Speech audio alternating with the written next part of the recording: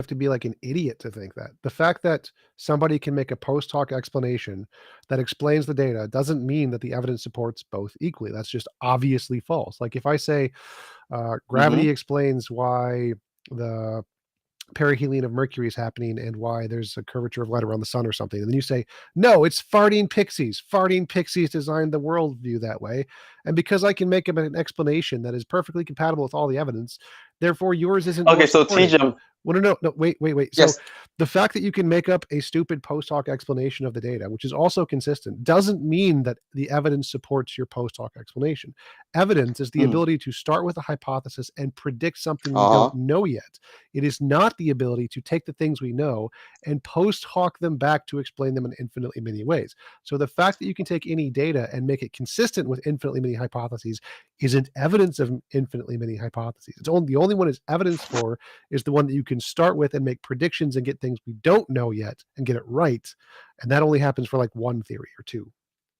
Okay, so anyway, TJump, you have this specific rhetorical tactic which revolves around you saying that, well, the person who disagrees with me is an idiot, and whatever I believe is correct, and that is really unsubstantive, it is uninformative. Wait, I didn't even interrupt you once. I don't appreciate the lack of common courtesy. No, like right? You're not understanding. So if I call you an idiot, wait, I'm understanding perfectly. Actually, I think I'm understanding your own arguments even better than you. No, you're not. But I like. No, you're not. Server muted. So I call you an idiot, and then I explain why. Commenting on the idiot part, that's just irrelevant. So you have to actually address the reason why I called you an idiot. So I said you're an idiot if you think underdetermination means that there is no evidence for a particular hypothesis because it can be explained by infinitely many ways. That makes you an idiot. That is only an idiot would think that.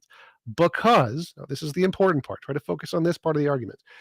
What makes something the evidence is if you start with a hypothesis and can predict about the future that we don't know yet and get it right. That's the evidence.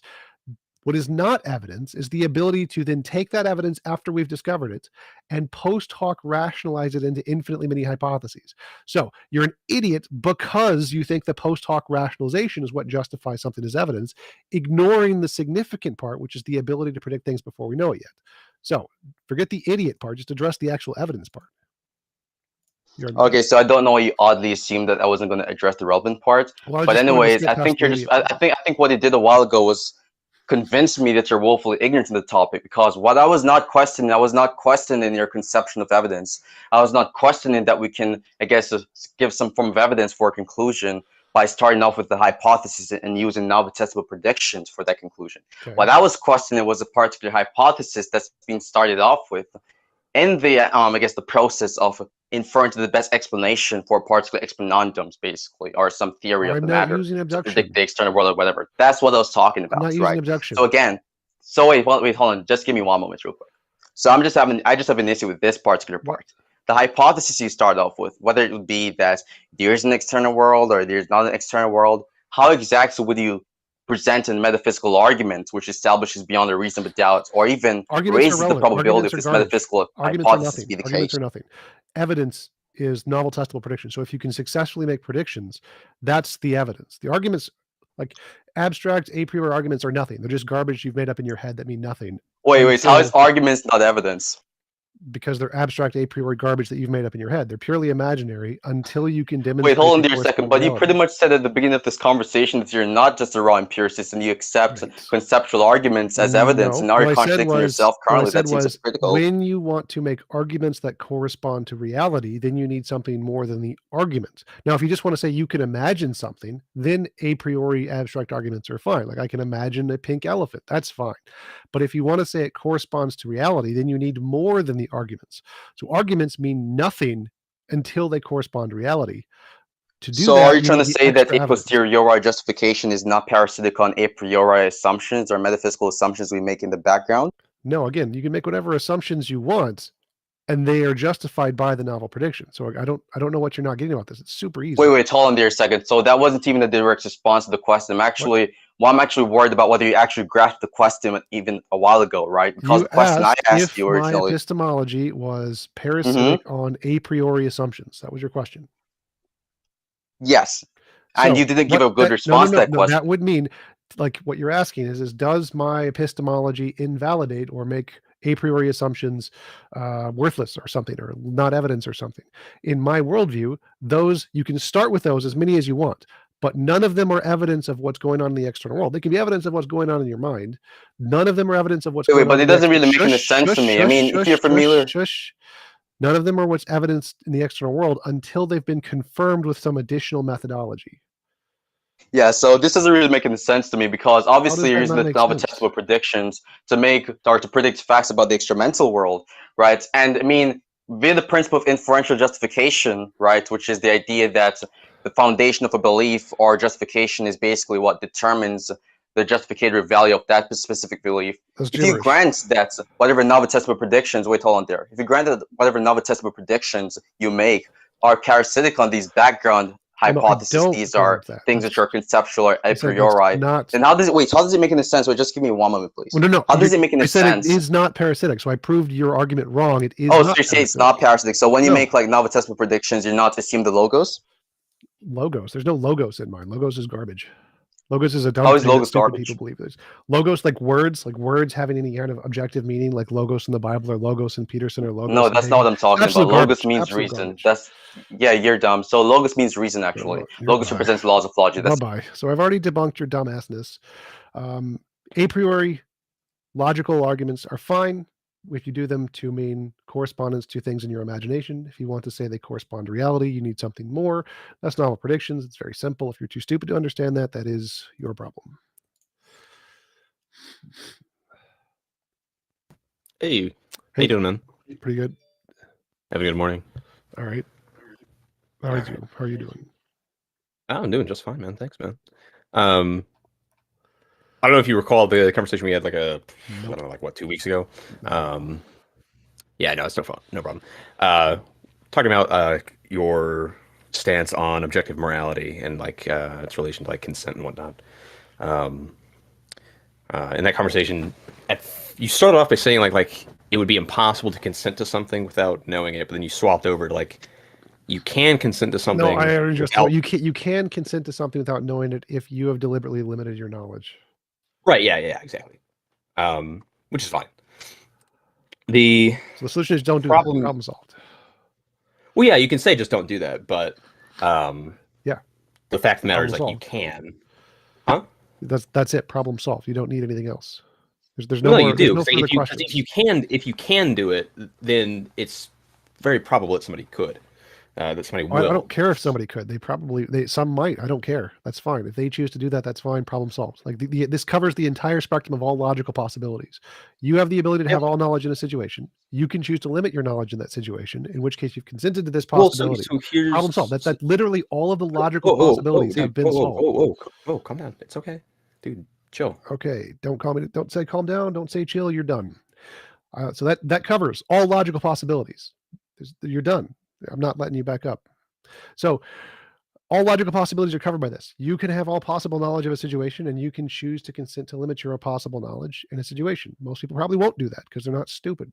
I don't think a rational being would do that. And even if they could, then that would mean they consented to all possible limit of consequences of what they happen to consent to under those limited knowledge. That's literally all logical possibilities. My worldview has completely solved that problem. Next, anybody else got any questions?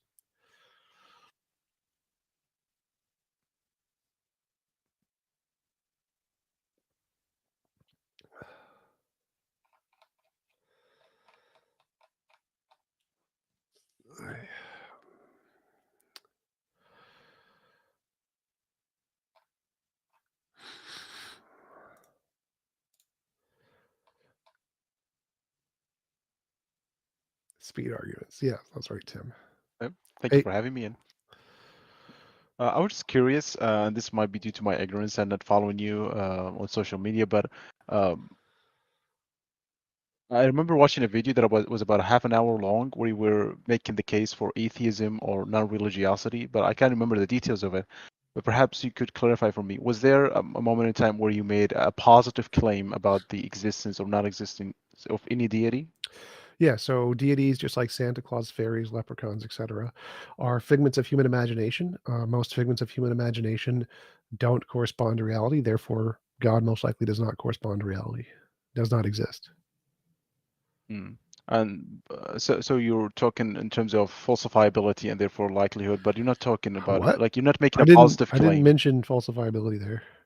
Okay, my bad. Then you're not making a positive claim in regard to the existence of God. You're talking No, more that as is a to positive claim. the- So like if I say anything that Ah. humans come up with in their imagination mostly does not Okay. correspond to reality. Therefore, any new idea probably does not exist. It's just no. So this is a positive claim that whatever you just thought of does not exist in reality. Right. And then I can say, so for any idea, it starts off as it does not exist, purely imaginary. And then we would need further evidence to conclude it does exist. And so a god like fairies, leprechauns, unicorns, ghosts, whatever, start off at the position it does not exist. It's only a figment of human imagination. So this is a positive argument that no such thing exists in reality until evidence is provided to show it does exist in reality. And what is usually the way this argument get tackled by your opponents? If they want to like tackle that argument in the best way that they could, how would they usually go about it? Well, mostly they have to argue that purely imaginary things that they come up with can be shown to exist in reality in some way without reference to the external world. So usually they try logical arguments, ontological arguments, those kinds of things, which are terrible. They don't work. We can prove they don't work. So it's mostly their argument is something along the lines of, nuh-uh. Because logic and other reasons, basically. No, there's nothing in logic that does that. They're trying according to say according to them, that there is a logical reasoning that leads to that. Well, there's some way to use an argument to indicate what exists in the external world. That's what they're trying to say. They're saying that there's some way to use like a priori arguments to conclude that something in our imagination exists in the world without reference to the world. That's what they're trying to argue. It's like ontological arguments, those kinds of things that use deductive reasoning to try to conclude there's some positive property in the world that we can just think about and know it's there or something. Okay, that answers my question. Thank you. Yep. Have any others? No. All right. Hey. Looks like your mic is broken. You need to fix it and then come back. Hello. Hey. Good day, TJump. Big fan. Thanks. I want to ask you, do you recall debating someone named D1, the Spur King? Nope. Oh, all right. That was just my question. Other than that, have a great day. Huge fan. Hope everything's going well. Yep. Anybody else got any questions?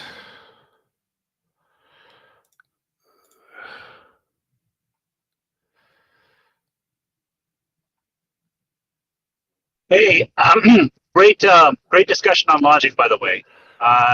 Would you be willing to indulge someone talking about ethics and morality as it relates to Christianity and atheism? Sure.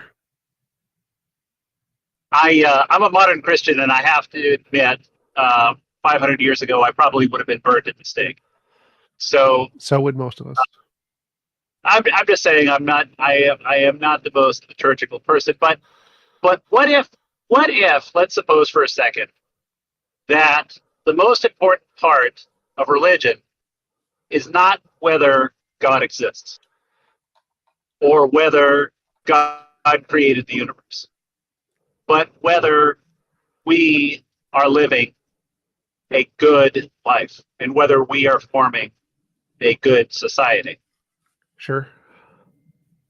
And I mean, to me, when I am reading the Bible, I am searching for information about how I could be a better person or how I could be a better member of my community.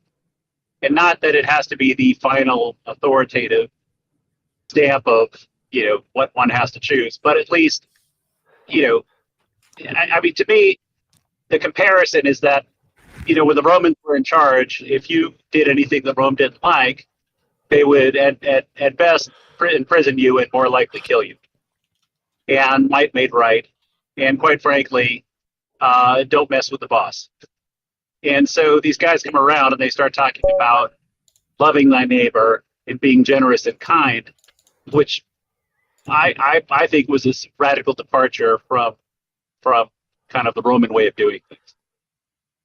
And the Greeks also had military, and they also fought and conquered to expand their lands and defend against others and all that other good stuff. So did Christians, crusades and stuff. True. I mean, if you give it enough time, and I mean, because the thing is that I almost see it. Just to clarify, enough time. There were a section of Jews who were extremely violent, who the Romans wanted to pacify during the time of Jesus. So like it didn't take much time. There was not very much time taken there.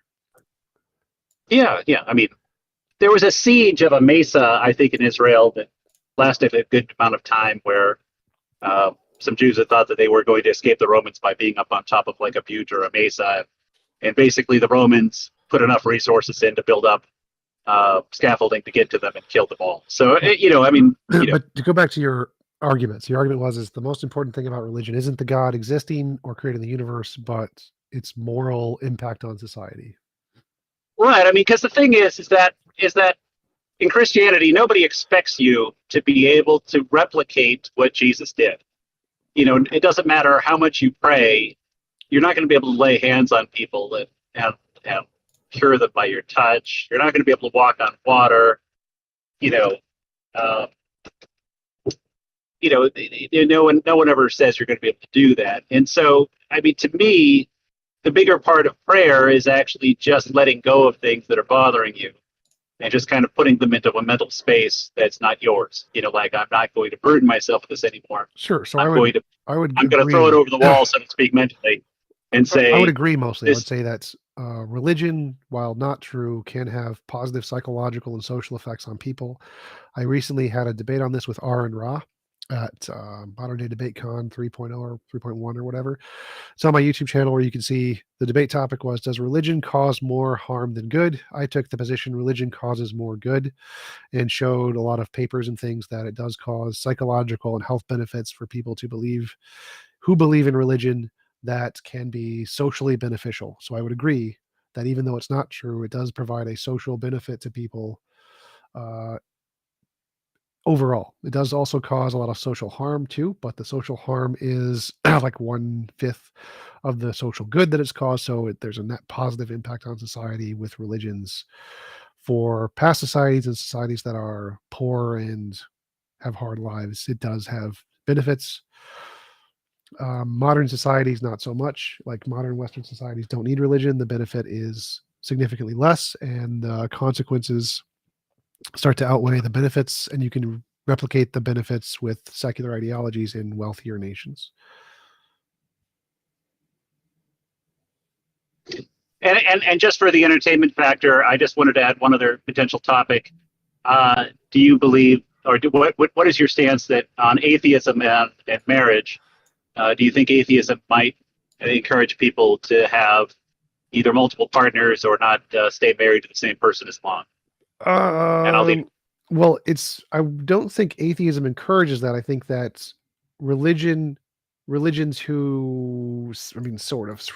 sort of endorse monogamy, which then increases the rate of monogamy, whereas religions who don't do that obviously don't encourage monogamy, and so the rates of non-monogamy increase. And so it's not that religion encourages multiple partners, it's that, or that not that atheism encourages multiple partners, but that religion encourages monogamy, which, I mean, I don't really see a problem with this. So yes, I think that's, if we have a religion or an ideology that doesn't promote monogamy, we will have more polygamous relationships, which I think is fine. All right, I don't have any other questions. Thank you for the opportunity to speak. Yep. Thanks for coming up.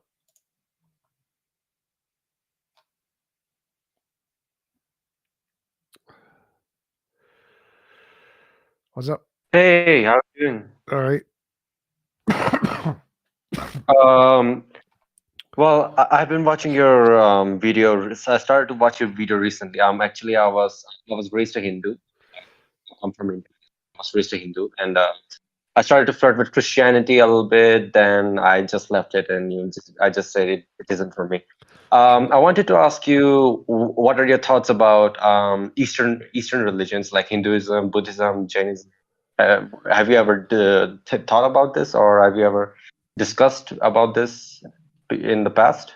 Yes. So I have about, I think 10 or 12 debates with Hindus on my channel, different varieties, because Hinduism isn't, it's not like a religion, it's much a conglomeration of a whole bunch of religions, right? So I have a bunch of debates with Hindus on my channel. Buddhists and Jains, I think, like many of them, Jainism doesn't have a god in it, so I like that. I think Jainism is probably the most moral of all the religions. They get morality right. I think Buddhism is like the second best. There are a few versions of Buddhism that have like terrorist Shinto Buddhism or whatever, like in World War II and later on. But I think Buddhism and Jainism are probably the most moral religions of all. I like the fact that Hinduism, it's a coincidence, but they have an age of the earth of about 4.3 billion years, like one waking cycle of Brahman or whatever. We're technically only supposed to be like halfway through it, so it's about 2 million years off, but it gets the closest age of the earth to any other religion, which I like. So it's a cool prediction that I get to throw in the face of other religions, which is phenomenal. I think that fundamentally the evidence problem is still the same in all of the Hindu religions that exists in the other religions. There's just no evidence that it's true. But I like it better than most of the Christian religions because they don't kill as many people. So it's an improvement. Okay. Also, like since you're talking about Hinduism, there's also things like Ayurveda and yoga. So there are many. There are some atheists who have said that Ayurveda doesn't work, or it's pseudoscience, and same thing goes for yoga and spirituality. What's your stance on things like yoga and Ayurveda that is I consider as a product of Hinduism?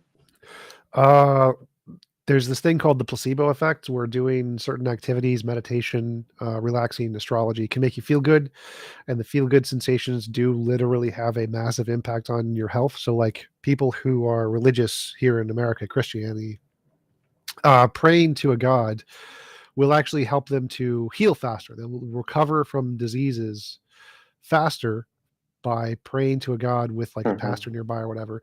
Not because there's a god out there, but because being around somebody who they believe in and believing that there's this all-powerful being out there will lower their cortisol level, and their cortisol level inhibits their immune system, and so their immune system can function better and their cells can reproduce faster, and so their bodies can heal better because they're more comfortable and happier. And so there are lots of things like meditation that work extremely well to help people with well-being and comfort and emotional security that do have a significant impact on physical and emotional health. And so I think those things do work to some degree, just as much as many similar kinds of meditative practices work in order to benefit people's lives. Okay, then. Okay, one last question. Okay, I don't know. Can I ask you some questions related to social issues like politics a little bit? Sure. So actually, I saw your some of your. I think you had a debate with Wash. Yep. And you were you had you apparently you believe that Black Lives Matter is not a it has some flaws in it. Sure. Well, every ideology does. Sure. So, and also what's your thoughts on transgenderism and super straight? Like, what's your stance on it? Well, my position is that the people on the right have a rational argument that there's only like 1-2 genders or whatever, and that position is a perfectly rational position to take because it's based in biology, whereas the transgender ideology on the left is taking a psychological position where genders are a psychological phenomenon, and both positions are perfectly fine to justify, but the people on the left are saying that the people on the right are completely irrational and illogical and just denying science, et cetera, which is wrong. They're not. There are many professional biologists. Richard Dawkins, for example, says, yeah, there are gender and sex is synonymous. And that's a perfectly rational position to hold. And so my defense of like the more right-wing positions is just to show that there are rational arguments for the 2-gender position, and it's not some evil ideologically biased, just immoral position to take. And I think that when the left demonizes rational argument-based positions, that it's really dumb. And so that's my position. But can't we also say that gender and sex is are different. Like gender is basically a social construct or something like that. Yeah, like I said, so both positions can be supported.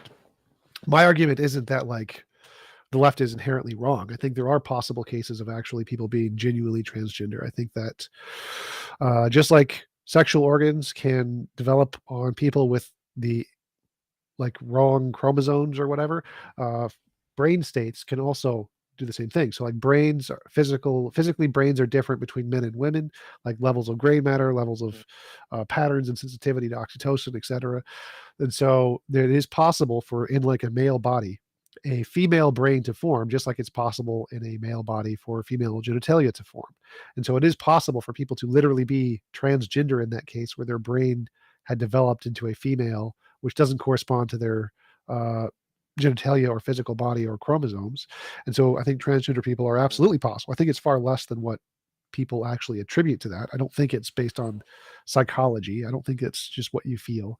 I think that there is actually a physical way to accomplish that. But I think that my contention is that I think the people on the left are overly harsh in demonizing alternative positions they disagree with without considering the argument. So that's the reason I take those debates, not because I particularly care about whether or not there are transgender people or take a strong stance on that. My strong stance is that I think people on the left are overly critical of positions that they disagree with and just demonize them for no reason. And that's why I like to take those debates.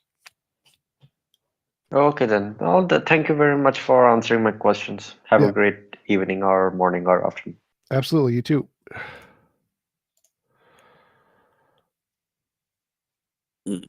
So, mine's just more of questions. What's your opinion, or I should say position, on deism? Theism without the actions?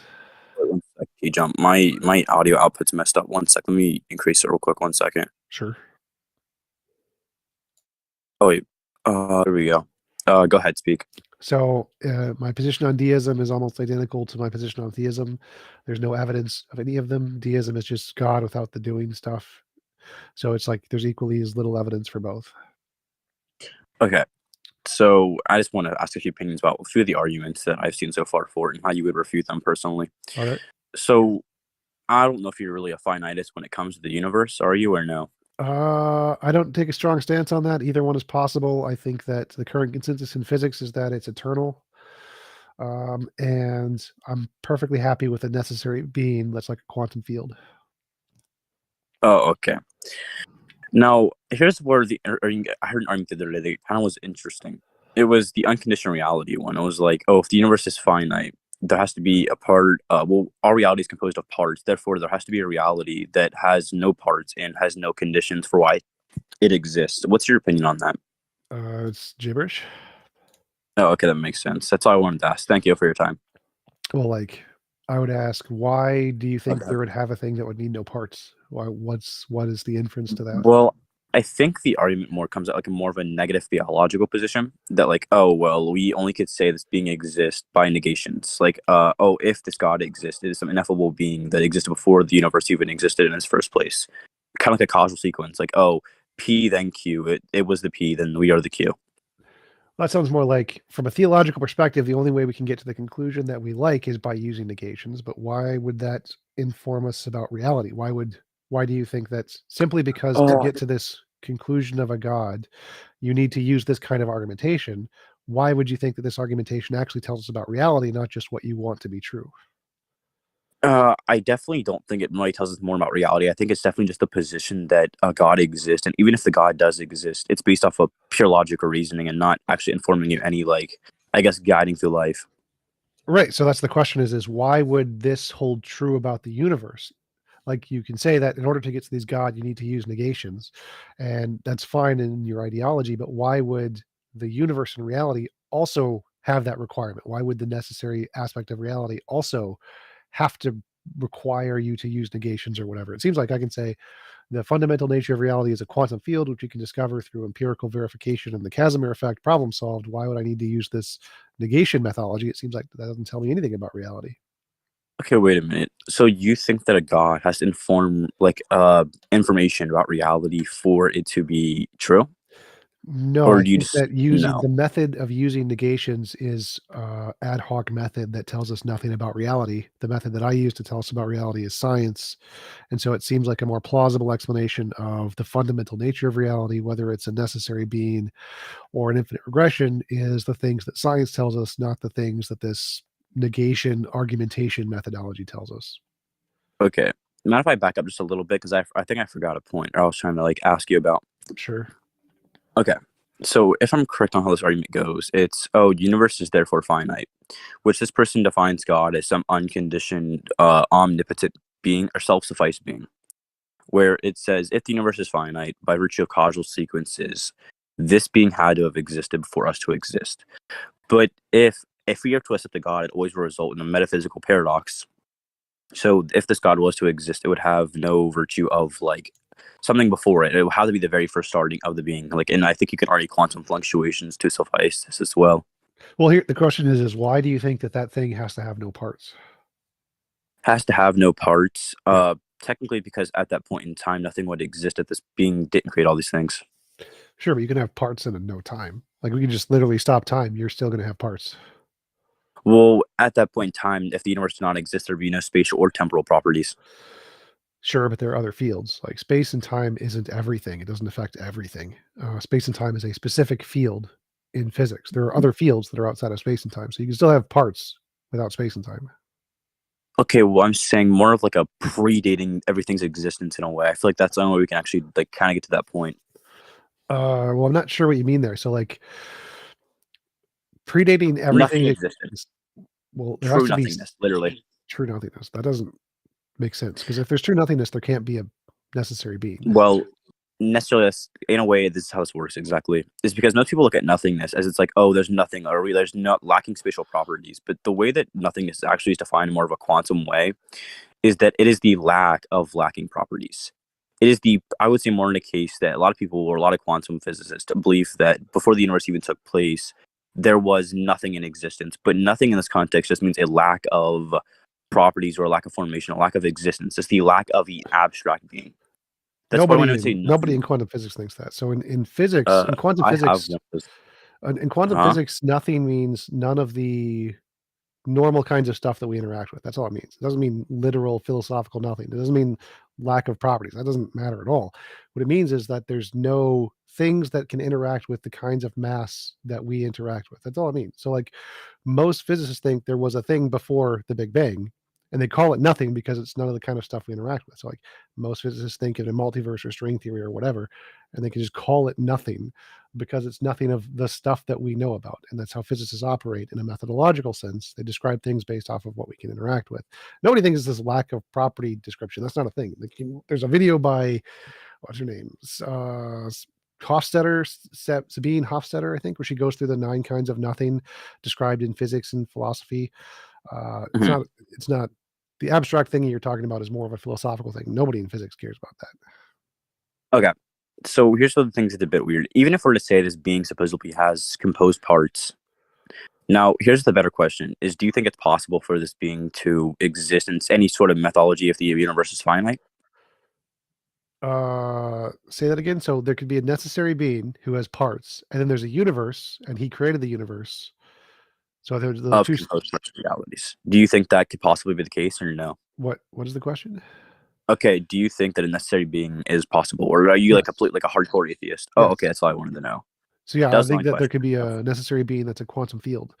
Graham Oppie, the atheist, argues that the ontological arguments, all of them, can be answered by a quantum particle that is the necessary being. And so, yeah, I grant the possibility of a necessary being. Sure. Isn't that like theory called quantas or quantum fluctuations? I forgot the name of it. Not really. No, like there isn't a theory in physics using quantum particles or. No, I'm saying, wasn't there a name slapped on it or something? I forgot the name of it was. I just think he called it quantum particle. I don't know if he named it or not, but. Okay, that's all I wanted to know. Thank you for your time. Yes, people in my chat. I'm currently demonetized on my YouTube, so send super chats to my gaming channel. That's the one that sends super chats on YouTube. Hello, can you hear me? I have a quick question. Assuming God exists, which religion would you choose? Like, which one seems to be the most correct to you? None of them? Like, I don't know. If I was going to pick a religion, I'd pick Jainism because it's the most moral. But Jainism doesn't have a god. So of the god ones, I mean, I'd probably just pick Norse mythology because it's the coolest. All right. That's all I wanted to ask. Sure.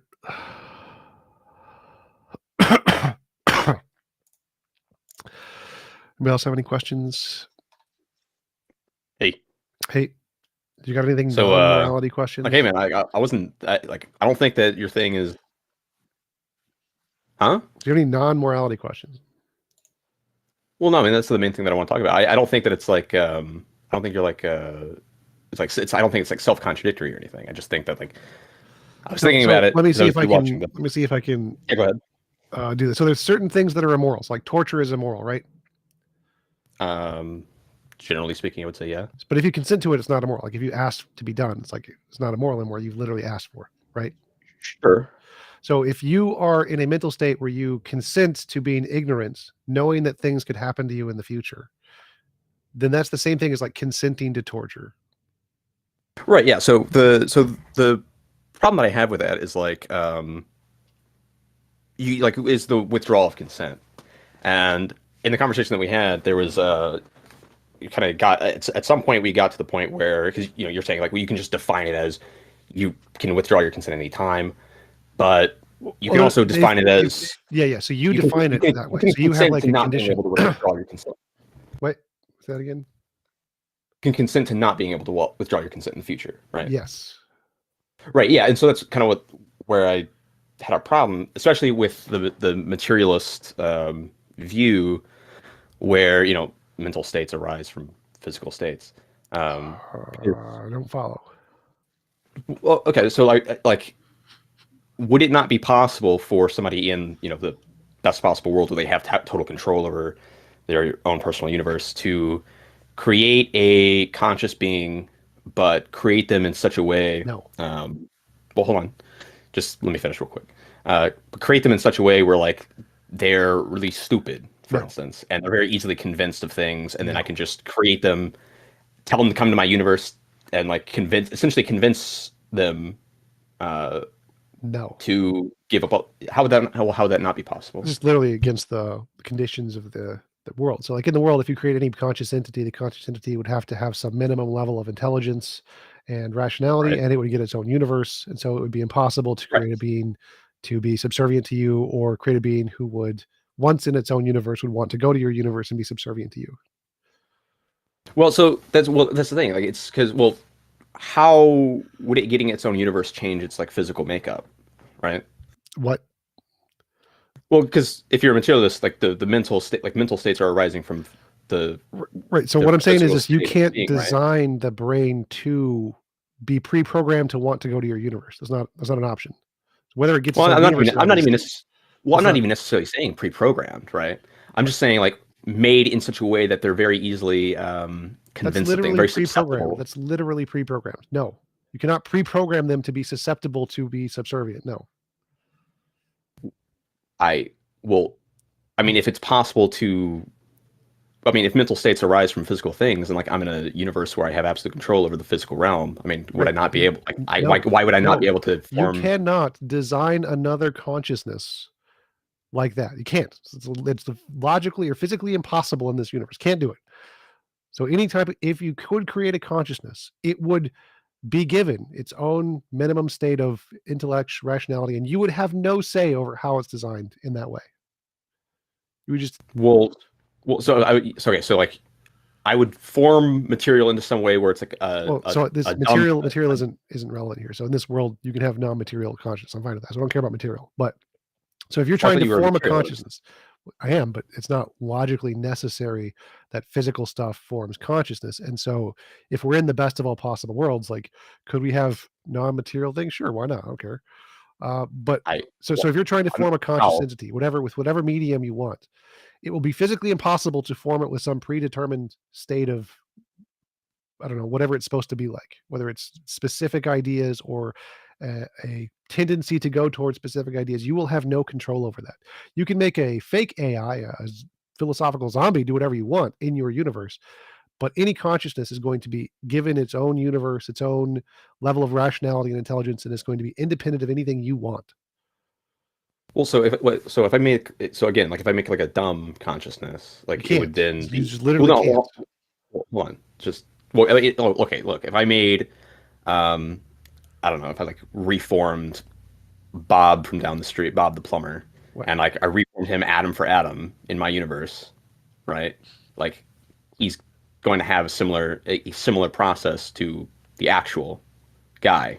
Then he would immediately transfer over to his own universe. So he's going to have a similar process. So again, you can't create any consciousnesses in your universe ever. You can't do it. Will not happen.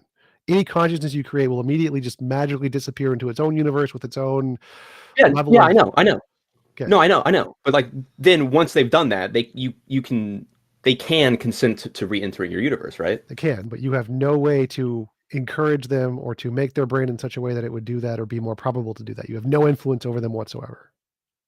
Well, you have influence in the creation process. No. So like as soon as a consciousness is formed, like the universe, the laws of the universe will magically reform that into its own being with its own set of conditions of minimum levels of intelligence, rationality, and independence, and you will have no say over that whatsoever. You can try, and like if you're in a building process and you get 99%, then 100 happens and you had it pre-programmed in some way, universe takes over, reconverts all of that into the minimum standards, which are completely independent of you, and gives it its own universe, and you're done. You have no say anymore. Okay, so like, because I remember you also defined like the ability to give a consent is like adult level intelligence. So like children in best of all possible worlds, children and child level intelligence would be impossible. It wouldn't exist. Okay. No, they're not impossible. Like if you are an adult and have that level of intelligence and choose to restrict it to that level, you can do that. But you can't create a child in that way. No. Okay. I don't know. I mean. I mean, sure. I mean, yeah. I mean, I guess that solves that problem. I'm still confused as to how this is demonstratable or it's like separate. Like, huh? This is like the goal of this is to define what a perfect world would be. It's not something we're trying to demonstrate. It's not the goal here. So the best of all possible worlds is what the most perfect moral world would look like. In this world, any conscious entity would be given the minimum level of intelligence and rationality and independence. And so they wouldn't start as like babies. It just wouldn't happen. It would be better to not do that for any conscious agent. And then if you wanted to experience what it was like, you could then choose to do that, that would be okay. That's okay. But starting people as babies without their consent is not okay. And so in the perfect world, no, you couldn't create a baby that was just up for grabs and could do anything that you could want with it. Like, no. Wait, so having children is immoral? It's immoral for the universe to limit the consciousness of the child. It's not like you don't have any control over that. It's all biology. But if you had the option of giving a child full level of like intelligence or rationality, and you chose to deliberately limit it to where it did not have that, that would be immoral. Yes. Like if I could choose, I'm going to let you have your intelligence now, or I'm going to dial it back and make you a child. That would be immoral for me to do that. Yes. Okay. So you don't think morality, like something being immoral, like requires any sort of intention behind it? Like morality is like, okay. Well, I mean, like you can do immoral things even if you intend to do good things. Like that's a common thing. That yeah, I would agree with that because we have there are laws in place that reflect exactly that. But then what's immoral in that instance is not necessarily that you're doing something with positive intentions. It's that you're doing something that you ought to have known. Well, I'd say you're doing something that somebody else doesn't want, or you're doing something that is an involuntary imposition of somebody else's will. I don't care what your intention is. Your intention is irrelevant. You could do it without even intending. Well, no, I mean, if your intention is to violate their consent and even to do something positive, right? Then you would that would be absolutely immoral. No. So let's say I intend to violate your will. Let's say I try to punch you in the face, but I miss and I accidentally throw my wallet at you and give you $1 million. I had the intention of harming you, but actually accidentally gave you $1 million. That would actually be moral. I've done a moral thing, even though I intended to do an immoral thing. So I think intentions are relevant. I don't care about intentions. I care about imposition of will. Okay. I mean, I think intention is important, but I mean, that's why. I don't think it. Why? Well, I mean, like, part of that is going to be, it's going to definitely be reflective of the type of actions that you are most likely to take in the future. So there's that. So like, take the model of my best of all possible worlds. In my best of all possible worlds, it's impossible to do anything to anyone they don't consent to doing, right? So in this world, it doesn't matter what your intentions are. You can have any evil intentions you want, but you're never going to be able to do anything to anybody who doesn't consent. Can you ever do an immoral action? Well, okay. So part of another contention that I saw some other people have the same contention is that, like, if you consent to not being able to withdraw your consent, which again, that would be, I agree with you, that'd be very, very stupid, but I assume it's theoretically possible for somebody to be that stupid and still be considered like a conscious being that, you know, has free will and all that.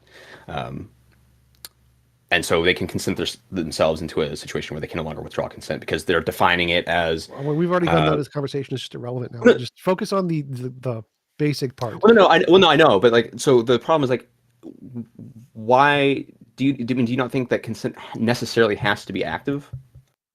No, I don't know what that means. Like, you have to have active consent in somewhere along the line of things. So like, if at point A, I guess like active means like persistent consent. No, only if you choose to do that. So like, you can consent to not have persistent consent. That's up to you. Like, right, I can't force you to have persistent consent. Like, no, it's up to you. You choose.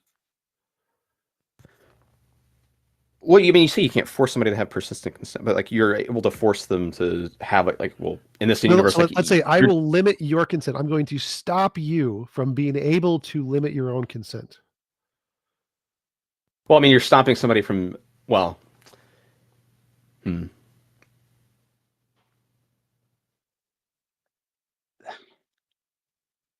your system, like, you're defining it as like somebody must have a minimum level of intelligence. Sure. And in order to be able to, be their own being. That way you can't like just infinitely create like totally people to be subservient. Susceptible people. Yeah. But then you're not willing to also say that like somebody must like that, like the universe inherently defines it as like you must have persistent consent. Right. So like, the point is that the definition of morality is imposition of will, right? So you have to have will, which is consent, which is all the minimum level of intelligence or whatever. Once you have that, you have to be free from me. I don't get to do anything to you once you have that. So the requirement is I have to give you that, which requires a minimum level of intelligence, rationality, independence, whatever. But after that, you get to choose. You get to do whatever you want. Yeah, I get it, but like, well, so that's why I say there's a requirement that I give you a minimum level of intelligence. But once you have that minimum level of intelligence, I can't then force you to not limit that. I can't then say, right, I get it. Like, you can't lower your intelligence. No, I'm going to stop you from doing that. No, that's up to you. And so the same thing applies to consent here. Like, I can give you the ability to consent, but I can't stop you from removing it from yourself. Actually, here's a question. If you're requiring that a conscious being, once being created, like, even if it was created like stupidly, it was automatically upgraded to a minimum level of intelligence. Yeah. How is it? Would it? And if reducing its intelligence would make it so that it is now susceptible to trickery and whatnot, how does the universe not prevent it from doing that, even after it was created? Do what? So, like, you're saying, like, the universe is preventing like the creation of low-level intelligence, like low-level consciousness that can be, easily tricked into like getting into bad situations in which they don't actually consent. Well, that's impossible. So you can't create anything like that, but people can voluntarily limit themselves to become that. Yeah, no, I know. Yeah, I know, but I get that. But like, once if you can't create that, what's stopping you from creating some sort of higher intelligence that has like some sort of inclination to do that? Right. Well, the inclination part would be the part that you can't do. There's no way you can't add inclinations. You don't have the ability to do that. So then what? It seems like every time that a, I mean, do you not think that like we have sort of any sort of natural inclinations towards things, or no? Sure, defined by like nature and biology and stuff. Sure, which would be defined. Those conditions would be defined by the universe, which would set the inclinations to some, again, minimum level of whatever you want to call it, which you have no control over. So the same as the intelligence. Oh yeah. No, I'm fine with like, yeah, I'm fine with like not with like another moral agent not having any control. I'm fine with that. But it's like, so then would the universe once you can attempt to create these intelligences, and then the universe just takes them away from you, like they blip out of existence and go to their own universe. But then once the universe does that and then upgrades them to whatever intelligence and gives them whatever inclinations, like does the universe ever, like, why would the universe ever give them the inclination to then have the desire to go and lower their own intelligence, if doing that would then make it possible for them to put themselves in a situation where they don't actually consent? Well, so you can lower your intelligence and still not be able to consent to those things. Like you can put a law in the background that says, don't allow me to consent to things that if I knew all of the rules, I would not consent to, or something. And so then you can lower your own level of knowledge, and then also have this safety net in the background that prevents you from doing that. And so that's perfect. So there's no logical inconsistency with lowering your intelligence and preventing you from doing these things, which is what I imagine pretty much all logical beings would do in that case. So if you wanted to lower your intelligence, you would lower it, but also create the safety net that would prevent you from doing things like becoming a permanent slave or whatever. And in which case you can achieve the goal logically without any kind of rational inconsistency in the universe. Yeah, no, I mean, I'm fine with that, but it's like it's because what I'm saying, I'm not saying that like obviously like I can't, that you or me or anyone else can't set it up so that they never get fucked over. I'm not saying that. What I'm saying is I'm not worried about being able to make it so I can't get fucked over. I'm worried about, is it possible for me to make it so that I can get fucked over? It's like, try to like just like, if I was just so inclined, like would it even be possible? It's possible. Like it's possible for you to lower your own intelligence. Possible. It's literally possible for you to destroy your own life and like make yourself be tortured for all eternity if you choose to do so.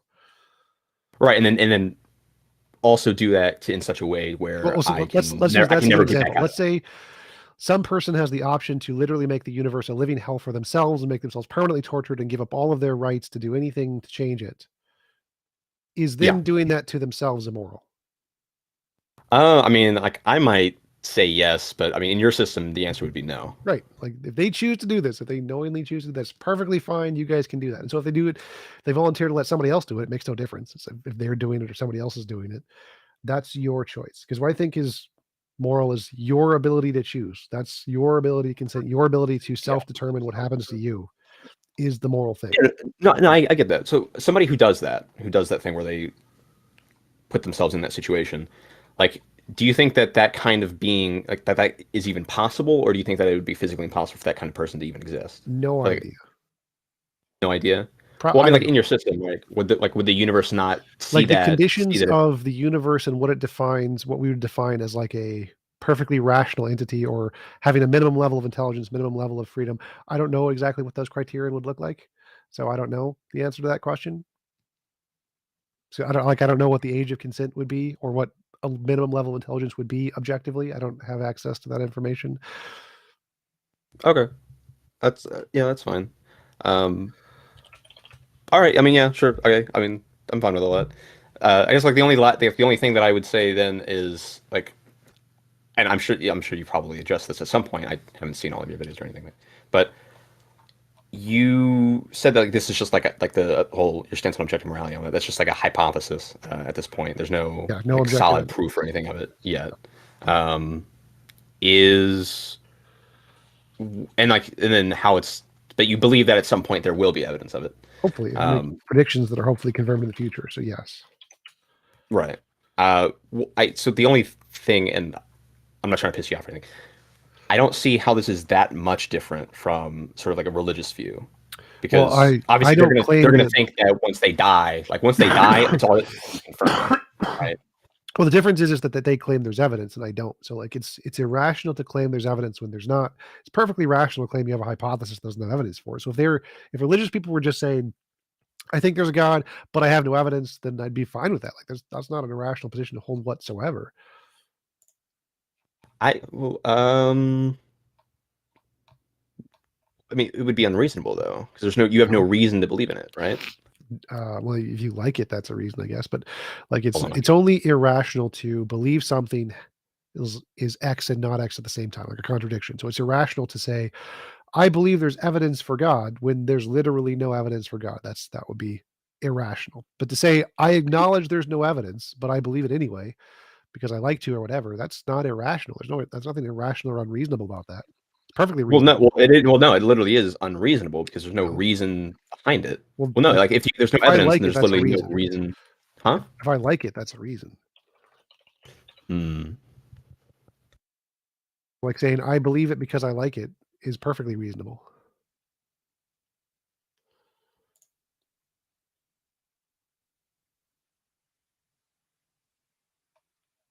I mean, would it not be possible to like something?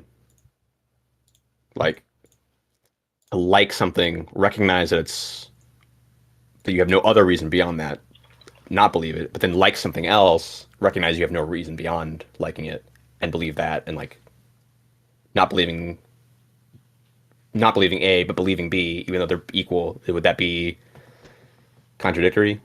Like a double standard almost. There's a bunch of different hypotheses that all explain the data, and physicists are like, I like this one better. That's why I'm picking it. That's what like string theory is. It's not like there's more evidence for it. Well, I mean, in that case, it would just be like which one has like better predictive power, I guess. I mean, well, no, none of those have predictive power. If they all have equal power, then like just picking whichever one is just random at that point. Yeah, I would agree with you there. But I don't know. It just seems like I mean, I just because like you're an atheist, and so I don't know. It just seems like it would be difficult to. So if like you have like a Christian or a Muslim or whatever, they said like, look, I believe in God and whatever, and then they said, well, I don't have.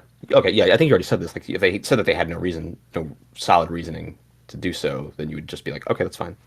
Now, as long as they admit it. So they say, I believe what I want to believe, but there's no evidence for it, and I admit there's no evidence for it. Perfectly rational, perfectly consistent. Like, all right.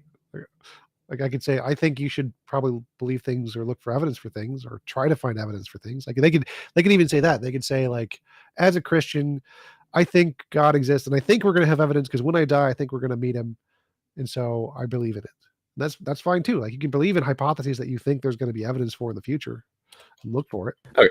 So if you believe in a hypothesis that you think there's going to be evidence for in the future, and that's reasonable and that's rational, is it irrational to believe in something that you don't think has any evidence and you think never will have any evidence, or would you say that that's still reasonable as long as you recognize it as such? Yeah, it's not irrational. Like it'd be irrational if you think there's evidence and there's not. There's some kind of contradiction there. Okay, I mean, I guess at that point I would just like have a difference of definitions then. But I mean, sure, that's consistent at least. I mean, that's fine. I have no issue with that. All right. Okay. But I mean. Back onto the morality thing. Oh, what's up? I did want to. I had a couple super chats I wanted to address first. Get thank you for the super chat. He asks, what do you think about metaphysical anti-realism and the indication behind Donald Hoffman's view? It would be great if you guys talked. I've sent Donald Hoffman a email a few times. I haven't heard back. I think his anti-realism is just that there's no like actual physical world. It's all like hologram kind of a thing, which I don't think there's any reason to believe it any more than like the Matrix hypothesis or whatever. So I don't really agree with it, but it's the same kind of thing here. It's just an alternative hypothesis. He likes it better. He doesn't claim there's any like extra predictions that he's discovered yet. So it's in the same boat as my morality, where we're just like, we're going to make predictions. Hopefully this is true. And that's it. So I'm fine with his theory there. I don't like it. It doesn't have any evidence. And so I'm going to reject it, which is perfectly rational. Just like anybody could reject my morality for the same reason.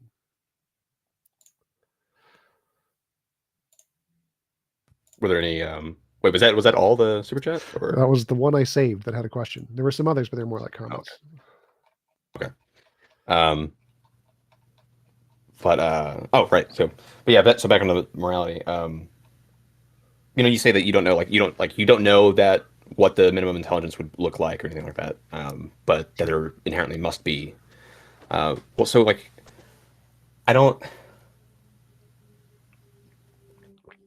guess I'm just kind of not sure how this all translates into how does you can agree that having a certain minimum intelligence is moral and all that. Well, I would say that you would need it to be moral. I don't think having intelligence is moral. Right. All right. Yeah. Sorry. That's fine. You have to have a minimum level of intelligence to be moral and all that. But if let's see, how do they word this? What is that threshold? How is that threshold? Because how is that threshold objective? Because I feel like it's like asking when can you rationally make a decision or something? Is there some objective fact of the matter of when someone can rationally do something? Yeah, sure. Clearly, the ability to understand the consequences of an action do make it rationally justified in voting or drinking or whatever. And someone who can't is unable to do that. So someone who's mentally handicapped, clearly not the case that they can rationally decide. What point is that? There's going to be some answer. There's going to be some fact of the matter that's an answer of when this happens. What cognitive level does accomplish this? But we don't know what it is because outside of our ability to understand neurology and biology to that level yet. We will have an answer eventually. Well, that confuses me a little bit. In the last conversation that we had, whenever we were discussing being able to consent to something without knowing fully about it, I asked you okay, well, what's the threshold of I know 10% of the information and I don't know 90% of the information. Is it rational for me am I able to consent yet? And you said whatever the threshold is just totally up to you. Yeah. Well, if it's so, but it seems like that's very similar. It's whatever the threshold of not knowing in order to consent to something versus whatever the threshold of intelligence is. Right. So the threshold of what makes somebody moral is going to be objective for the universe. It's not up to opinion. It's not up to you. And then once you start with that, you can then subjectively, you get to choose whatever you want to change. That's fine. But yeah, there's going to be an objective finite answer for the universe of what this standard should be. Well, okay. Do you think that two systems that are different, two conscious processes or whatever, that are different, can have but inherently must have different levels of intelligence? Or do you think two different systems can possibly have the exact same? Sure, they can have the exact same. I don't see why that would be a. Well, just because they're inherent. It's if they're inherently different and they inherently process information differently, then Well, it's asking, can two people both be the exact same height? Yeah, sure. Well, yeah. Because intelligence is only one aspect of the brain. Can you change other aspects of the brain without affecting intelligence? Yes. Why not? A person who's blind and a person who can see are both equally intelligent. Sure. I don't. Well, their ability to process information and come to conclusions can be the exact same. Okay, so well, okay, so if intelligence is I guess so intelligence is going to arise from whatever the system is. There's certain systems are responsible for allowing us to have intelligence, and those systems, if that system, whatever that system is, because obviously you brought up being able to see versus not being able to see, whether or not I have eyes is going to be irrelevant as to that's not a part of the system that gives me intelligence. But if two systems that are both responsible for granting intelligence are different, would they not inherently have different levels of intelligence? I don't understand what you're asking there. So is it possible to have two people who are completely different people that have the same intelligence? Yes. Is it possible to have? I don't. because it seems like you're asking, is it possible to have the same intelligence but not have the same intelligence? And that's obviously no, it's a contradiction. But is it possible for two different people with two different personalities to have the same intelligence? Yes. Like, I don't see why that would not be possible. Oh, I mean, because like, well, it's like.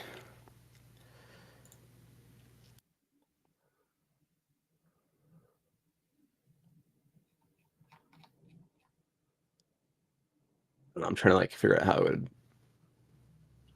I don't know. Whatever. It's fine. Well, like intelligence is some set of abilities, ability to rationalize, ability to make connections, ability to derive conclusions from premises or whatever.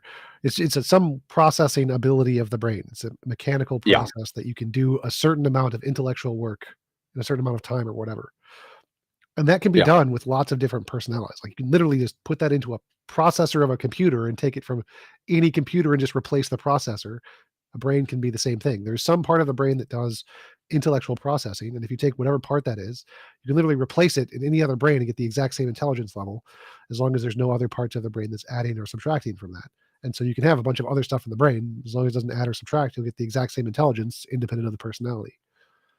Well, yeah. So I mean, at that point, personality and intelligence are two different things. So then I'm not talking about. So at that point, I'm not talking about like two different personalities having different intelligences. I'm talking about so like, do you think? I mean, do you think that there are like different types of intelligence, or do you think like intelligence is like one thing? Like one thing. I don't think like people usually refer to like emotional intelligence or whatever. It's not intelligence. It's just like the ability to sense other people's emotions and intuition. So no, I don't think there's like different kinds of intelligence in that way. No, I think intelligence is just the ability to process a certain amount of information in a certain amount of time. Okay. And then I mean, you are a materialist. So there's some like system, like physical system made up of like atoms, whatever. And that allows for intelligence to be a thing, right? Or it is itself intelligence, right? So as I said before, I don't think that's logically necessary. I think it's perfectly logically possible to have a non-physical mind that can do this. Okay, well, I mean, I would disagree with you on that one, but that's wait, why? What's the logical contradiction in a non-physical mind? To a non-physical mind, I mean, I think it's more so just like the definite, like how I define like things like existing, like right. If it exists, I feel like it probably has to have some sort of physical qualities. I would disagree. Like I think there's no logical contradiction with like ghosts or non-physical beings or like a different field that's a non-physical field existing. Like there's no problem with that. Like, why would you have this hyper? I'm not necessarily like, well, I mean, I guess like it's not. I'm not saying that there's like some sort of logical inconsistency. I'm saying like just like definitionally, I don't think that it's physically possible. Like, it's like, well, there I go using the word physically. Well, so nominal. I don't know like is like things that are spiritual, like some like spirits. Like I don't know like when people say like spiritual, I don't know what that like that doesn't seem like it makes sense to me. Like what is something like non-physical that exists? Well, so it'd just be like a different ontology. So it's like we're made of gluons, bosons, protons, et cetera, et cetera. There could be another kind of thing. Instead of it being this thing made of energy and physical mass and stuff, there could be just a different like thing out there, which is it still exists, but it's just another kind of ontology, and it's the spiritual stuff. And so the spiritual stuff can make things and be the consistency of whatever builds souls or whatever. And it can be the non-physical stuff, because the physical stuff is just our ontology of what we interact with in this universe. And there could be a different ontology that is made of different kinds of stuff, and that could be the spiritual non-physical stuff. I mean, would that stuff be able to interact? Nope, not with us. With itself, not with us though.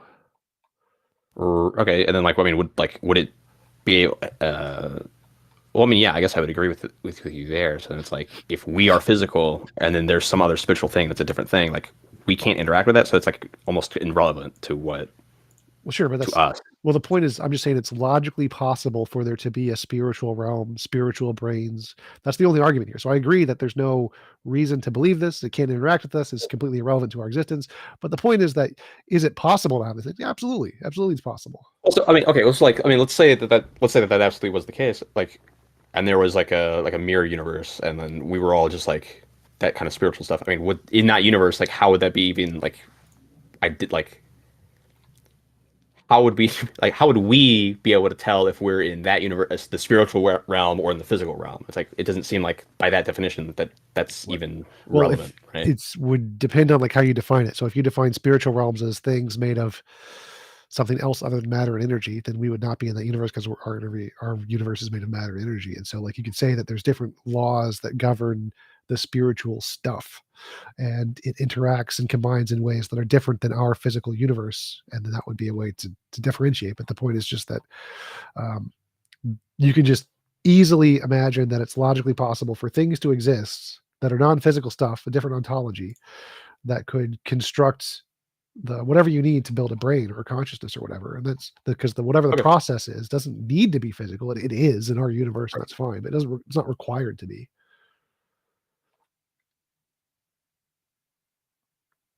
Okay, so then if we wouldn't be able to interact with that thing, it would only be able to interact with itself, or things like it. Well, like you could say there's like 80 different realms of spiritual ontology, and they can all interact with themselves, and only our universe can interact with itself, and so ours is the minority. Like it wouldn't make a difference whether it can interact or how much it can interact with. It's not relevant. Yeah, no, that's fine. But I assume that if we can't interact, right, we also we wouldn't be able to make ourselves spiritual, and the spiritual wouldn't be able to make itself physical. Like we can't like transform into that. I would assume, right? Not necessarily. There could be like a dualism kind of a thing where your soul is attached to your physical body or whatever. So it's there's different ways to like there are ways to have a spiritual realm that does interact, and we just can't detect it yet. So either one would work. It's not. I don't. So you just said that we couldn't interact with it. Well, that was just like the hypothesis I was proposing at that point. But there's infinitely many possible ways to construct a spiritual realm hypothesis where it does interact. It just interacts in a way that we can't detect or something. So like there's infinitely many ways you can posit this realm and say it could be doing something, may or may not be interacting, might be dualistic where it just like womps on and follows the physical. It doesn't make a difference to the argument. I mean, if it interacts, I mean, how is that any different than just saying like it's just another type of a physical thing? Like in the same way that we have like different types of, I guess, I don't know, matter and energy and whatnot. Well, if it's not matter, if it's not made of matter and energy, but can move matter and energy, it would be a different kind of thing. Yeah, sure, it'd be a different kind of thing, but it would still be like because like matter and energy, I mean, we both classify those as physical, don't we? Well, I think physical is just all of the energy-based stuff. So if there's some other thing that's not energy and it exists, then you wouldn't call it physical. You'd have a new ontology for it, and that'd be fine. So even if it could interact with energy, that wouldn't make it physical necessarily. I don't know. I guess I can't really comment on all that. So I don't know. I have no idea. But so okay. So then well, hold on. So regardless of if it can interact, it's not matter or energy, even if it can interact. But how would it then be able to transform into matter or energy, or the other way around? Well, it wouldn't need to. Like you could say it doesn't, but it could also do that. So like, say there was some spiritual, I don't know, pixie fart realm, and the pixie farts could magically transform into energy. They could. I mean, that's possible. You don't need it to be able to do that. You can just say it can't, and either one of those hypotheses would be fine. In the best of all possible worlds, where like you have like libertarian free will and all that. Like let's say that you're a mind and you're a physical mind. Like, would you be able to make yourself a spiritual mind? Sure. Well, I mean, wouldn't that like fundamentally change like what you are? No. No? Because what you are is the conscious process, and the conscious process could be transformed to any material or medium, and it's still the same conscious process. So, like, if you make a chair, different type of process. The type of process is determined by like what's going on or how the process is processing information and how it produces the conscious experience. And so, it doesn't matter what medium you use. But yeah, how it's processing information is the part that you can't change, but you can change what's the medium that is processing the information, no problem. Like if you want to make it silicone, or carbon, make it carbon, or right. That's all physical stuff. Like we're talking about like spiritual versus physical. It's like the same thing. Like, it doesn't matter is if you replace the carbon with spirit goo, and the spirit goo makes the same processing computations, then it's still you. Well, it might make the same computations, but like that's like the end result. The mechanism of like how it does that could be wildly different, right? Yeah, but that doesn't matter. Like the mechanism is irrelevant. Like if I take your consciousness out of your body and place it into somebody else's, it's still you. And that's what you're talking about. It's like changing the body. Like, I don't care. Huh. I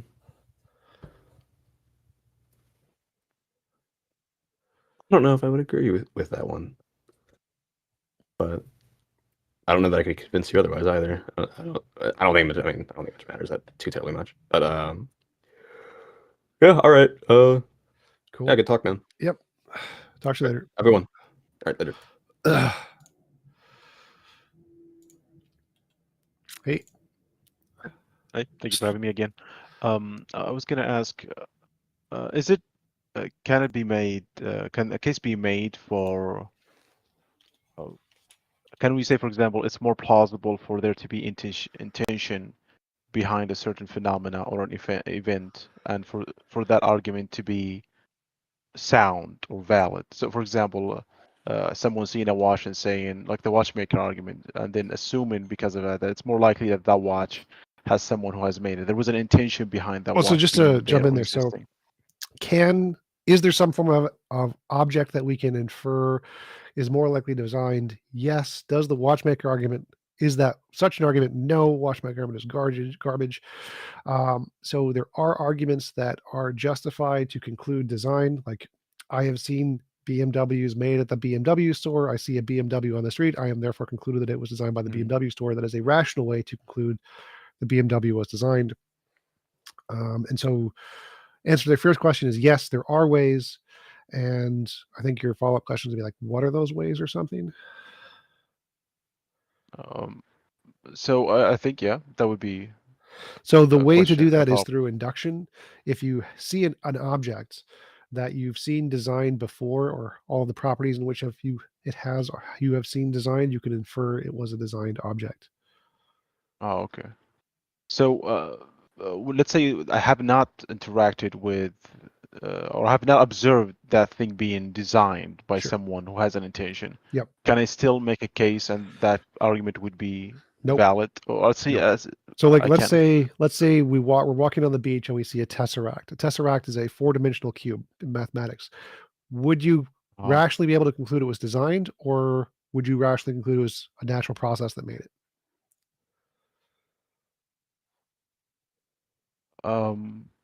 What would be the answer to that? I mean, is it more plausible that it was designed or it was not designed? Well, technically it's neither, because we have no idea. We've never seen a tesseract formed by nature. We've never seen a tesseract formed by design. So the only argument you can make is there's more natural stuff that we know about, so probably natural, but it's essentially like a 51-49 kind of a thing. We don't have any good basis to conclude either way. If we have an object that we've never seen before and we don't know how to analogize its properties, then we couldn't conclude one way or the other. We just have to conclude based off of our current knowledge. Right now, we don't see anything higher than human level intelligence. We don't see anything in physics that could do it. So it's just kind of like, I don't know. So for example, my personal like natural phenomena, that every once in a while I attribute intention behind it. I don't know, for some reason it kind of stuck to my head. Like some people would go with the genetic sequence or the DNA as the one that they think it's much more plausible to have a designer behind it, because it bothers them. They just cannot understand it otherwise. Mine would be like from the personal point of view of humans on Earth, they see the moon and the sun having the same size, and it kind of bothers me personally, and I want to explain it in a way that seems just as plausible as a designer. No. So yeah, I guess how would I sort of agree with you there. So like back when DNA was first discovered and we knew nothing about it, it was perfectly rational to say this looks a lot like a code. Maybe it was made by a designer. That's a perfectly rational argument. Since then, the naturalist hypothesis that it's a result of abiogenesis, result of self-selecting organisms, that hypothesis has made hundreds of novel testable predictions that have been confirmed in a lab. And so even though when we first saw it, it was perfectly rational to make a analogy-based argument that this is a code, therefore it's probably made by a mind. Since then, there's been lots of evidence to indicate the alternative hypothesis is better, and there's been no evidence to indicate the design hypothesis. And so that argument has been defeated. But initially, when you just look at it with no background information, that is a perfectly rational argument to make. Yes. So, given the advances that were made in epigenesis, you said abiogenesis. Abiogenesis. So right now, it's much more rational to say it's due to chemical evolution rather than an intention. Yes, by a significant margin. By a significant margin. Oh, okay. Yeah, there's a really great article on this called New Scientists, the Search for the First Replicator. And it goes through dozens and dozens of papers where there have been novel predictions confirmed in labs about if this was a process of abiogenesis, here's what we would expect to see under these conditions. We do see it. So like RNA forming on clay, corpuscles forming on clay, our ability to make self-replicating RNA molecules, our ability to find the fact that these can be made, or the substances that make these can be made in early Earth environments or other environments that are throughout the universe. There's been dozens and dozens. Do you happen to know how close we are in the laboratory to produce some chemical thing that is self-replicating? Well, the first cell has already done that. So Craig Venter created an artificial cell that did that. But I think you're asking, can we do all of the steps from beginning to end? There's about 10,000 different steps, and we can do about 1% of them. So we haven't reached a stage where we have yet made a self-replicating from scratch? system that is. Well, we have made self-replicating RNA molecules. Yes, we have done that. We have made self-replicating systems. We haven't made a self-replicating cell from scratch. But it's almost like to create our own version of Tree of Life. That it still would not close to that. Well, that would take like a new DNA kind of thing. Okay. So like the early stages. It's like this. So there's about 10,000 steps to go from basic molecules to self-reproducing, self-organizing organism, and we can do about 1% of those. We can make self-replicating molecules, self-replicating RNA molecules. That's been done, but we can't do the full thing to create life. But we can do 1,000 of the steps, and we've proven they exist. And so, if we're comparing the two hypotheses, design versus non-design, design has explained 0 steps. Non-design abiogenesis has explained 1,000 of the steps and proven that these work in a lab and made successful predictions. And so this hypothesis is infinitely more supported by evidence because it makes sense to explain 1,000 of the steps. So it's kind of like in evolution, we haven't seen every single transitional fossil, but the hypothesis that predicted the fossils we have seen was evolution, and the God designer one predicted no fossils, or didn't predict any of the fossils that we found, whereas evolution did. And so the one that's supported is evolution, not design. Not because we've explained literally every single step or found confirming evidence of literally every single step, but because it's the only one that's made correct predictions of any steps, and it's made correct predictions about a lot of them. Okay, that's a sufficient answer for me. I guess the final question that I have is in regard to free will, and I'm curious in regard to your position as to whether it is rational to have a position of free will while not being a naturalist. Can you make that case? Or depends on what you mean by free will. So like libertarian free will, I think is incoherent. I don't think it's possible to have a libertarian free will. You can be a compatibilist where you think free will is compatible with determinism. It's just changing the definition of free will essentially, and most philosophers are compatibilists. And so if you do that way, it's perfectly rational. But I think that the libertarian kind of free will is irrational because I've never heard of a coherent definition of libertarian free will that actually works. So it goes down to what they mean by the term. Okay. Well, yeah, sure. But like for libertarian free will, I think any action is either going to be done for reasons, in which case it's determined by those reasons, or it's done for no reasons, in which case it's random. And determined and random, neither one of those can be libertarian free will. And any kind of mechanism or explanation of what you add in is either going to fall into one of those two categories, done for reasons, done for no reasons. And so I don't see a third possible option that could get you libertarian free will. It's always going to fall into some combination of determined or random, which means I've never heard a logically coherent definition of libertarian free will. So I don't think libertarian free will is a coherent idea. Explains why compatibilism is a lot more prevalent among philosophers. Yeah. Okay, that would be for me. Thanks. Yep, no problem. Gorski, what's up? Mr. Jump, how's it going? All right. You want to talk politics just for a couple minutes? I'll be brief. Sure. Okay. Just to better kind of figure out how you think about this sort of thing, I got a few questions, and I'll start off by asking: do you think if it was? Yep. 1 sec. I got some super chats I wanted to go over first, and I forgot. All right. So super chats were. Get Stanfield asked, if morals is something that falls into a realm of hypothesis, then I agree. Wouldn't this still entail moral anti-realism given the hypothesis? No. So like, if there's no evidence of moral realism, that doesn't mean moral anti-realism is true. It just means moral anti-realism is probably the most supported position. I guess that would be the best answer. And so like currently the best position is morality is a product of evolution, which would then be a form of moral subjectivism or moral anti-realism. A good question asks, objective morality could be grounded on a material brain. A victim's brain evaluates immoral actions that capability transcends individuals. Agree. I don't think so. Even if it transcends individuals, that wouldn't make it objective. It could still be like a subjective social construction if it's just a product of a material brain. So there would need to be some like truth that we are evaluating that is true because it corresponds to something independent of our brains to make it objective. So it wouldn't simply work to say that it's true because of our brains. Get Stanfield, thank you for the super chat. Can you send me your book list again? Yes. Send me an email. I'll send you my book list. Get Stanfield, thank you for the super chat.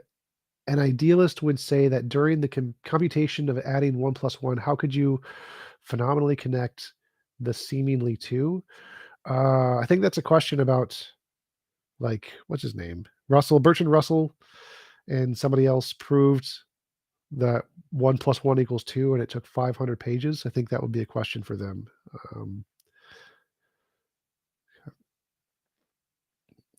But I don't like, I would just see that 2 rocks is a feature of reality, there's no like idealistic correspondence of this seemingly two. It's just like numbers are a description of reality.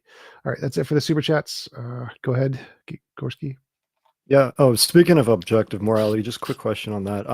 You've said before that you're kind of basing some of that off of the evidence being like specific patterns we see in human behavior and moral progress in society. But you've also said you take it on faith. Is it both? Yes. What? Well, so like I see patterns in reality, and I think these patterns point in a direction, but the patterns aren't evidence of the conclusion. The patterns are the thing I'm using to infer the conclusion. And so I can't use the patterns as evidence. That would be circular. It'd be like saying, I see rocks fall. My explanation that rocks fall are fairies, therefore the rocks fall under the evidence of fairies. Like, no, to have evidence, you need to say, I see rocks fall. I think they're caused by fairies. If fairies are true, here's some other phenomenon we would expect to see that we haven't seen yet. And so simply the rocks falling is the phenomenon you're using to make the hypothesis. You can't use that same phenomenon as evidence the hypothesis is true. So moral intuition and moral progress is like the rock falling. It's the thing I'm using to describe or to infer that I think morality is true. But I can't use that as evidence morality is true. That's the phenomenon I'm explaining. And then I have to make further predictions that I can use as evidence if those are confirmed. Gotcha. All right. So I gotta go soon. I'm just gonna blow through some of these political questions just to kind of see where it is that you think about these sort of things. The first being, okay. So if it was completely optional, do you think people would voluntarily choose to fund things like NASA, military, public education? Some people would, yeah. Most people would. So you think that? Yeah, most people is what I'm asking. Yeah, probably not. Definitely no. Oh. What if it could be shown to be a net benefit to society? Do you think that incentive enough would be enough to no? No. Like so if it was optional, I would not pay taxes. I don't care. I wouldn't care about the benefits. Like, so you think that it's just not within human behavior? That's why we have to kind of legislate it in order to get that greater benefit or betterment of society? Yeah, that's what governments do. That's why they exist. That's why, like, if it was optional, people would not build roads. If they would not build cell phone towers in poor neighborhoods, they would not build satellites that gave access to internet to everyone in the country. It just wouldn't happen. And so governments have to fund those things, the things that people don't want to do, in order to get them done, which would benefit society. So building roads to poor neighborhoods cause economic growth, which build the economy and give access to opportunities and education and welfare. Like public education is a great example. People would not build schools in poor neighborhoods if it wasn't funded by the government. So yes, the government is designed to spread out the technological advancements like roads and schools and other technologies to people who don't have the money to build it, and rich people aren't going to build it for them, or they would only do so at a very small percentage of like charity churches. It wouldn't be sufficient. And so yes, using government funding to do these things is very, very good for the economy, for society, even though most people wouldn't choose to do it. And so we need a government to enforce these kinds of things because it's better for society to do that. Okay, here's where I'm just going to do like the silly kind of Pine Creek thing where I say, I'm trying to trap you. Let the quicksand flow over you. I think you'll have a good answer for this, and that's just what I'm looking for here, which is, so then what's your biggest issue with market socialism where all new businesses would have to be democratized worker cooperatives? Well, I don't have a problem with it. I think it does work in some cases. Really? Like what kind of cases? What do you mean? Well, there's lots of companies. I think Monsanto is the cigarette company, but something similar in Spain is a worker cooperative, and it works fine. It's Mondragon. Yes, that's it. So there are examples of it working. Like I don't see a problem with that. I wouldn't want people to like forcibly implement it because it has a high failure rate as well. And so until it's been proven to actually work at the same rate or same level of rate on a like standard of an entire country, I wouldn't want to implement it into like our society because it's not proven to work that well yet. And so I guess that would be my main criticism, is that I wouldn't want it implemented until it has a more substantial basis of evidence that it can work on a governmental level as an implemented process, which I don't think it has yet. What is that fail rate sort of caused by? A lot of things. Like So what's the main thing? The main thing. I don't know. Would you say human behavior, say like entrepreneurs, that it would stifle new business creation due to human behavior wanting to be your own boss, sort of thing? Maybe not. It's more complicated than that. So like in a system where they have to compete against those kinds of companies, they normally lose. They take longer to manage and make decisions because there are worker cooperatives, and you don't just have like a CEO who gets to decide, which means that the level of diversity is significantly smaller. So because lots of private companies get like CEOs in charge, and they do lots of crazy things like buying Twitter for $44 billion. The fact that you can do this causes a great diversity of types of companies, many of which fail, but many of which also find the secret sauce that has significant success. And so in these kinds of democratized systems, they have less ability to diversify like that. So I think there's a lot of reasons that are a lot more less obvious than just people like money. Mm-hmm. So you need maybe more economic studies demonstrating them to be more stable than a traditional firm. Well, I don't really care about the studies. I care about people need to create them more, and the number have to be created in a sufficient amount and sufficiently successful amount to demonstrate that they can produce equal economic growth levels in a country or statewide level. So like if we had an entire state of America where bunch of people just started making worker cooperatives and it all worked and their state was significantly better, that would be great evidence. That's what we would need to see. So we start at the county level, then convince the other local counties to do the same, then expand out to the state, and then that would be the correct way to implement a new economic system. Start at the local level, demonstrate it works, convince the other local systems to do the same, then convince the state level, and then move on to the government level, but never have the government implemented it until it's been successfully working at like the state level. Would you be willing to allow the government to provide, say, financial incentives or some sort of subsidies? Sure. Yeah, you would, eh? Sure. Wow. All righty. That's it, man. That's all I got. Cool. Let you get on to some theist callers. Cheers.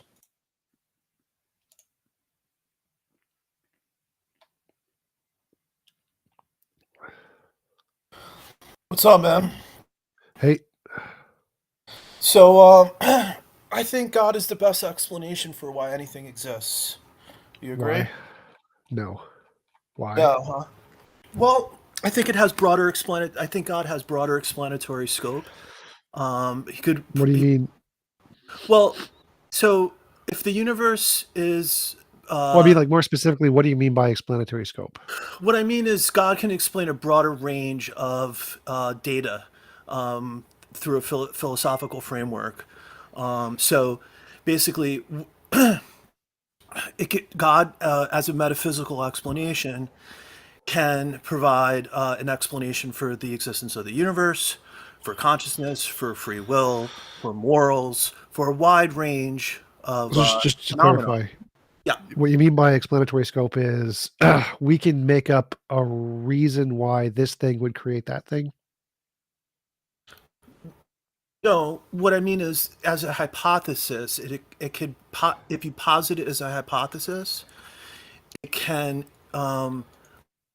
provide an explanation or a framework for explaining different phenomenon. Well, so like, let's say I can imagine that there is a magical farting leprechaun named Bob, and Bob wanted to create all the stuff that we see today. Therefore, that explains all the stuff that we see today. The explanatory scope of Bob is infinite. It can explain literally anything, right? Potentially. I mean, so if you just imagine something, right, there's going to be issues with that because you're going to have to, it's going to have to be a coherent concept, right? And so you're going to start running into philosophical problems when you start making up things that don't exist, like as possible explanations. Like a God. I mean, you could do that in physics too, right? You don't have to do it in a theological context. You could just say there's a field that explains something and we can't observe it. And so what is the value in doing that, really? I don't understand. Right. Well, I agree, but they all have equal explanatory scope. So explanatory scope just doesn't matter. It's irrelevant. It means nothing. No, not really. So let me explain it this way. Like, what do you think is the explanation for the universe? Quantum field. Okay, and what is the origin of the quantum field? Doesn't have one. Doesn't have one. Yeah, uncreated. The quantum field was uncreated? Yeah, the consensus in physics is that quantum fields are the fundamental nature of reality. Okay, but physics is assuming that physical reality exists, right? No. You're saying physics applies to non-physical reality? What?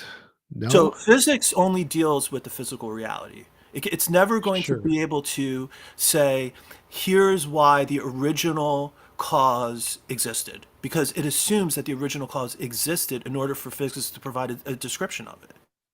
It's never going to be able to, every worldview. That's a consensus view. That's a consensus view. One sec.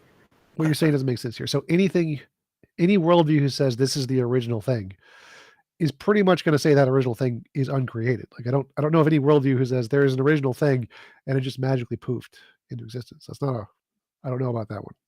No, but what I'm saying is like physics is physics. We can't just lump all these different worldviews into the same bucket, right? Like physics deals only with physical reality, right? So because that's all that's been demonstrated to exist, but I don't see why that you keep saying that, but it doesn't seem relevant. Well, no, it is relevant because in terms of like the explanatory, like scope and power of a physical explanation, right? Like you're only this is like a consensus view. I'm not saying anything controversial. Like physics is only going to be able to go back to like basically the way you described it. Like it's only going to be able to go back to an initial singularity, whatever that is. Well, like no. So like people don't agree on the singularity. Singularities aren't the fundamental thing anyway, but I don't see the relevance of why you keep saying this. So physics can only go back as far as the evidence takes us. That part I agree with, which evidence is we only have for physical things. That part I agree with. So yes, physics only deals with physical things. If we could demonstrate evidence of a non-physical thing, then physics would be happy to investigate it if it could. So physics doesn't only deal with physical things inherently. It only deals with physical things because that's all we have evidence for. But this seems irrelevant to the scope question. The question is explanatory scope relevant? The answer is no.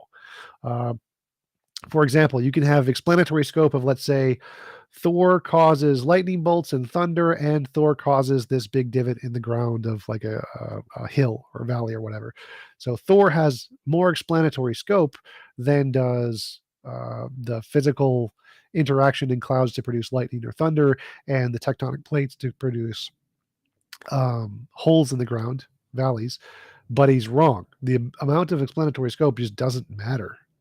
Okay, so before I address this point, because I think it can be addressed, I want to go back to your earlier point about physics. I think what you're confusing is empirical evidence with evidence more broadly, right?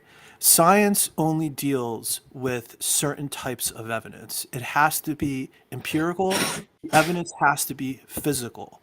Once you start going beyond that and starting drawing inferences to things that potentially may be non-physical or immaterial, however you want to describe it. Well, no, science does deal with those. This is a common misconception among theists, where they think science can't deal with those things, which is just false. There's an entire journal of science, of parapsychology. Science deals with the only kind of evidence. Well, you were right when you said science deals with certain kinds of evidence and not others. That's because if science doesn't deal with it, it's not evidence. How could science deal with non-physical evidence? So I have a magical friend named Bob. He's non-physical, but if Bob exists, he will tell me what cards you're holding. He will go over to your house and he'll tell me what cards you're holding. You hold up a card. He says 6 of clubs. That's great evidence of Bob. There you go. So I submit that's not coherent. Like if you look up any standard definition of physics, right? Physics only deals. I mean, think of the word. Wait. This is literally a thing. We have parapsychology journals in science that do this. No one in science disagrees with me. Parapsychology can be explained through physical processes. Right. So we don't think they're true. No. I don't get what you're not understanding. Every scientist agrees with me here. Science doesn't care whether it's physical, non-physical. We don't care. If it can make successful novel predictions, it has evidence. If it can't, it doesn't have evidence. We don't care what you include in your hypothesis. Well, I don't think you can use a tautology to make your definition fit. Like you still haven't explained if something is non-physical, how that could ever be incorporated. I literally just did it. So if there is a non-physical entity named Bob, I believe Bob exists. If Bob exists, he can speak to me in my mind and tell me what card you are holding. Science would say that's physical. No. He spoke to you in your mind? You're saying science would say that's not physical? No, the interaction of Bob in my mind can be physical. Bob's existence would be non-physical. No, forget his existence. The point is there's a physical interaction. That's irrelevant. No, it's not. No, because what I'm saying is there must be a physical interaction. You're saying no, there doesn't. I'm saying there must be a physical interaction. Yes, but that's irrelevant because science can investigate non-physical things. Science would never be able to. Shush. Science can investigate non-physical things through their interactions with the stuff that we can demonstrate, which is all physical. There's no non-physical things that we can interact with. There's no evidence of any non-physical things. Therefore, currently, the only way to justify the existence of a non-physical thing is to have it interact with the physical stuff, because that's all we have right now. So once we have like Bob interacts with my brain to tell me what cards you're holding, we now have evidence of a non-physical thing. And now we can use references like Bob to do other kinds of stuff. And so we could use the non-physical to interact with other things, make evidence of the non-physical. That's fine. But currently, physics only interacts with the physical because that's all the evidence we have. It's not because there's some philosophical limitation to physics that it can only interact with the physical. That's false. This is a false assumption theists make to try to obfuscate the fact that they have no evidence. Physics is fine with anything. We're fine with non-physical things. Science is fine with non-physical things. All you got to do is show evidence, and we are perfectly consistent with accepting that evidence in science and physics. Okay. Well, I submit you're begging the question, because what you're saying is that, what you're basically saying is that the inference that science would be able to draw an inference based on a physical interaction that something non-physical exists. And what I'm saying is science will never be able to demonstrate that or draw that inference, because if there's a physical interaction, science will never be able to go beyond that and say that physical interaction was caused by this mythical non-physical entity. right? Science, you'll never be able to demonstrate that. You are just wrong. You were just wrong. Every scientist in the world will agree with me and say, if I could predict every lottery number and say it's because Bob is talking to me in my head, they will grant the existence of Bob. If I say that I have a book that I found 6,000 years ago that says DNA is a double helix, the world is 4.5 billion years old, the fact that quantum entanglement happens, then whatever wrote that book, if it's a spiritual entity named Bob, that is evidence of a non-physical entity. Every scientist grants this. This is a straw man by theists to try to misconstrue science as saying it just can't talk about the spiritual. That's wrong. It's 100% wrong. No scientist believes that.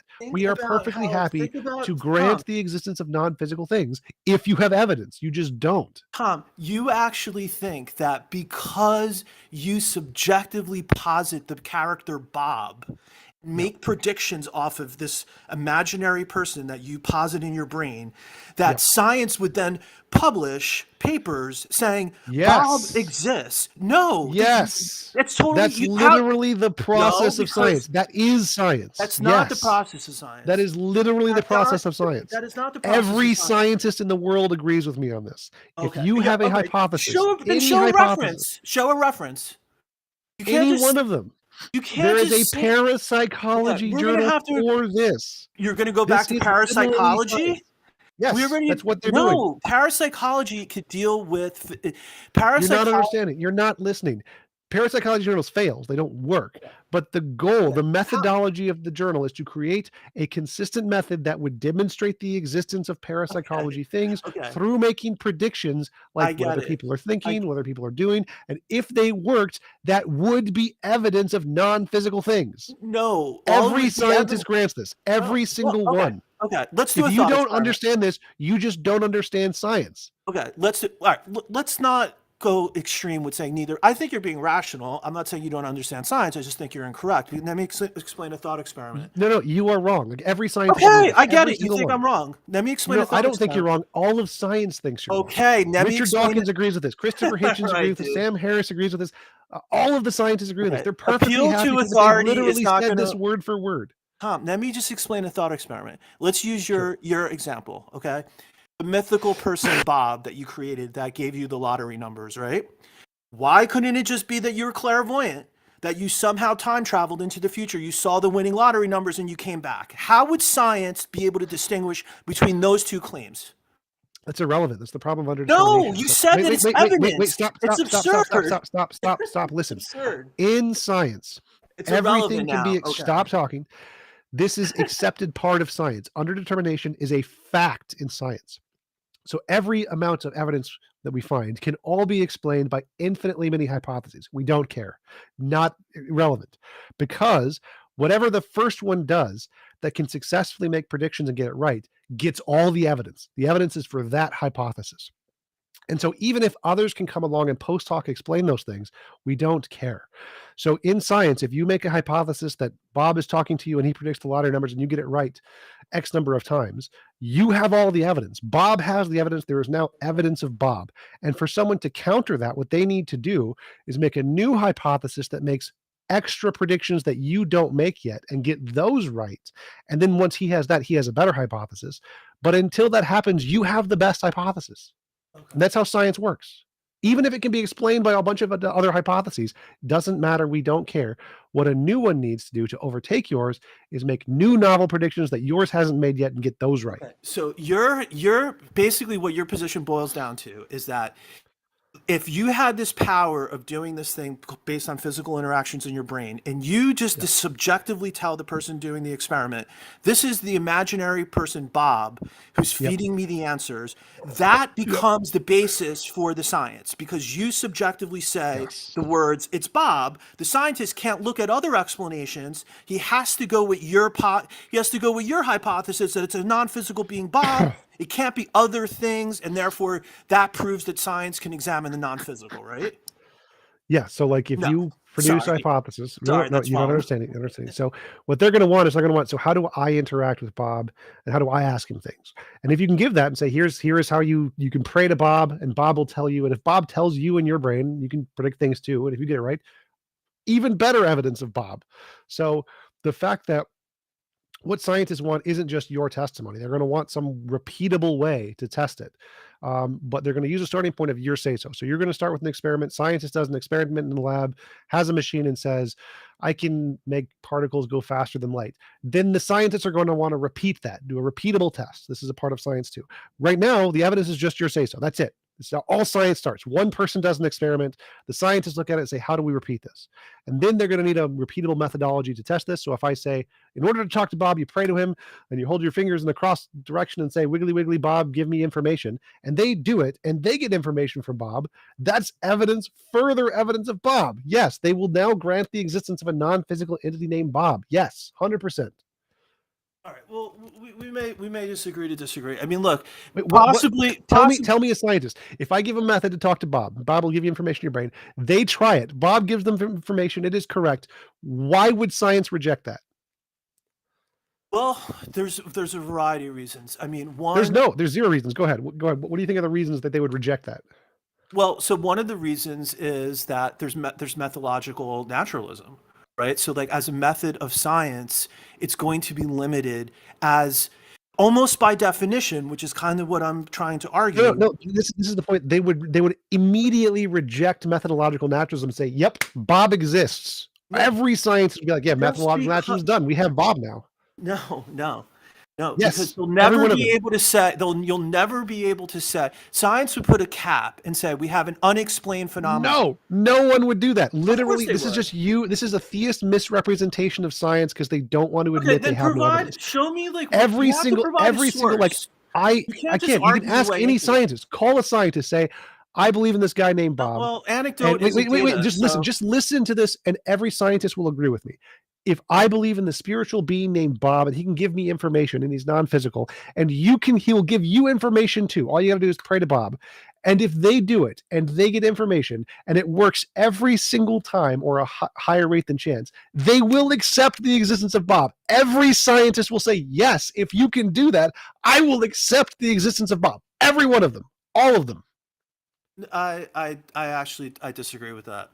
Then you're an idiot and you don't understand science. What you're doing you have a using ad hominems doesn't. You don't get points for using ad hominem. So server muted. If you don't accept this, it's because you are biased and you are trying to paint science as being just categorically defining the spiritual out of the realm because you don't want to admit you have no evidence. This is just false. This is a mischaracterization of science by theists because they're dishonest. The correct answer is every scientist in the world is happy to accept any evidence of the supernatural if you can do what I just described. Give me you give me repeatable, testable predictions based on your belief that I can repeat and do the same methodology you're doing. And if it works, I will grant the existence of the supernatural. Every scientist says this. Everyone would be willing to give you a Nobel Prize. No one categorically would deny this. The problem is you don't want to accept that because if you do, then the truth is you have no evidence, which is the real reason the scientists aren't listening to you. It's not because they just categorically deny the supernatural. It's because you have no evidence and you don't want to admit that. And so you're trying to define science as being such that it just categorically limits the supernatural, which it doesn't. This is false. Nobody in science says this. Everybody in science is happy to admit the supernatural exists if you can give novel, testable, repeatable predictions, which is the standard they use for literally everything. And if you do that, we're happy to grant the supernatural. Okay, so let me just explain a couple things. This is not part of my argument, so we got things got derailed a little bit. It's a straw man to say that I'm saying this because I don't think there's evidence, because I think there is evidence. So there's nothing to do with my belief or where I think there's epistemic support for theism, because you are saying that scientists don't accept your evidence because they define the supernatural out of existence. No. That's not what I was saying. Okay. What are you saying? So that's not what I meant. Like, all I meant was I wasn't. So in other words, I think there's scientific evidence in support of premises that are in philosophical arguments that have basically theistic. I would agree with that. Like, there's definitely support for scientific evidence that support certain premises in theistic arguments. Some of the premises are obvious. Yes. Yeah. So look, but this is just to go back to this. This is the definition I'm looking up on science.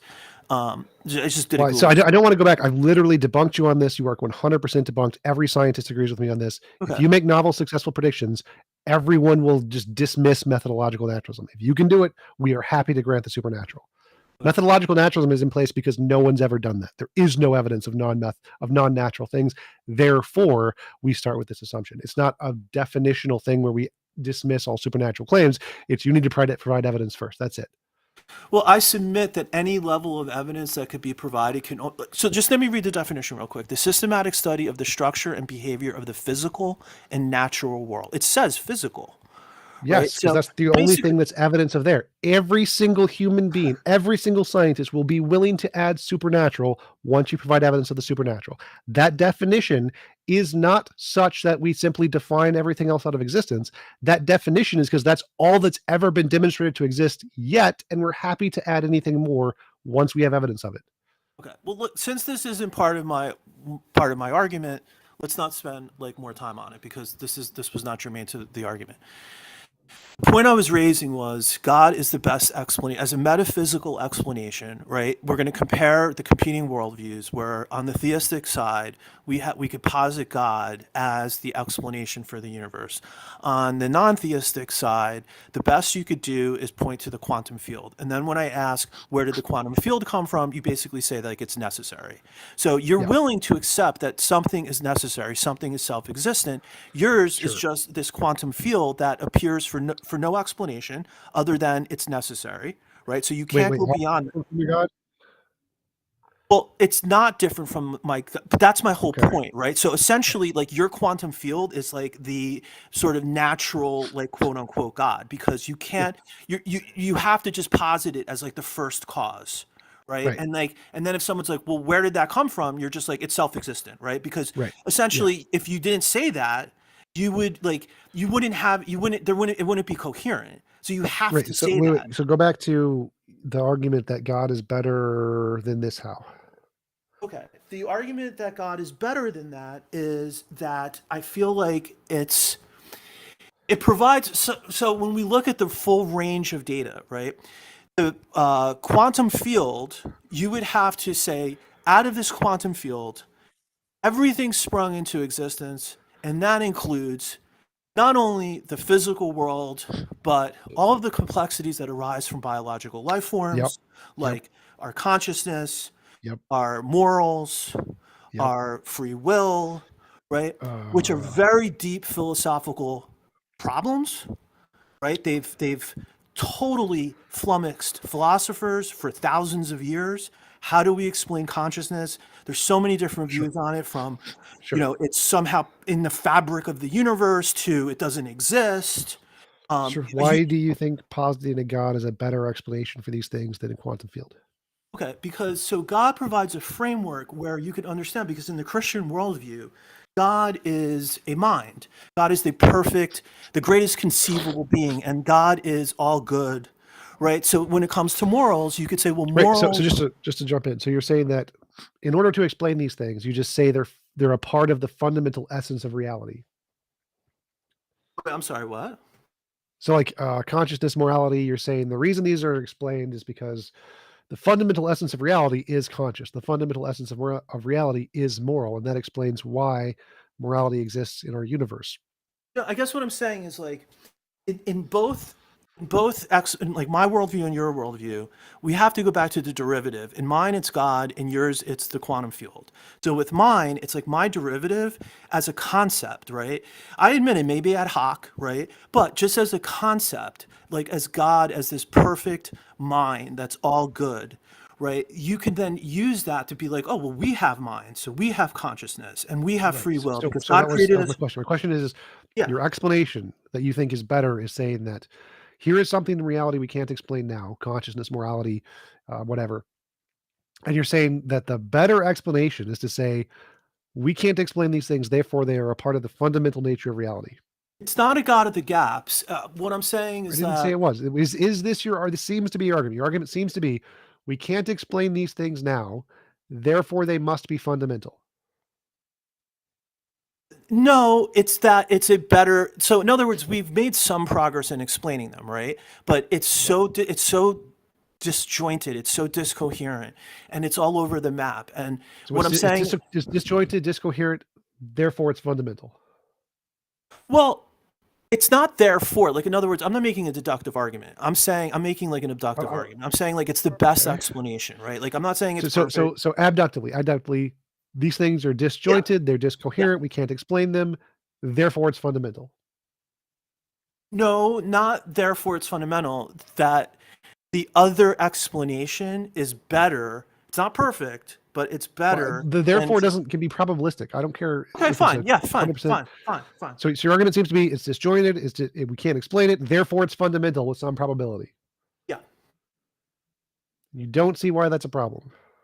Not if it's probabilistic. No. Well, it's not. That's the point. Is that simply saying that we can't explain something gives us no probability for any explanation. So it's like if I see something I don't understand, the fact that I don't understand it gives us no probabilistic inclination towards any hypothesis, right? Agreed. So saying that consciousness or morality are unexplained or disjointed, it doesn't tell us whether it's fundamental or whether it's a composite or whether it's an emergent property. It tells us nothing. This is literally nothing. No, but that's why we weren't like connecting, because what I was trying to say was it's not a God of the gaps. It's not, we can't explain it, therefore God. It's that look at the other explanation. It's a metaphysical explanation of a greatest conceivable being that is a mind that is all good. That is the hypothesis, right? So I put that forward as the hypothesis, and I say that can explain that we have minds. That can explain what morals are, because morals are just basically like almost like that doesn't explain anything. It just says that whatever consciousness explain anything, because it doesn't tell us what consciousness or morality is. It just says that we don't know what consciousness or morality is. But if we say the fundamental nature of reality has consciousness and morality, that explains why we have it. That doesn't tell us anything about consciousness or morality. It tells us nothing. It just takes these unknown things and places those unknown things at the very beginning, at the origin of the universe, and says the fundamental nature of reality, well, it also has these properties. And that gives us some kind of a cognitive explanation of why we have them now, as opposed to saying that they were emergent or of something in the middle. Yeah. We're just saying that whatever these unknowns are, well, they're unknown at the very beginning of the universe. Well, like, in other words, no, because like you could either take, like, I agree with you to a certain extent, because you could either kind of take this reductive approach where you always try to explain something by breaking it down into smaller parts, right? Or what was the other way that you kind of described it as, like I actually forgot like the way you were just describing it, but like emergent, right? So you could either say it's emergent, or I'm going to explain it reductively. So you could go that approach. I get it. That's fine. That's a useful way of looking at things. Or you could go the other approach and say, no, like we're not going to just keep reducing everything down to like the quark, right? Like at a certain point, we're going to say. I think that's a slightly different way of looking at it. So my question is why do you think picking that option of saying that it's fundamental counts as a better explanation than saying it's emergent? Because so say there's these things we don't understand, consciousness, morality. I agree. We don't have solutions for those yet. Right. And so you're saying that I've made up this hypothesis that this consciousness and morality is a part of the fundamental nature of reality, which is a God, and he's conscious and he's moral. And that explains these things. Like, okay, I explain them as being emergent. Why do you think simply positing it as being from t equals 0 is better than positing it from t equals 22? Okay, well, the one additional wrinkle that I would add is that people have a personal experience with God, right? So that's another point. So I want to clarify. So if there's some independent evidence of God, say even novel testable predictions or whatever, if we showed God, if we have independent evidence of God, then it would be rational to conclude that because we have independent evidence of God, he can also explain the other phenomenon. That's fine. I'm granting that. But I would say that the other evidence of God 100% fails. So if hypothetically all the other evidence of God failed, do you still think it would be better? No, I think if all the other evidence failed, I think they'd be equal, because basically the way I look at it is like, I agree.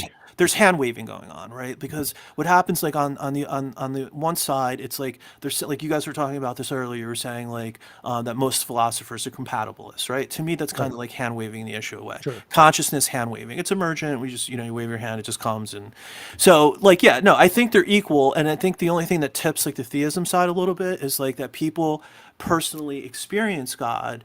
And that's important. Like we can't just dismiss that because like that's, you could almost make the argument that like everything we know is through personal experience. So like you can't just, so like to me, and I think that's what fuels a lot of theists. Just to jump in. So I would agree. I think that if there is no independent evidence of God, then using God as an explanation of morality or consciousness or whatever is no better than saying it's emergent. It tells us nothing. And so what we need is this independent evidence thing. Now, I think there's independent evidence of quantum fields, Casimir effects. We can make novel testable predictions that show quantum fields exist. And because there's this independent evidence of quantum fields, then it's the best explanation of what caused morality and consciousness, et cetera, et cetera. And I think that doesn't flow though. That doesn't flow. I mean, like no one's doubting that there's quantum fields. The question is, are the quantum fields the necessary self-existent cause of the entire universe? And which physics can't. So there's two different things here. So we grant that morality and consciousness are unexplained, and they're unexplained on your worldview and my worldview. Yours just puts them at the beginning because yours doesn't tell us what consciousness and morality is or what it's made of or how it works. It just says God has these things. And so I can say the universe creates these things at some point in the middle, emergent properties. Both of these are just, we take these unknown things and we place them back in time somewhere. Yours just places them back in the beginning, mine places them back in the middle. And the question here is, which one has more background evidence? I think the quantum field has more background evidence, and so we can grant the unknowns of what is consciousness, what is morality at the middle. And you think it's God has background evidence, so you grant the unknowns of consciousness and morality at the very beginning. And so that's the main contention here. Now, what qualifies as a necessary being is a different argument. And so the question we want to know is, which has more background evidence, God or quantum fields? I think quantum fields. No, I don't think that's fair. I don't think that's a fair way of doing it because what you're then doing is quantum fields are there's something physical within the universe. So we're back. They're physical. They're not in the universe. Yeah, but they are physical, right? So we're back to this. We're back to this issue again because like you can't. It's not fair to say like. To compare the quantum field on one level and then God, which is like in the Christian worldview, God is not even in the universe, right? He's like outside the universe. So like quantum fields are also outside of the universe. Quantum fields are within space-time. No, space-time is a field. Space-time comes from quantum fields. Quantum fields pre-exist outside of space-time. No. That's not correct. Yes, this is literally. What do you mean they're outside of space-time? What are you talking about? This is literally the consensus this is literally the consensus among physicists. Google emergent space-time. It is the consensus that space-time is emergent. You're talking about like the Twitter space or whatever? No. No, there's nothing outside. Physics will not say anything is outside of the universe. Think about what you're saying, Tom. They literally, everyone says that. The universe in physics refers to our space-time continuum. Our space-time continuum began. Stop talking. Our space-time continuum began at the Big Bang. Pretty much every physicist believes there is something outside of the universe. The multiverse, string theory, all kinds of things. The consensus is the universe is not all things. Like nobody thinks that in physics. Everybody thinks there's things outside of the universe. The difference is that we don't. When you say universe, you mean all existing physical stuff. They don't think there's something outside of that because quantum fields. The consensus is quantum fields exist outside of space-time and that space-time emerged from quantum fields. Google emergent space-time. It's the consensus among physics. And so they do not think that our universe means the way you're using the term. No.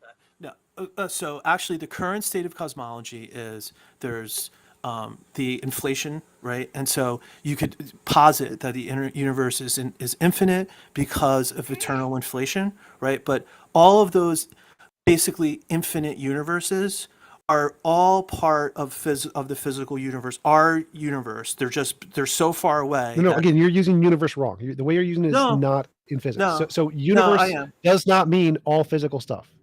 I never said that. I said so physics agrees like so our universe had a beginning. Goose early universe inflation is not the same thing as the Big Bang. So no, but our universe had a beginning, Big Bang.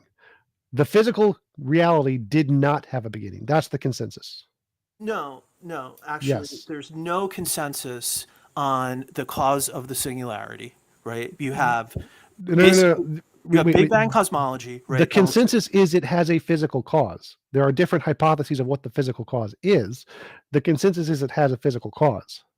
Well, of course, but that doesn't say anything because, like, there's a famous line, and I think it was, I can't remember who said it, where it's like, we don't know what banged, why it banged, or how it banged, right? So science says we don't have consensus to answer those questions, okay? The most, if you go to, the consensus is not God. Not God is the consensus. No, I know that, but that's not, I don't understand your point. I'm not making that claim. I'm saying you're way overstating the case about quantum fields. Quantum fields has become...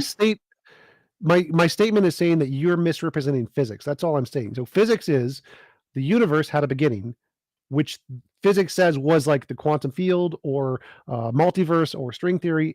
That's the consensus.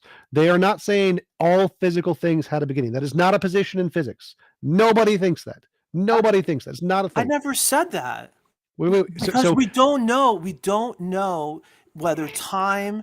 We don't know like basically how. Well, that's something there is a consensus on. There is a consensus that space and time is emergent. That is the consensus. Whether it's the consensus doesn't mean it's been demonstrated scientifically. Okay, there is no unified theory of. I don't care if there's a unified theory. That's irrelevant. What is appealing to consensus? You were misrepresenting physics. No, I wasn't. When you were you said the quantum field was inside of space-time. You were wrong. No, all right. Well, listen. So we're gonna put the stake in the ground over whether quantum fields are inside the space-time. Well, no. This is key to my argument. So it's a part that we need to. I think reasonable minds can disagree. I don't think that's established. I don't think it's even. It's not. If you want to disagree with all the experts, that's fine. But all the experts. All right, you're right. All the experts agree with you, Tom, and Google is emergent space-time. Sean Carroll has literally said this on stream. The consensus is everybody agrees. Space-time is emergent from quantum fields. Casimir effects. Yes, we're happy. And so, physics is happy with this. What substratum did the quantum field exist in? I don't care. It makes it relevant to the argument. It's not coherent. Wait. So the consensus in physics, quantum fields created space-time. That's the consensus. Now, what created quantum fields? We don't care. It's irrelevant to the question. The only claim I'm making is in physics, space-time is emergent from quantum fields. This is the only claim I'm trying to get through to you. This is the position in physics. I don't care if you agree. I don't care if you think it's coherent. I do not care. Okay. What I care is whether it's been scientifically established. And all you keep saying is, no, that doesn't matter. It's the consensus. No, I don't care what you think has been scientifically established. This is irrelevant. God has not been scientifically established. So whether something's been scientifically established is, again, a separate question. What we're comparing is what's the best explanation, God or quantum fields? But look, again, that's a straw man because I never said God was scientifically established. Right? No. I didn't. No. So the claim here is we're trying to compare which is better, God or the quantum field, right? That's the topic. In terms of what's a better explanation for what we observe, like in terms of the physical universe, and then right. And then we got to the question of which has better background evidence. Now, I agree. We haven't proven. Wait. One sec. We haven't proven quantum fields are the origin of everything. We haven't proven that, but they have significantly more evidence than a God. That's the part I'm arguing here. So. I agree we haven't scientifically proven quantum fields created everything. We haven't scientifically proven quantum fields created space-time, but they have significantly more evidence than God did it. But I guess that's why it's the consensus in physics. Like my hypothesis could even incorporate your entire hypothesis. Like there's nothing. That's not evidence. I could add in magical farting leprechauns. If I add in magical farting leprechauns to the quantum field, that doesn't mean it's evidence. That's just garbage. We dismiss it. It's not evidence. So we dismiss that. No, I'm talking. First of all, just to string words together like magical farting, whatever you said, that's not a coherent concept. No. That doesn't make a difference. The point is you can take the known evidence and add on something to it. The added thing is dismissed, whatever it is. So the fact that you can take your hypothesis and include all the things in my hypothesis means yours is one of those add-ons that is dismissed. It doesn't matter what nouns you place there. So the question is which is the better supported hypothesis, God or quantum fields? Quantum fields have evidence. Why would it be dismissed? Because of Occam's razor? Like you're just saying because Occam's razor? No, because there's no evidence. It's irrelevant. No. I'm talking about as a philosophical. Like what I'm saying is the way you posit. All philosophical add-ons, no evidence are dismissed. All of them. What I'm saying is like it's an apples to oranges comparison to say like What? let's say where's there better background evidence for let's compare Well, whether so just to clarify, by background evidence, I'm including all evidence. we have to philosophical, whatever. assume this is why I think you're making a false argument. We have to assume for the sake of argument that my hypothesis exists, right? And then say What? yeah, let's just, for the sake of argument, I'm not saying you're conceding any ground. I'm just saying for the sake of argument, concede that my hypothesis exists. Does it provide a better explanation for all of the data that we observe compared to your hypothesis? The relevant test isn't like, is there more evidence that the quantum field exists or God exists? That's totally begging the question, right? Because my whole argument is that if God existed, he would provide a better explanation. Now, I would then have to provide tons of other arguments to be like, well, where's the proof that God even exists, right? So Well, no. So I think you're not understanding. So saying that if my hypothesis existed, would it explain the data better is irrelevant. That's bullshit. How? So because like if I said, I have a magical farting leprechaun that would organize my room in this way where everything is exactly placed as it is that a better explanation than a bunch of different factors that led up to if you could the provide way it a organized? coherent explanation for what a magical, how a magical Irrelevant. How is that it makes no irrelevant? difference. The content of the noun is irrelevant. The structure of the argument is invalid. The fact that you make one explanation to explain a set of phenomenon, I don't care what you place in the noun of that explanation. It isn't evidence until you can demonstrate it exists. You don't think that if the noun is a contradiction, like if I describe, well, obviously that would be worse, but I don't care. I don't care if it's a contradiction. I don't care how well formed it is. It will still never be evidence. It will never ever be evidence to construct a noun. No. What I'm saying is, if I posited you a cause for something, you were like, "What is that cause?"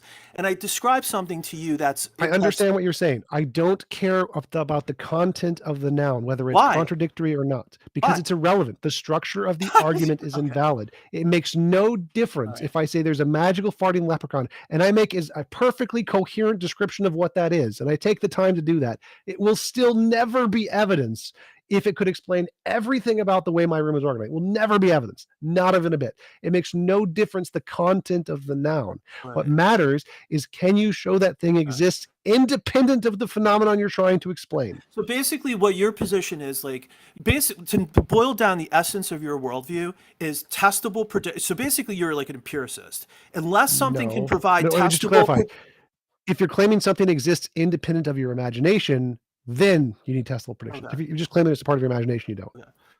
No, well, listen, you're also drawing like a separation between our imagination and our perceptions, which you really can't do, right? So everything in your worldview is based on testable just to clarify, predictions. it's not an empiricism. Empiricism is the position the only true knowledge is gained through empirical verification. I'm claiming there are other kinds of knowledge, like conceptual knowledge. Conceptual knowledge is true in your head. It doesn't tell us anything about reality. So like if you want to make claims about reality, so what good does it do?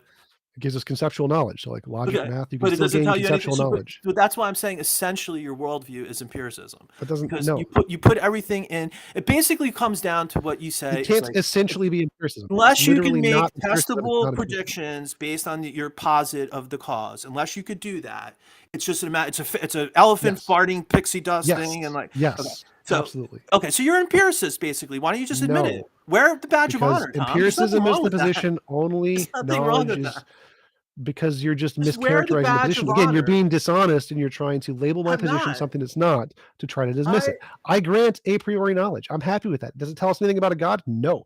Does it tell us anything about reality? No. You need empirical verification for those things. There's holes in that philosophy. Stop. There are ways to gain knowledge that aren't empirical. So I'm not an empiricist, which is, so this whole topic you're bringing up calling me empiricist is an irrelevant straw man ad hom that doesn't address anything I've said. I don't mean it as so I'm happy to grant multiple kinds of knowledge. Your knowledge, if you want to claim a God exists, you're going to need novel predictions or something better, which you haven't provided. Right. So, and you don't have that. So you have no evidence. No.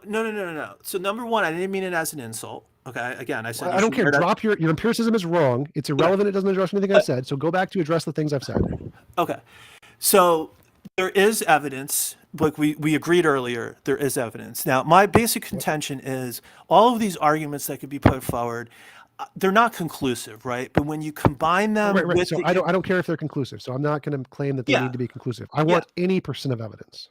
Yeah, so when you combine them with the personal experience of God, which is independent evidence, right?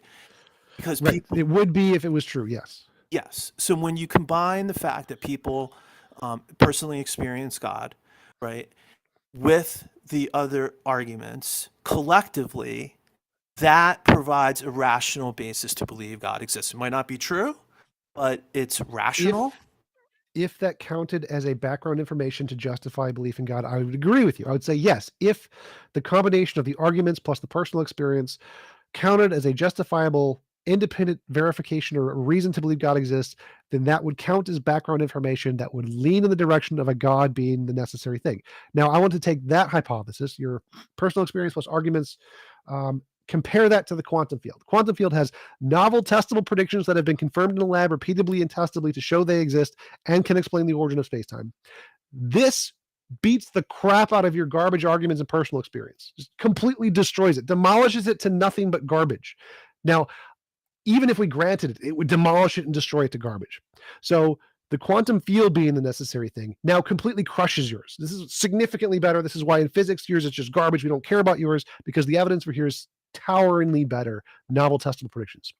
Now, I would go further and say that your arguments and your personal experience are garbage and can be provenly shown to be garbage, and so they're not even evidence. But even if I granted them, they're still going to lose to the physics that says here are novel predictions that we can confirm quantum fields exist through testable predictions and can explain the origin of space-time and don't need a creator, and here's all the physics that we can demonstrate that confirm these. That beats yours, hands down. No, well, it doesn't beat it because, again, number one, I'll make a 3-point response. 1, apples to oranges. 2, hand waving. What? 3, yes, apples to oranges. I don't know what that means. What it means is you're making a false comparison, a false dichotomy between. Wait. So we're trying to explain. I don't want to go back to. I'm trying to understand what your criticism here is. So I'm saying our question is what's the better explanation of like everything we see, right? Morality, physics, the universe. And I'm saying the better explanation is quantum field. You're saying the better explanation is God. And we're saying what's the background information we have that indicates these things? Yours is personal experience and arguments. Mine is right. But well, because this is it's kind of complicated, but this is what I mean. Like, number one, I don't want to go back to whether quantum fields are in the universe or not, right? Because we have a different view on that. But essentially, you have to accept my hypothesis or you're strawmanning me. So my position is they're outside of the universe. They explain everything in the universe. Okay, they're fine. I'll accept that. But the point is that they're physical, right? So yes, they're physical. So there's weaknesses on both sides. Like the weakness on your side is that like you're positing something like a abstract. Even the quantum field itself, it has to be based on a law of physics, and you have no explanation. Space-time is a single field. There are other fields. All of the fields are physical, and so having other fields outside of space-time isn't a contradiction. So, like in my worldview, space-time isn't the only thing. It doesn't govern everything. There are lots of other fields where other stuff is going on.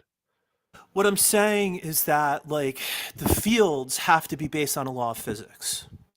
Right? Laws of physics describe the fields, not based on anything. But we don't know if the fields emerged from some higher order mathematical law of physics that exists in. So my hypothesis is they did not. So let's take my hypothesis. Quantum fields are fundamental. This is not a proven thing. Just like you can't prove God wasn't created by another God. You just define it as such. So I simply define the quantum fields as uncreated. It's not so only those two are, that's parallel. It's not only not proven on your side. It's the only game in town. Or yours. Because what? No, because you can't. If that wasn't the case, your entire thing would fall apart. Wait. So you have no evidence for it. No. You have no so evidence I don't need that that. they're necessary, right? Stop. So you have a position. Your God is necessary. I have a position. My quantum field is necessary. Right. The justification for both of these is we both claim it as such. We define it as such. We might come up with arguments as such. I don't care.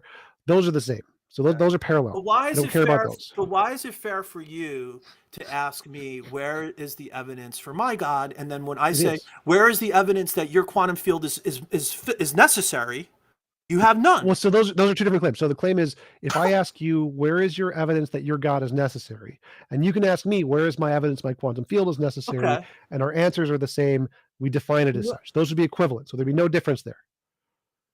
The difference is that the difference is that there is a difference because God is not physical, right? And yours is I don't know why you think that matters. That matters because it matters from an ontological perspective. It matters on so many different levels. I don't know. I again, I'm not following here. So like, because this is why I was saying it seems like you're defining physical stuff as contingent for some reason. There's no reason to do that. Well, There's because no evidence everything that we know that is physical is contingent, right? Right. So like, basically, like that's why I was saying it's the only game in town. So there's no evidence of non-contingent physical things, and there's no evidence of non-physical things. And so again, you're claiming that there is a non-physical thing, which we have no evidence of, and that there is a necessary non-physical thing, we have no which we have direct even more evidence. no evidence of. No, there's no direct evidence of my non-physical hypothesis, right? But there's indirect evidence. So that's a total fallacy. And I hear atheists do that all the time. It's a total fallacy. It's false. Wait. I'm not understanding. There's a difference between direct evidence and indirect evidence. Well, I understand that, yes, like most things are indirect evidence. We have indirect evidence of neutrinos.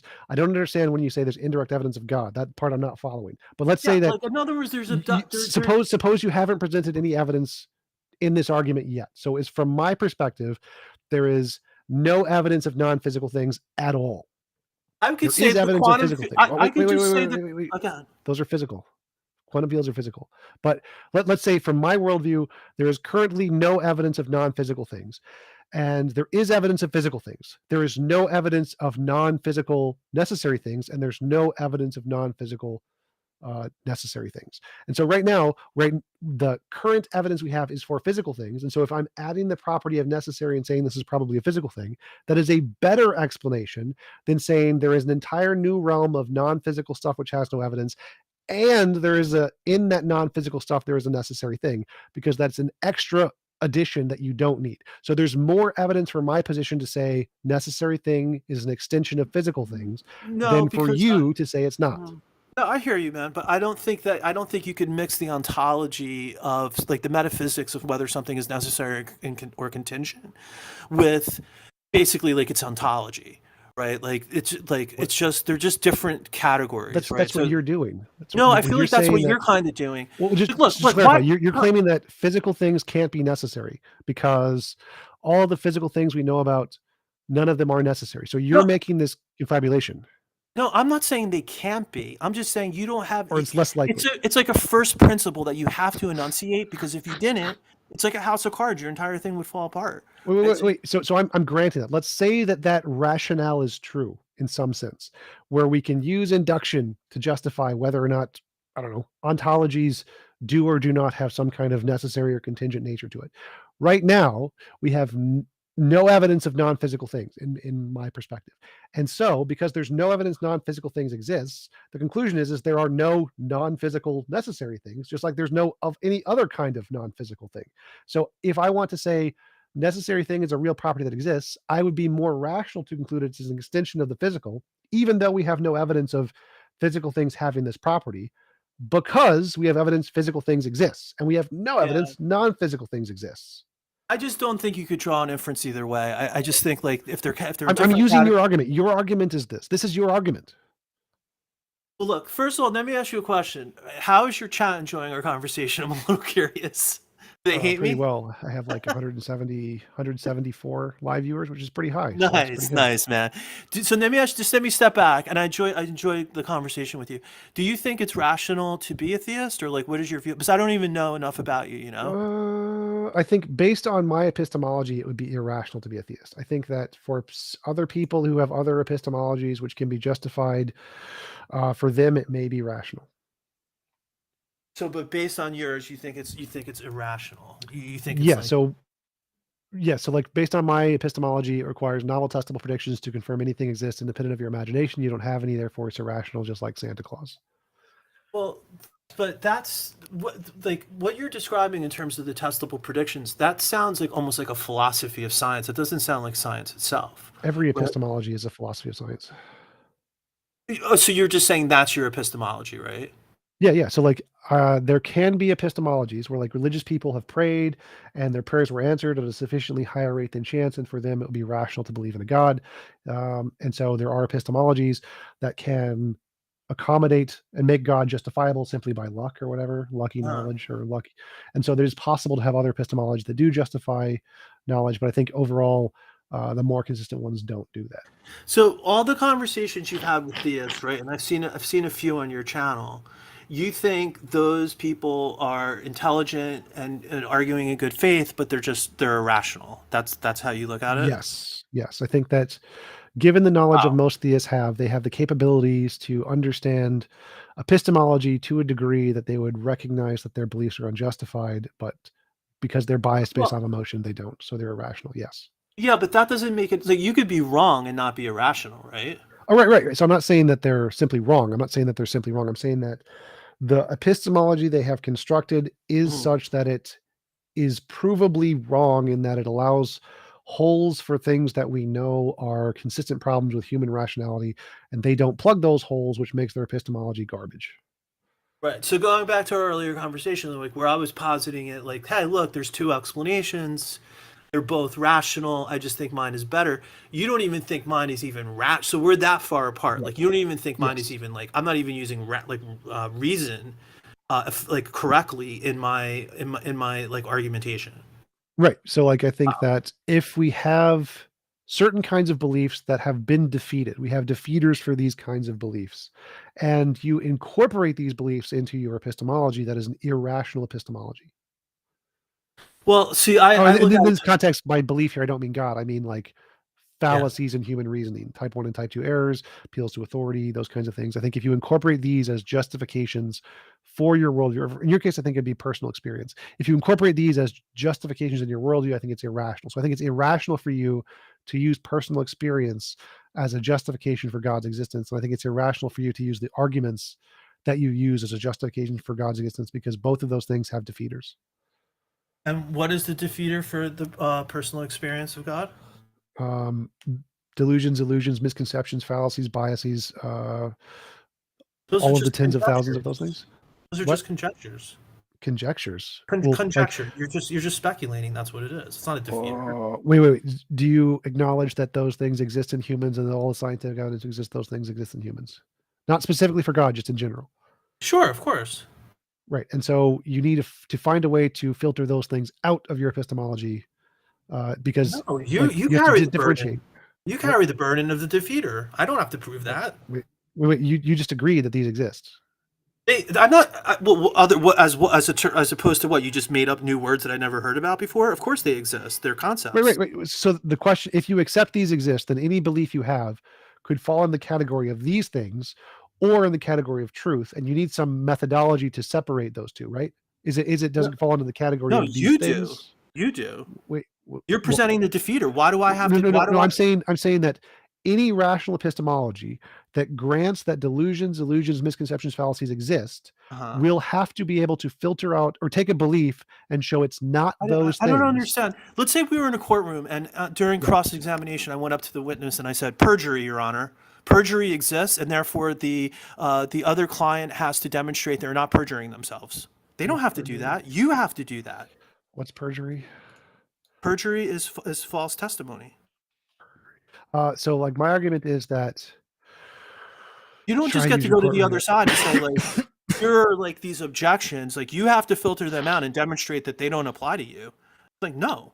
I'm making a claim. If you agree, here's a problem with all human brains that fails. All human brains fail in this way, and you have a belief. You have for every human being, everyone has the burden of proof here. If they have a rational epistemology, that epistemology must include this piece of data that there's this kind of belief that fails a lot, and it must find a way to make sure that whatever belief or proposition it's trying to justify is not one of those failed ones. And so what I'm claiming is that because we know there's this common problem in all human brains, all rational epistemologies have to include this data point and find a way to make sure any proposition is trying to justify doesn't fall into that category. But do you think people normally tell the truth or lie? They attempt to tell the truth. Normally tell the truth, right? So, yeah. But your position is, let's assume they're lying, and then you have to work backwards to show that they're telling the truth. Yes. My position is the person's telling the truth. There are these problems in human psychology that arise in limited contexts where people delude themselves, they deceive themselves, they lie, they're whatever, right? But I don't carry the burden of disproving the veracity of my own claim. If you're presenting it as a defeater, if you're saying, like, look, your personal experience is false, right? And I have these defeaters because people delude themselves. You then have to show why it's more likely true than not that they're deceiving themselves. It's not the burden's not on me to show, like, prove I'm telling the truth. Already been it's proven. Totally that's been demonstrated. So like in courtrooms and history, any testimony of miracles, magic, mythical creatures, paranormal, supernatural, UFOs are immediately dismissed as false. That's because they don't count. No. They don't count as evidence because they have been demonstrated to be false. The personal testimony of these things is wrong with 100% confirmed tests. So every time we test these things, it is 100% false. But the reason is because human brains make stuff up. So like if I said I saw a dog, that would be reasonably. That's accepted in a courtroom. Or if I said somebody murdered somebody, acceptable in a courtroom. So for testimony of things that have an empirical basis, that is accepted. That is accepted as evidence. For testimony of things that have no empirical basis, that is not accepted because it's false. So every single time. So because we have this methodology we've built up and tested to be able to differentiate certain kinds of fallacies, biases, illusions, delusions, etc., we can differentiate between testimony to show the ones that are reasonable and the ones that are unreasonable to accept. We don't just accept testimony. We divide testimony into the kinds that are reasonable and unreasonable, and the unreasonable kinds are for things that lack an empirical basis: miracles, magic, mythical creatures, paranormal, supernatural, UFOs. Okay. I'm glad you brought this up because I hear this frequently, and I feel like this is an opportunity to maybe help educate like some of the people in your chat about this who maybe have the same viewpoint you do. What you said is true in terms of the judicial system in the United States, okay? And the reason that's the case... Everywhere in the world. Or pretty much almost everywhere in the world. I can't speak to all other countries. Right? And history, legal and history. But that's because our judicial system, like in the United States, it's harder for me to talk about other countries. In the United States, they're courts of limited jurisdiction. In other words, the court is not a truth-seeking commission, right? The court has limited resources and doesn't have the capacity. If somebody brings in, for example, like a UFO made the abduction, right? The court doesn't have the capacity to hear those claims as a general matter. There may be ways maybe you could sneak it in. But the reason it doesn't is because generally you have to lay a foundation for evidence, right? Well, and so can I just jump in? So that's not true. So the Supreme Court literally does this. So if your case goes to the Supreme Court, it will literally act as a truth-seeking investigation. That's what happened in Kitzmiller versus Dover. So when you get to the higher level Supreme Courts of a state or federal level, it will act as a truth-seeking investigation in order to try to deduce whether or not the thing you're seeing is true. So, but that is not the reason that courts dismiss these claims. The reason courts dismiss these claims is because at one point in time in the past, they didn't. These were accepted in courts, like witch trials, whatever, where using these kinds of things were accepted as evidence of guilt. And they were proven to be wrong 100% of the time, and so we got rid of them. We recognized these methods were bad, did not provide justification, and now we omit them from being counted as evidence in a courtroom because they fail. Okay. First of all, on the higher appellate courts, appellate courts, when you're on appeal, usually the amount of issues they can consider are more limited, right? Because you have to preserve the issue at the lower court in order to preserve it upon appeal. There's briefs that go in. They're not they're not there for fact finding, right? So they're limited. Yes, they can be. So Supreme Court. Generally, they're not, though. Generally, they're obviously. not. Generally, they're not. Generally, fact finding would only apply in these cases where there's no precedent, like miracles, magic, etc. Yeah, and so it's only in a very small percent of cases where it's even a consideration. Right, exactly. But what I'm saying is like it's really misleading to point to like what's admissible in a court in the United States as some sort of like benchmark in terms of like the actual like reliability of the evidence, because courts. So the reason I picked these out is because that's the reason these are not allowed is because of the reliability of these evidence. The reason these kinds of evidence are not allowed is directly because they're unreliable. That's the reason they were taken out. Exactly. But what I'm saying is that the standard for getting into court is so much higher because the courts don't have the capacity.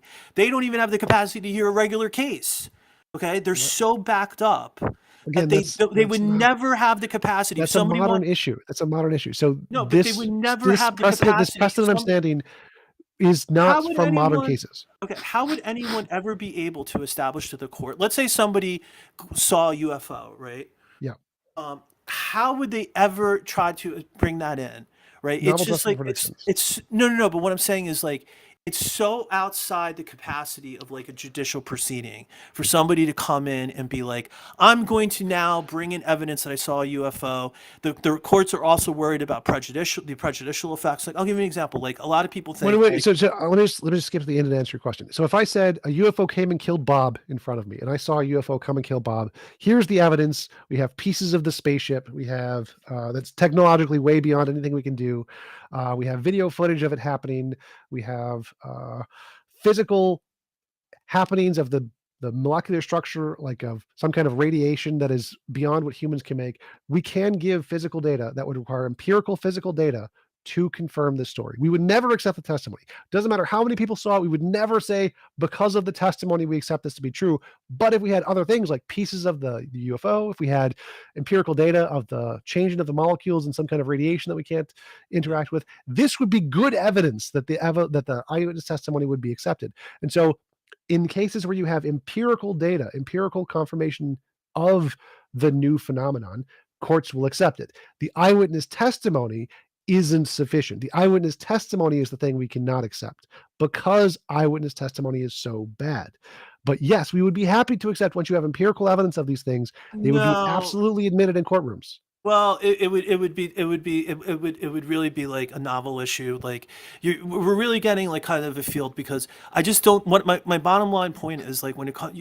The courts are like almost unique bubble structures and systems. Well, right? this is not a unique bubble structure. This is true in history. This is true in every field that deals with testimony. Every single academic field that deals with testimony. Ask a lawyer if it's misleading to say, will a court accept this type of evidence, and then say, and then to basically draw a broader inference and be like, therefore, like as like layperson or just more broadly in society, like. That's therefore like an inference that's not reliable or that's not true. That's not the argument. The argument is if a form of evidence has been proven false in certain contexts, will the court omit it? I'm like, yes, it will. Of course, but that's not. That's what's happened. That's why every field, not just courts, every field, every academic field, every legal field, every field that deals with personal experience has this distinction that personal experience fails demonstrably in these cases. And so in these cases, it doesn't count as evidence. Every single one of them, because it's been proven that personal experience fails in these cases, which are fallacies, biases, intuitions. We know these fail. And so we know these are not allowed as evidence on their own. No, they're not. Because like, I'll give you an example, like lie detector tests, right? Sometimes they are admissible in court. Like in some states in civil trials. Well, no, but they are though, right? Because like. Yes. This is something we're working on. Eventually they're going to not ever be, but yes, in some they are because they have been demonstrated with some level of success to work in some cases, which has never been the case for miracles, magic, mythical creatures, paranormal, supernatural, UFOs. In these cases, there are 0 successful cases, which is why it's accepted in 0 courtrooms. Well, but I'm not comparing those things to lie detector tests. What I'm saying is that like, it's much more amorphous than I think the way you're presenting it. And those things are just of a different nature, a different degree.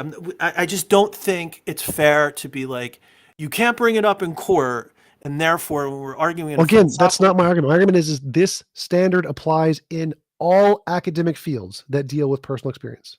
Every one of them, not just court. Court is an example. It's not a defeater. You have the burden of showing why. Well, no. So every academic field has proven that personal experience does not work in these cases. Every academic field omits them for this reason. This standard of evidence you're using has been defeated in every academic field. One example is court. Another is history. Well, first of all, eyewitness testimony and personal, you can only testify in court based on personal knowledge, right? So it's which does not account to this one category of miracles, magic, mythical creatures, paranormal. That you don't get to do that, Tom. You don't get to say like your personal experience is acceptable in court, but then when it comes to this one category, it's not, and therefore that's wait. That's literally what the defeater is. So like if we say you have fallacies, biases, intuitions that can be proven to be false with 100% certainty, these kinds of things aren't accepted in court. That's perfectly rational. I'm not sure. I don't know why you think that's not rational. It's not. It's misleading, right? How is that so if someone has a personal testimony of UFOs but no empirical evidence, every courtroom is going to dismiss it. Every history room is going to dismiss it. Every physics book is going to dismiss it. Not really, because what the person could do, I'll tell you why. What the person could do is say, I saw something in the sky. They wouldn't be able to say, they wouldn't be able to say it's a UFO, right? Or I saw an alien, but they would be, I saw something, I saw a bright. What? I'm okay with this. Yeah. So you say you saw something. Okay. No. So people see things all the time. Lots of evidence of people seeing things. So in other words, it's okay for but that totally defeats your argument, because they are allowed to test. If they think they saw a UFO and they're allowed to in court say, I saw something in the sky, they're providing testimony based on their personal witness. That's 100% acceptable, and you can do the exact same thing and provide testimony that you had a vision. But if you say you had a vision of God, and that's evidence of God, that's you saying you saw a UFO of aliens. But this is why I'm saying it's misleading, because to say because it's not admissible in court, therefore when it comes to trying to establish it epistemically in another context, you can't. No. Again, court is an example. The same context applies to every academic field: history, biology, science, physics, everyone. Limited by methodological naturalism, though. We already established that. No, again, I've proven that false. So every academic field was happy to grant the supernatural once you provide novel predictions. Every one of them, all of them, happy to accept it, no problem. But the reason we don't is because you don't make novel predictions. But to go back to the point here is that personal experience isn't accepted for UFOs exactly for the reason you said, where you can give personal experience, you had an experience, but experiences are already explained by a plethora of demonstrably existing phenomenon, particularly in the brain, which already explain all the data. So if you say you saw a UFO, I can say you had a delusion, and I have more evidence, because delusions, there's lots of evidence delusion exists. There's no evidence UFOs exist. And so until you provide an empirical basis of UFOs, my conclusion is the more rational one to join, that you had a delusion. In the case of God, the exact same thing applies. If you had an experience of God, until you can provide novel testable predictions, which don't need to be physical, I don't care.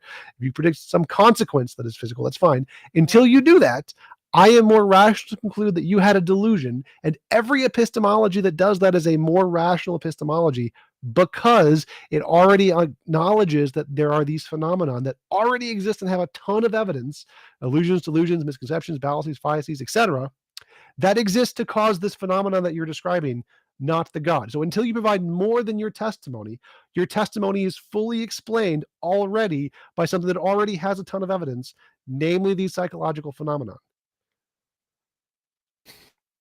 Yeah, well, listen, man. I think we may have to agree to disagree. I'm trying to read your chat. I'm a big fan of the chat. No. I don't agree. I mean, I think you're kind of putting the cart before the horse a little bit. I think you're kind of setting up you're setting up a test that you're kind of already setting it up in a way that's going to fail, and then you're pointing to that. No. This is all because of all the methods we tested have failed. For the way we built science was testing a bunch of methods. Most of them failed. We kept the ones that worked. This is one of the ones that worked. So I'm not setting up this method to exclude the supernatural. As I said before, I'm happy to include the supernatural. You just have to meet an accurate criterion that differentiates imagination from reality, which is novel predictions, and you can't. And so I don't see any reason that your proposed hypothesis is any different than all of the other ones that have failed for the exact same reasons, which is why we exclude them. All right, man, listen. I'll listen to this recording, and I'll join. What do you do this every Sunday? Yep.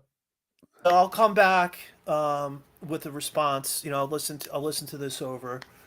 Cool. Unfortunately, I'm working from home today, so I'm really falling behind at work. But I did enjoy the conversation. Yeah, me as well. I appreciate you coming up. Definitely, dude. All right, man. Yep. Talk to you later.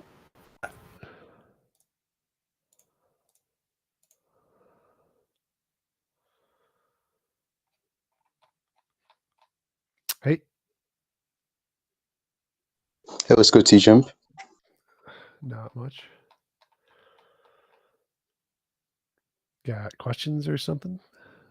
Oh yeah, I was just switching my mic. So I was just gonna ask you, are you like a materialist? Yes. Okay, so by a materialist, you just mean that like you believe that only material objects exist and you reject the existence of material objects, right? Yep.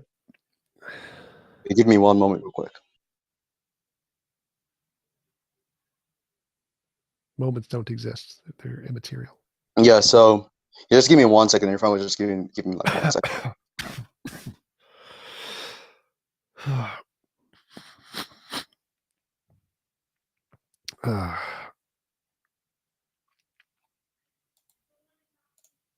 Let bang up.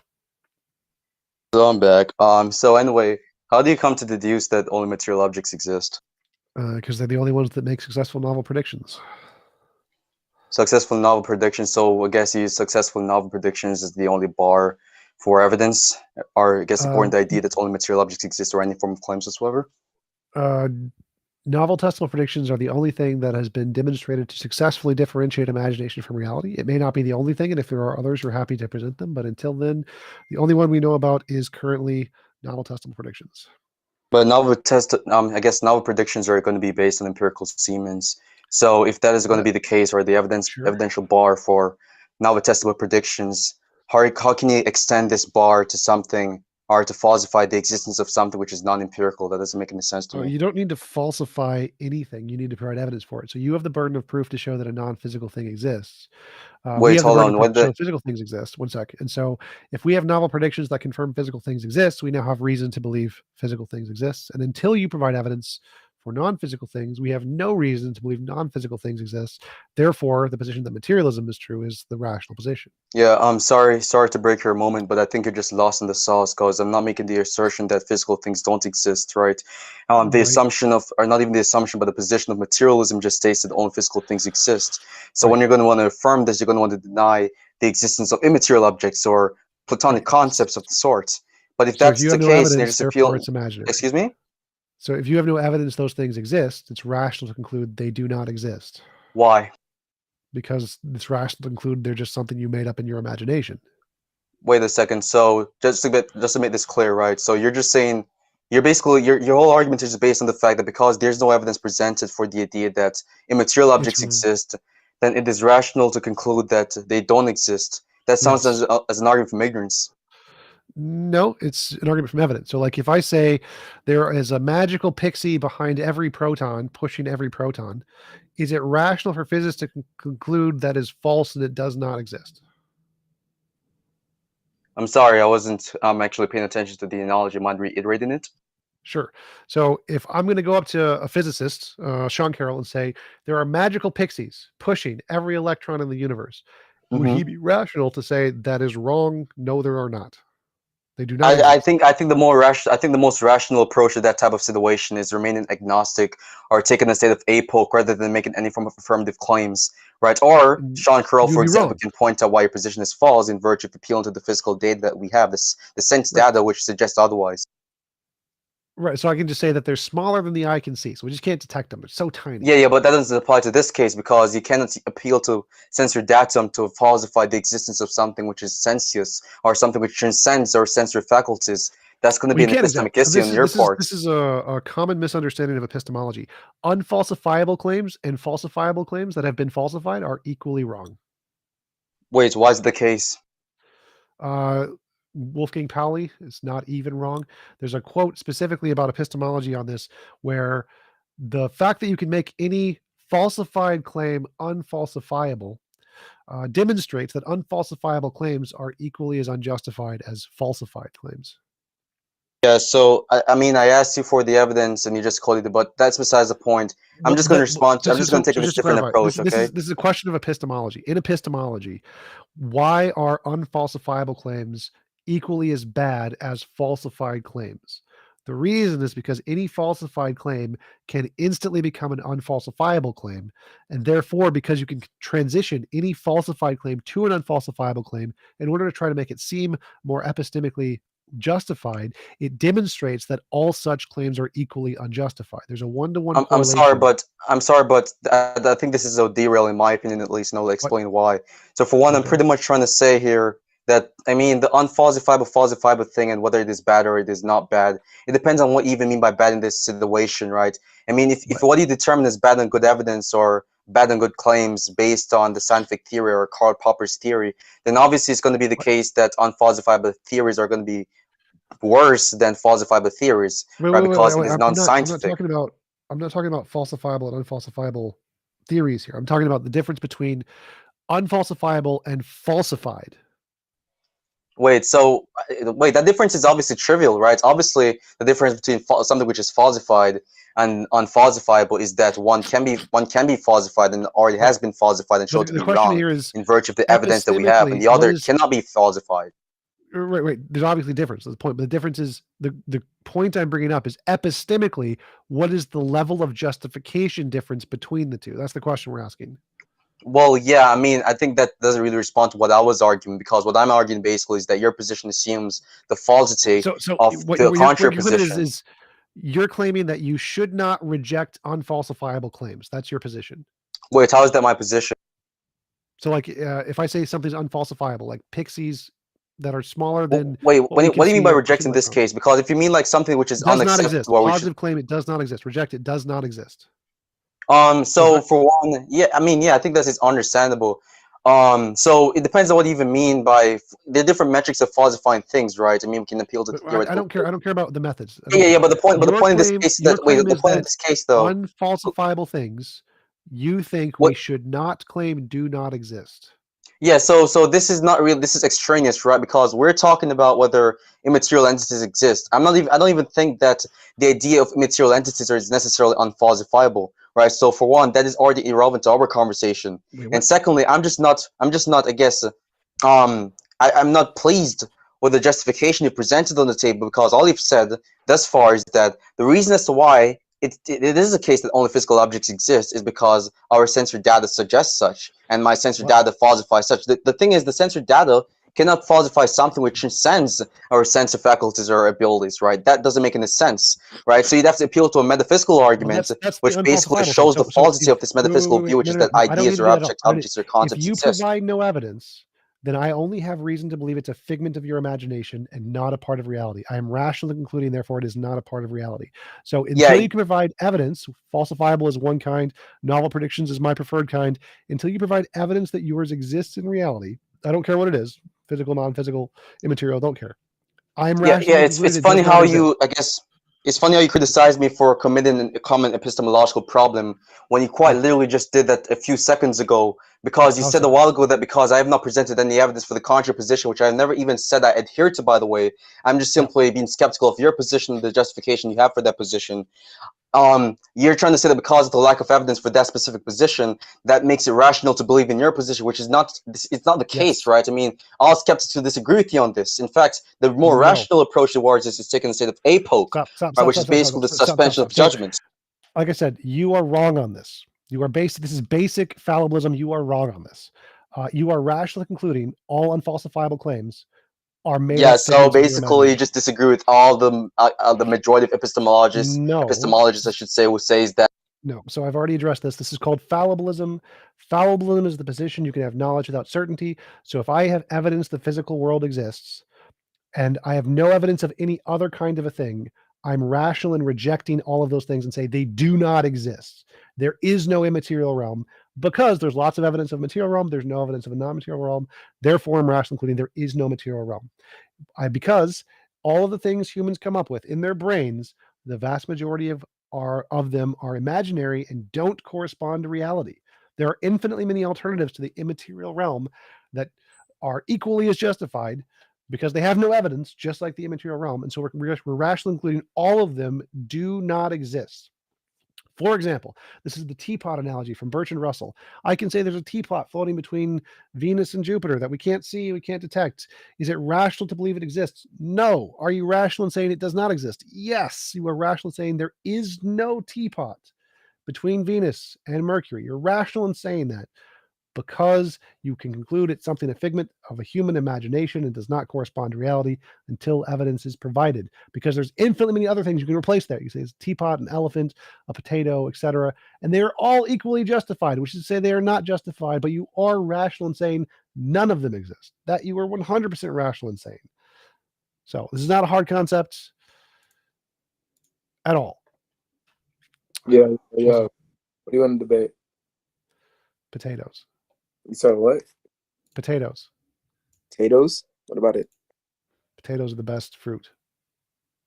If potatoes is the best fruit? Yep, potatoes are the best fruit. Okay. We can debate that. Okay, so on what basis? All right. Next, I win. Yeah. What's good, gang? What's good, gang? Hey. I. What do you want to debate? Bing, you got something? Who is it? Yeah, I got something to say. Yeah, you said before that you could have an alternative to non-materialism, which is like a physical necessary existence. How is that possible? What, that would still be a form of materialism. No, yeah. How is a materialistic necessary existence possible? Like how do you? There's no logical contradiction with a material necessary thing. No, I think there would be. Okay. I don't think What it's is that? possible. The fact that physical existences are by definition prone to change. They're not definition. Next. Yes, they are. No. Okay, so then you're saying that the first existence, the necessary existence, could have been a physical existence in which there is no change, right? And it's not something that has a mind or could choose things, right? So it's a mechanistic being. Sort of. Okay, so then if that being could not have changed or have not changed in order to produce something, then how could it produce anything? It's nature. Yeah, but the nature requires it change in some sort of materialistic. No, its property. nature is unchanging. So its nature is just either its energy or its location. No, its nature isn't change. Nature is the way a thing is. So the thing's nature can never change, and its nature can be such that it creates things. Yeah, but you're not accounting for the properties that it has to have in order to do these things if it's something that does not have a mind, right? I have no idea what you're talking about. So there can be a physical thing like a quantum field that is unchanging. It never changes, it never decides, and it then has a nature to create things at some point. Yeah, I don't want to get too technical, but quantum field is not something which affects classical objects. It literally is. Literally in physics it is. But that's irrelevant to my argument. You don't just say literally and expect people to accept it. It's not you. Casimir effect. The Casimir effect is literally an effect. They literally do.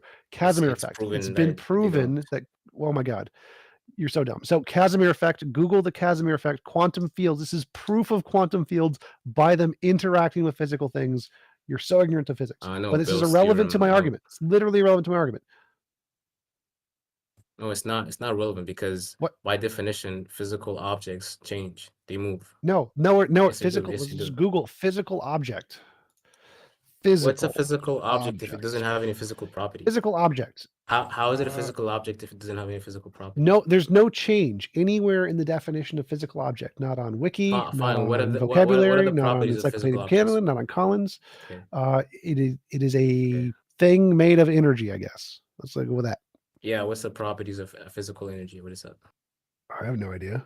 You have no idea, so you're not really pausing anything. You're just tapping out, saying random it's energy is the stuff that exists, as far as we can tell. So if you want to say what's physical, so you're not really telling me it's physical. It's like physical necessitates. I gave you a perfectly coherent definition there.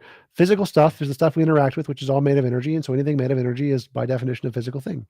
Well, you're just calm down. You're just I don't know what energy is. I don't need to know what energy is. It's irrelevant. No, but you're not telling me the entailments of what's a physical energy. Like you're just saying it's energy and it's I don't care. It doesn't matter. No, you should care because because when you say something's physical, there's gonna I don't need to know everything about energy. I don't need to. You're irrelevant. So I don't need to know everything about energy. You're not listening. To know it's logically possible to have an energy-based thing be the necessary being. There's no logical contradiction with an energy-based thing like quantum fields being the necessary being. You're saying nonsense. You're saying it's logically possible. I can just say it's logically possible. You're not really. There's no nonsense giving me there. any coherent definition of what say physical energy. I don't need to because you're not telling me any of its properties. You're not telling me. No, I don't need to do any of that because that's you're not understanding of philosophy. Like I don't need to give you a full list of properties of what energy is. I can just say one of those properties is necessary being. You have no, but like then the reason why something is necessary is because of its properties. It's not. No. The reason something is necessary is because it exists in all possible worlds. It's not because of its properties. But that is entailed because of its properties. No, that is not entailed because of its properties. You don't know what necessary means. Necessary means that it must exist in all possible worlds. That's all it means. Yeah. You can have So why any does set of anything properties. exist? A pineapple can be a necessary being. Yeah. So why would it be? Why would anything be a necessary being? If it exists in all possible worlds. Well, yeah, okay, that's the definition of what is a necessary being. I'm saying, why would that definition be true? That's literally what it means. So if an object exists in all possible worlds, it is by definition a necessary being. I'm not asking any what properties it it has. I'm not Doesn't asking matter what it means. whatever. I'm not asking what it means. I'm asking why would that definition apply to anything? A necessary being is any being that exists in all possible worlds. I know what it any is. set of properties. Any set of properties that exist in all means. possible worlds is a necessary being. Yeah, I know what it means, but you have to justify why that applies to anything. Holy shit. Anything that exists in all possible worlds of any set of properties is a necessary being by definition, Bang. Okay, but why does it apply to this? Like, you're not just you're telling me How are you this dumb? Bang, okay, say there are three boxes. There are three boxes. You're not telling me why that Bang, applies. shut up. There are three boxes in front of us, Bang. An object in all three of these boxes is called a bob. Now, if any object is in these three boxes, is it a bob, Bang? No, but you have to justify why. Holy shit. No, dumbass. How are you this dumb? Bro, you're the dumbass, dude. You're like all you're doing is giving a definition, and you're not applying it to anything. You're not justifying it to why it applies to anything. If somebody is unmarried, are they a bachelor? You're saying nonsense. If someone is unmarried, are they a bachelor? No, they can't be. How is that relevant? How is that relevant to you justifying the definition applies to a certain existence? Oh my God, how are you this dumb? So unmarried means not married, right? Unmarried, not How is that relevant, dude? Because so if somebody is unmarried, that means they're a bachelor by definition, right? Okay, sure. So how does that apply to a necessary being? So if an object exists in all possible worlds, by definition, that makes it a necessary being, right? Oh my! I know. Well, I told you 4 times. I know what the entailment of a necessary being. You have to justify why that thing is a necessary being. Why does it apply to all possible worlds? Oh my God, Bang! If it exists in all possible worlds, that proves it's a necessary being. That justifies it's a necessary being. Okay, why does something exist in all possible worlds? Why does that thing exist in all possible worlds? Can you justify that, please? Wait, that's irrelevant, Bang. No, it's not irrelevant. That's my whole point. The question is something a necessary being? Is something necessary? Something is a necessary being if there has to be a necessary being. Yeah. There doesn't need to be a reason why. Is a necessary there does being, not need to be a reason why. Something is a necessary being, but what I'm arguing, it cannot be a physical being. I'm so done with this. Bang is so dumb. If something exists in all possible worlds, it's a necessary being. There's no reason why. You don't need to apply a reason why. If it exists in all possible worlds, it's a necessary being, regardless of what it is, and that can be anything. A potato could exist in all possible worlds, and it would be a necessary being. It's that simple. This is not hard.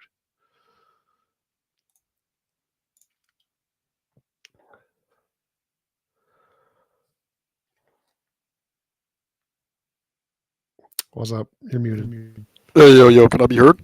Okay, hello. What's up?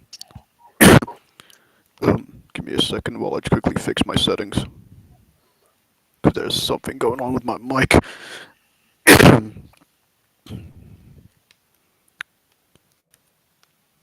Okay. The fuck?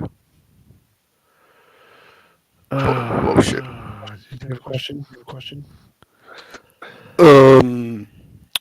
First off, before I continue, I just want to know like what position you take, like if you like think that if you're an atheist or like a fucking theist. I just want to know because atheist. You're an atheist. Yep.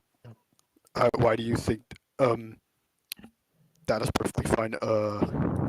I'll just simply like ask you this, like your reasoning for why like you don't think God exists. Because I'm like I'm agnostic toward I'm agnostic towards the position. So like that's just me. But why don't you think God exists? Because anything people come up with is mostly imaginary and fictitious, and so until evidence is provided for a thing, it's rational to conclude it's just a figment of people's imagination and does not exist. I'm sorry, sorry, my mic was kind of. Let me just quickly mute. Could you just repeat yourself while I just mute? Because I think my mic was like getting in the way. Sure. So, anything humans come up with in their imagination mostly don't correspond to reality and do not exist. God is a thing that people came up with in their imagination, and until evidence is provided it exists outside of their imagination, it's rational to conclude it only exists as a figment of people's imagination and therefore does not exist. So you're saying because people can like fucking like what like conceptualize what he is, like that he's a like not what God is supposed to be? Like what the fuck is God to begin with? No. I'm saying that people make shit up all the time in their heads, and there's no evidence that shit exists in reality. And so the fact that people make shit up isn't evidence it exists, and you need evidence that it exists to believe that it does. Why does it need to like? Why does it have to be reality in order for it just to be like existence? Because like we know that the entire point of existence. Those two words mean the same thing. Reality and exist are the same thing. Because we know that the entire point of existence is just something that you acknowledge. That like I actually like that like, from the definition like I'm going by, something like existence is just something that we like just something that we can acknowledge. If I acknowledge that there's a fucking cup in front of me, that's technically like regardless of how I like even if it does exist like in the mind or what, so external from like reality, then it still exists. It just exists in a place that like we don't know, so it's just beyond our comprehension. No, it exists in your imagination, which is a part of reality. But if you're claiming a cup exists independent of my imagination and you're wrong, then that cup that you're referring to with that word does not exist. No, it just doesn't. No, it exists. It just exists. Well, hold on. But you're not paying attention. So if I say there is a cup over there and it exists independent of my imagination, but it's only a part of my imagination, then I am wrong. The cup I am referring to does not exist. It just exists. Like it does exist, but it just doesn't exist from like in the form that we know it.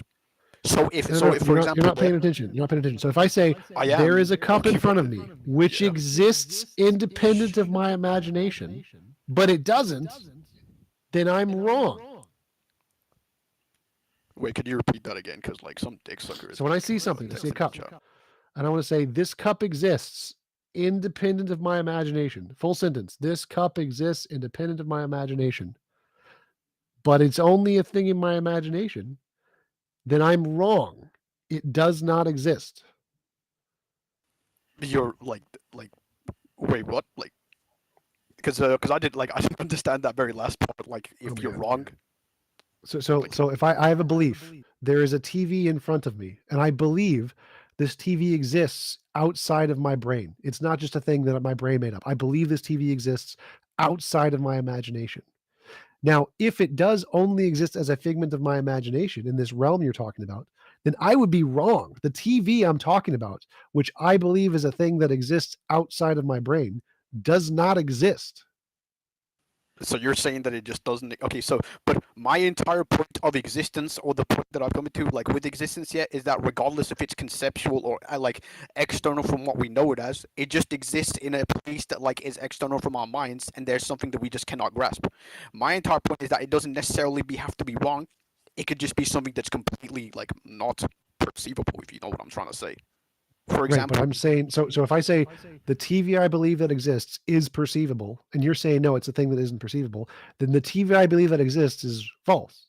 Doesn't exist. That goes against my definition, because I'm not saying that it has to be perceivable in order for like us to. So in order for it to word, I don't think in order for it to exist external from like our mindset. I'm just simply like, or in order for it to just exist, period. Okay, since we know there are different forms of existence. Okay, if it's like it can exist as an idea, because by definition, ideas are just something that have no physical form. So I don't really care for like the definition that you're going by. It would like my definition would still support it that it does exist, and that we don't need to see it in order for it to exist. Okay, so like if I say I see the TV, and when I say TV, the entailments of that word, it's a physical object outside of my brain. No, it isn't. Oh my God, you're not understanding.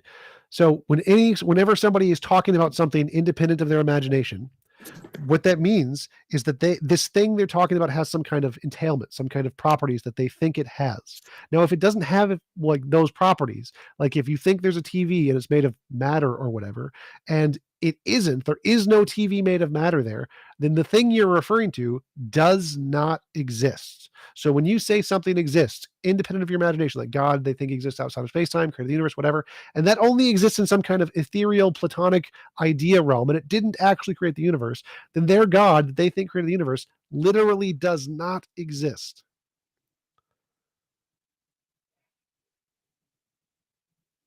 Fipto, did you have something? Yeah, I'm up now. Okay, so well, earlier you said for us to believe something, we have to have tangible evidence, an evidentiary standard that we can actually apply to it to say that this thing is real. For it to be justified. Yeah, or at least, for us to quantify it. Yes.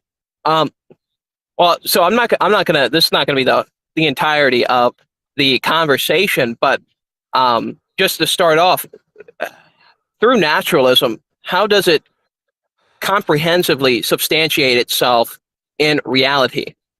I have no idea what that even means.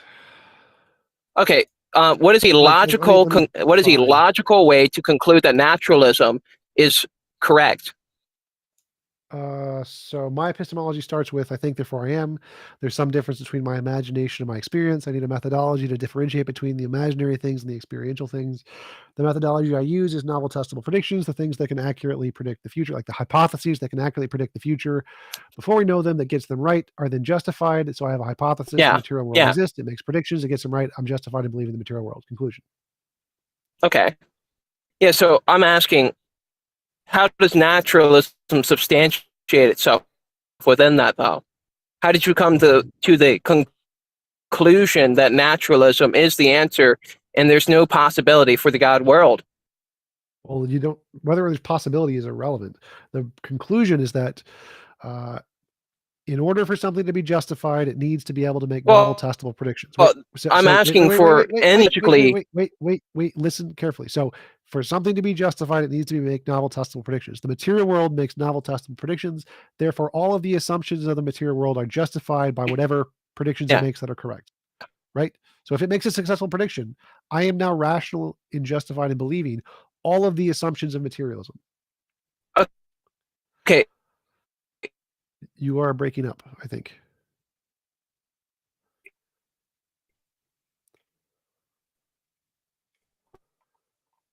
When you say... You are still breaking up. Yeah. When you say... You're still breaking up. Try to fix your mic and rejoin.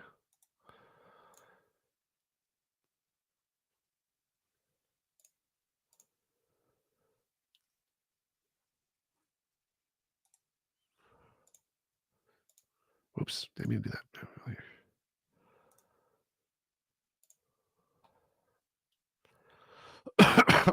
Jay. What's up, buddy? You seem very quiet. Tavern, you got a question? Go for it.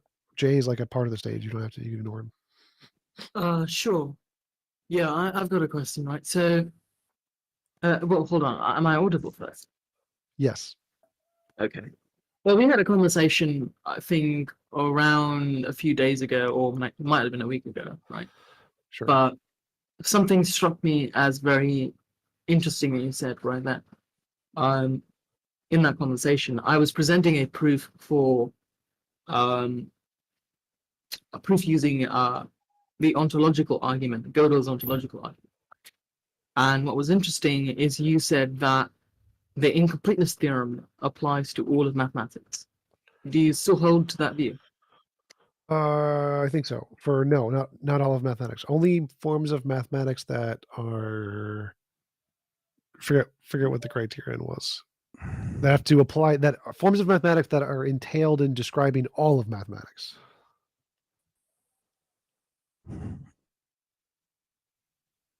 So like if it's attempting to make a formal and complete system of mathematics, then Gödel's incompleteness theorem will apply. So all systems of mathematics that are attempting to make a formal and complete system of mathematics.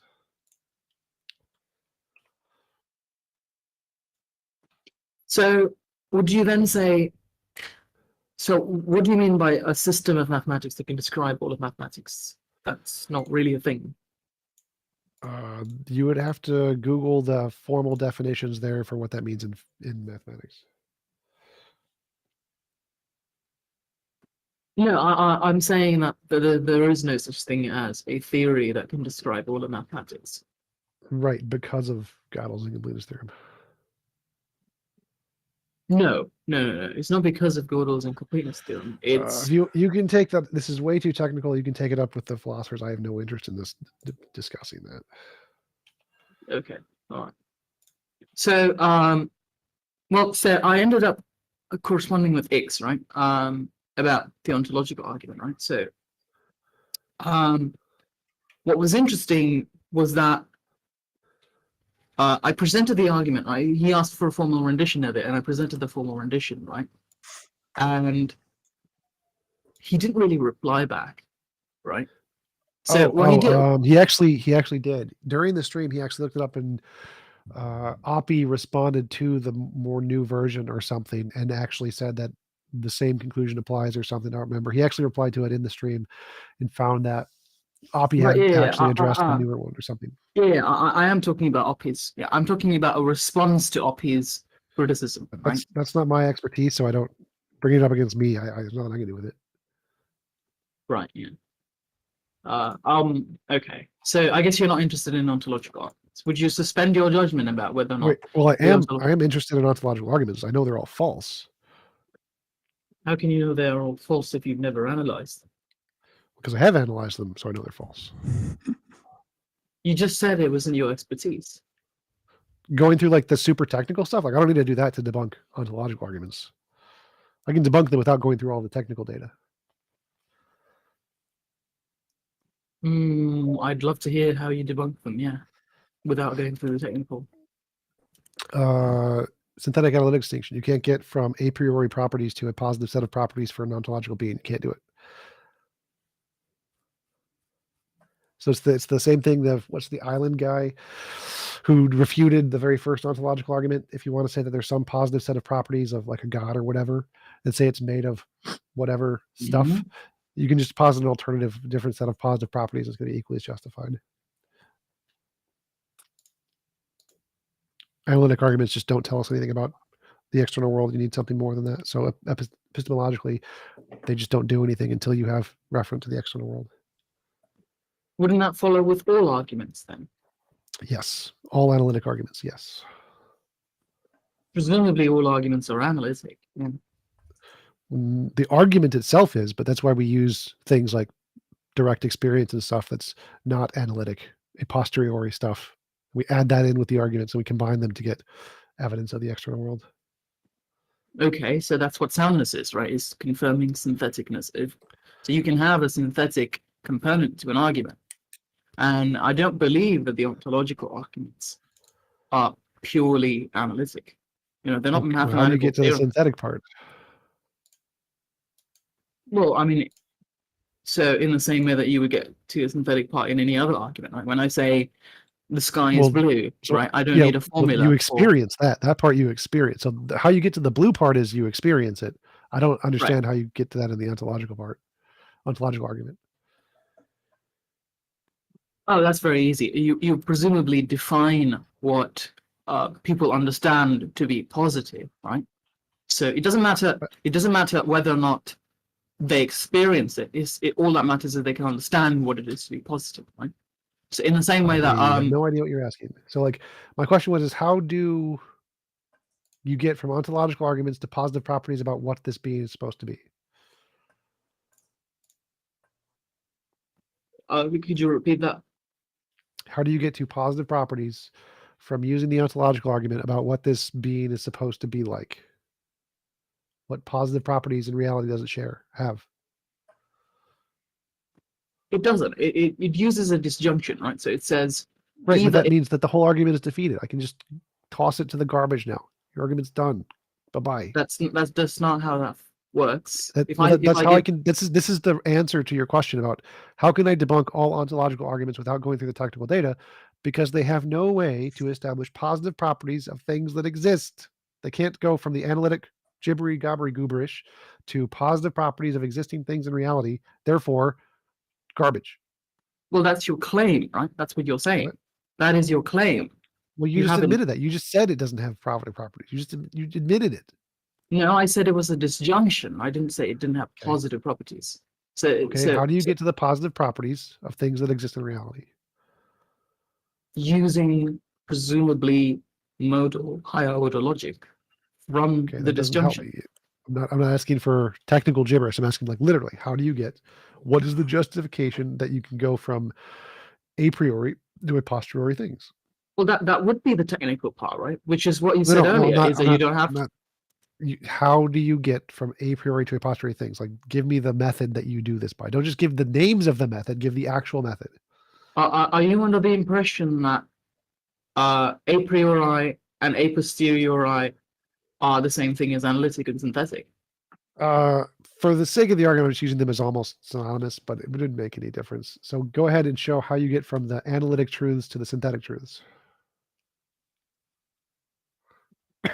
You don't. You use synthetic truths in analytic arguments. That's how that works. Okay, show how you do it. Show how you get to the soundness of the synthetic truths. The soundness of the synthetic truths. Well, there's a very simple example for this, right? So either it is the case that you understand what a positive property is, right?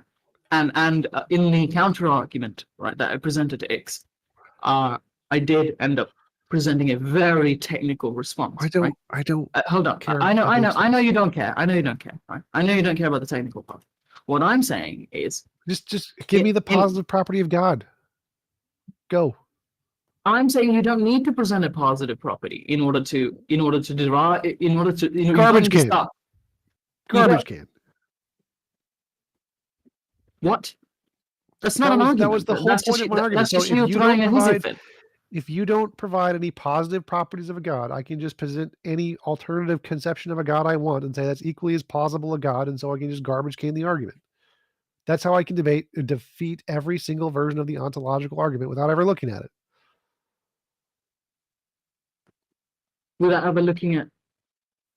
If you don't present positive properties for what the God is, I can make up any set of positive properties I want and say that's the God, and then I can just grant your argument and say garbage can, and move on. I don't think you're understanding. It's not merely that you present a positive property as an axiom. It's a derivation from a disjunction, right? So if I say, so present the positive property of a God. Go. That he exists. Presumably that's what it's. Got anything else? So my potato is God. Well, in the definition that's given in the ontological argument, it's going to be something that is much more necessary than a potato, right? What are the positive properties of this God? Go ahead. That's going to be a technical response. You don't want a technical response. You have to be able to translate it to English where it's just gibberish. So mathematics must be gibberish because I can't translate it to English. Sure you can. But I don't see why that's an analogy here. Yeah.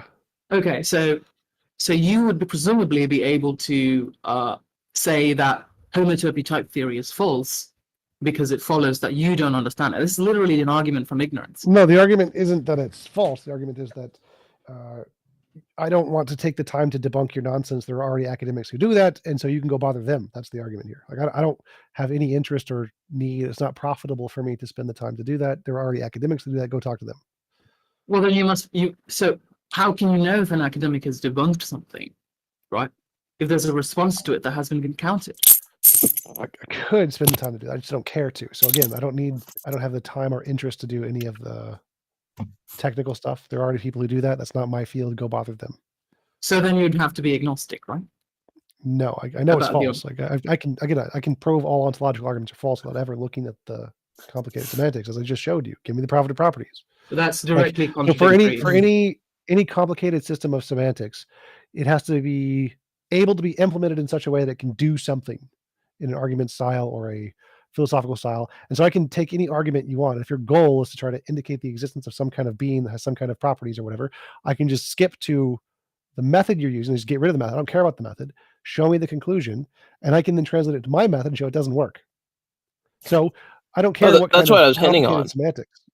What? Yeah, so that's what I was hitting on. What is the justification for naturalism that we would come from? Fido, it's not your turn. Oh, okay. I'm sorry. So Taven, I don't care. You can make up any kind of method you want that's as technical as you want to make it in your own language. But until you can apply it into reality in a way that's demonstrably successful, I don't need to know anything about your language. Your language game, I can just say your language game is garbage. Stop wasting my time until it can do something in reality. Would you say the same thing about mathematics because you don't understand the vast majority of mathematics? So yes, therefore, it's and false. I can show that once they demonstrate something in reality, then they're reasonable to believe, and until then, yeah, they're false. So all mathematical theories are deductively false if they don't apply to reality. They do. Well, I mean, yes, literally. So, but most of them do apply to reality. The ones that we use do apply to reality. Like F equals ma times 47 does not apply to reality, so it's false. Yes.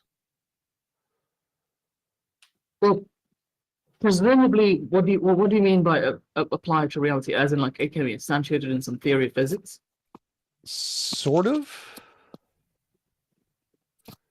Okay, so unless it's got something to do with reality, as in it can be applied to reality, you don't like, so unless it's like empirical, you don't care about it, right? That's what you're saying. Right. So if it doesn't describe something in reality, then it's just a figment of your imagination, which I'm happy to grant it's a figment of your imagination. That's okay.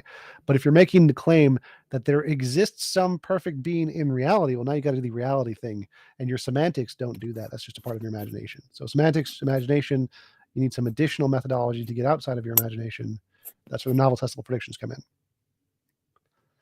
in. So, well, then what would you do? What would you do about very simple things like, we know that the axioms of number theory don't apply to reality, right? So you make novel testable predictions? Do they make novel testable predictions about what? They're not theories of reality. Can you use those to make predictions about reality? Like if I take one rock and I add it to another rock, will I get two rocks? Yes, good. I'm happy with math now. Yeah, that's a very, very, very trivial understanding of how mathematics works, right? You do realize that. No, this isn't about how math works. This is about, can you use math to make predictions? This is not a description about the fundamental essence of math or how it relates to reality. I don't care about any of that. What matters is can you use whatever hypothesis you start with as a conceptual hypothesis, apply it to empirical reality and get things right. And if you can, then you're justified in believing all the assumptions you want about your language game thing. When you make a prediction in physics using mathematics, presumably you're using theories, part and parcel theories of mathematics, right? So there's no way to confirm. There's no way. I'm really bored with this. I want to move on. If you want to take up the run away. Stuff, go bother grandma. I'll see you later. Go bother grandma. All right. Fibdo, what did you have? Me? Is it my turn or is the other guy going? Sure. No, Jay's just like a partner on the stage. You can keep going. Oh, okay.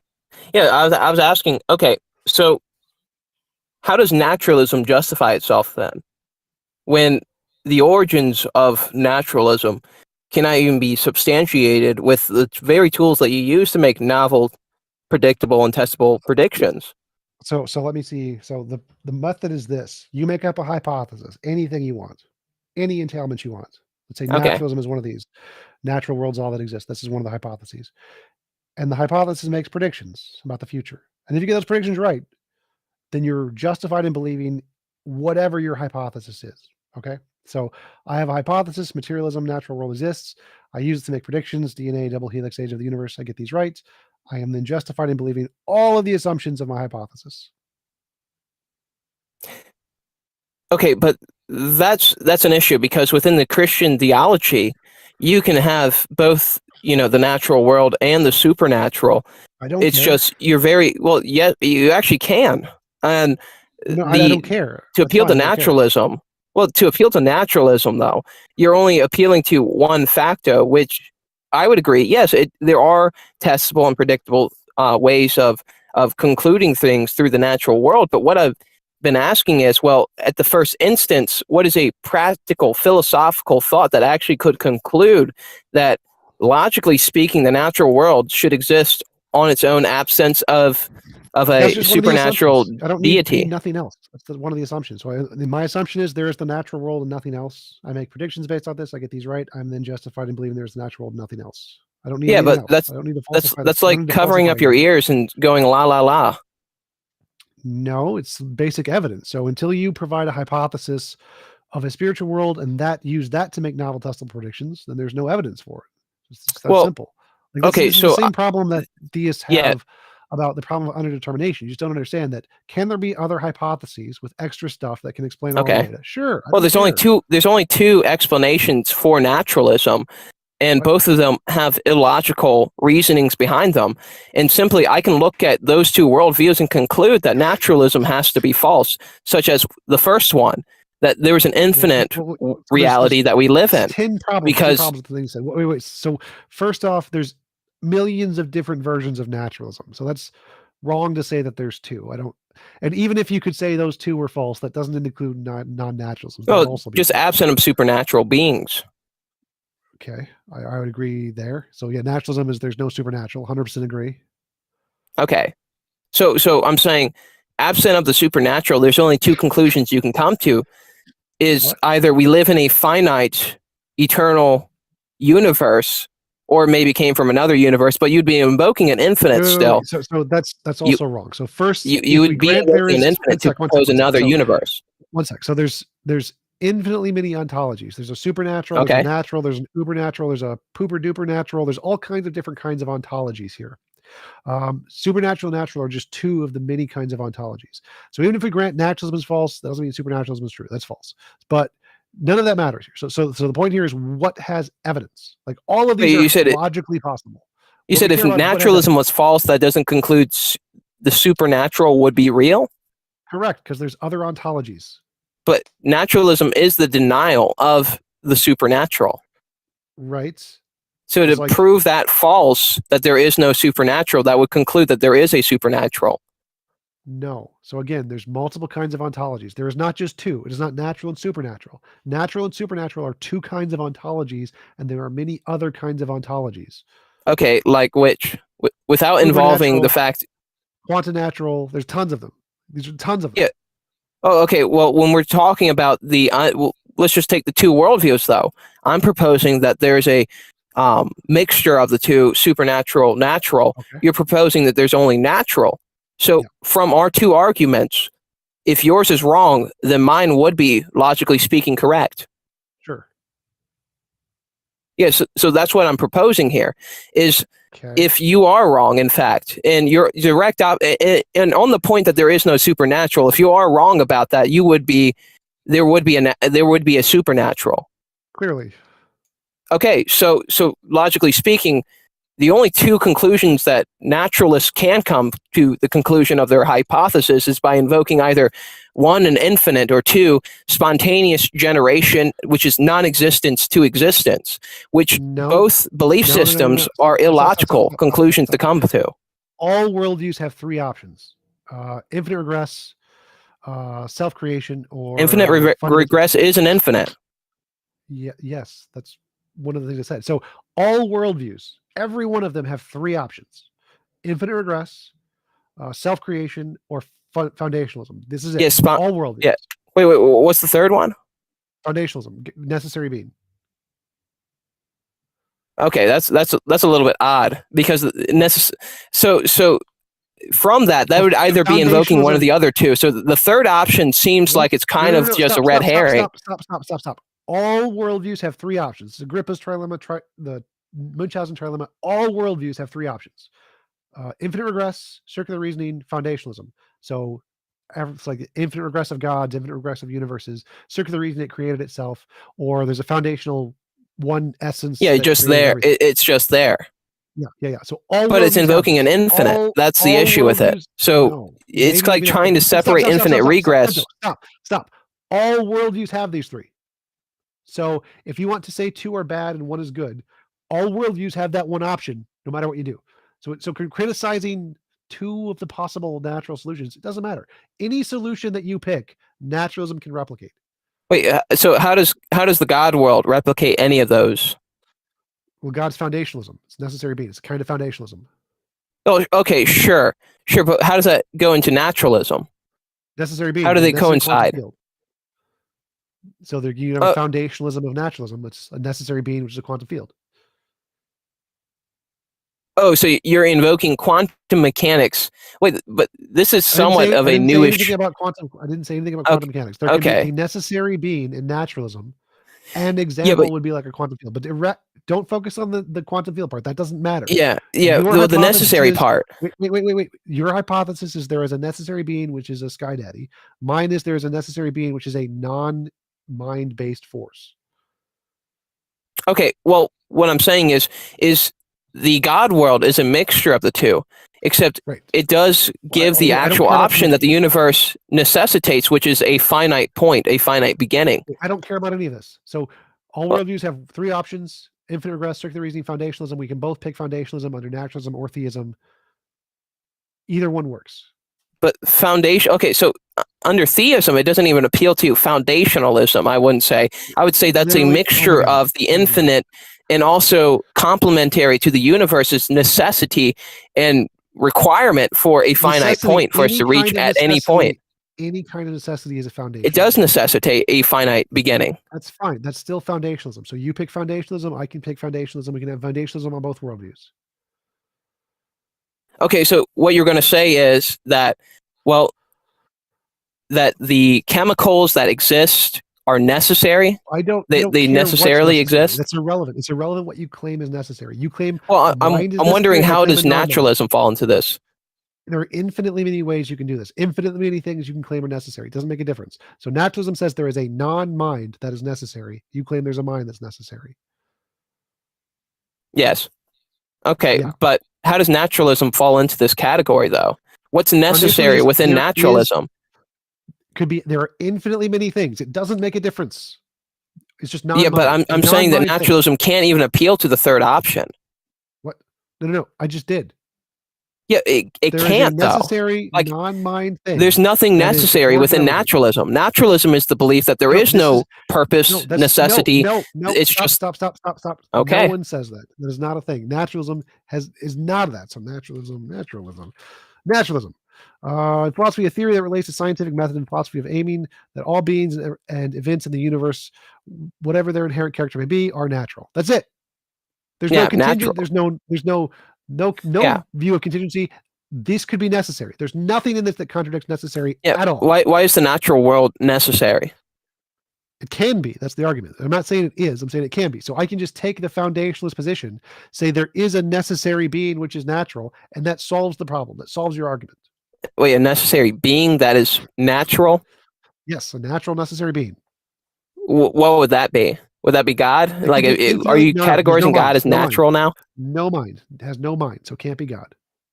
Oh, okay. So like a mind. Well, if it had no mind, then how does it do anything? Because what we can see is everything with a mind anything can only do things of its own own essence, properties, volition, however you want to phrase it, when they have a mind. But if it has no mind, it only reacts to its environment. It's a chemical reaction. No, wrong. So it can react to its nature. It doesn't react to its environments. It's nature. So first of all, you're wrong about minds. We have no evidence minds can do anything outside of space-time. So it's wrong to try to infer a mind as the foundational thing. That's already unjustified. It's justified to conclude a quantum field is the thing, but this is a different conversation. So why could a thing that is a necessary natural thing create stuff? Because it's its nature to do so. Not to choose, no choices. It just doesn't, because it's nature. Problem solved. When you invoke mind, are you saying brain specifically?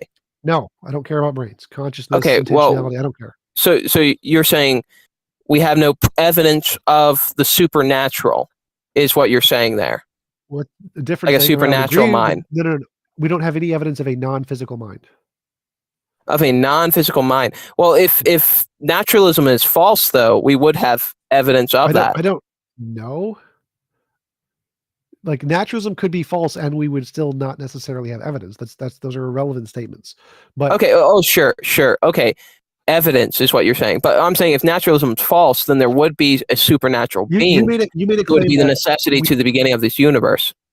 No, but so you made a claim that naturalism, under our current worldview, the only time we see people making decisions is if they have like a mind or something along those lines, right? So I'm not saying actions go. We look at people who even no, that's not. Have brain damage and they lack faculties. You made it an which our minds. Wait, I don't care. That's different argument. So what you said was that in order to absent of a mind, you may not do anything outside of a chemical reaction. Yeah, something along those lines. So that argument is based on the assumption that minds or intentions can cause things, and we see that because of what our observations. But all of our observations, our minds cannot do things independent of chemicals, space and time. So using the same inductive process you're using to try to conclude that you would need a mind to change the initial state, which is false, we would conclude that it can't be a mind because all the minds we see are physical. Yeah. We're talking about a physical mind here. A better explanation is it's a quantum particle. Quantum particles can fluctuate on their own, a part of their nature and unchanging. It's fine. Wait, quantum particles don't move on their own.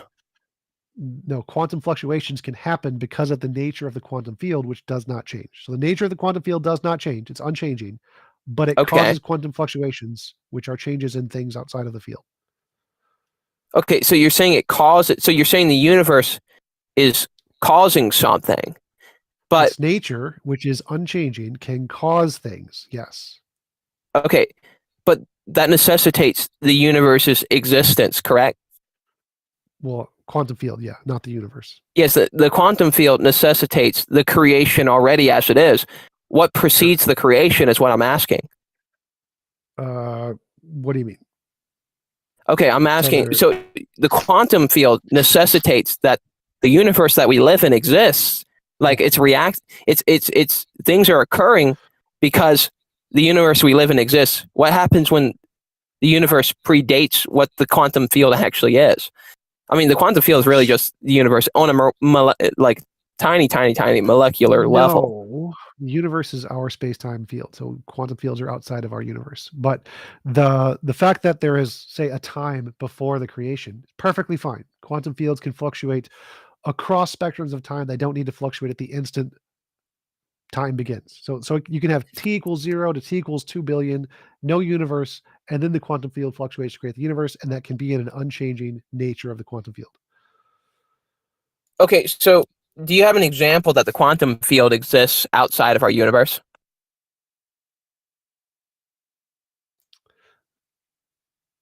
Yes. I mean, I'm wondering how do you experience it if it's outside of our universe?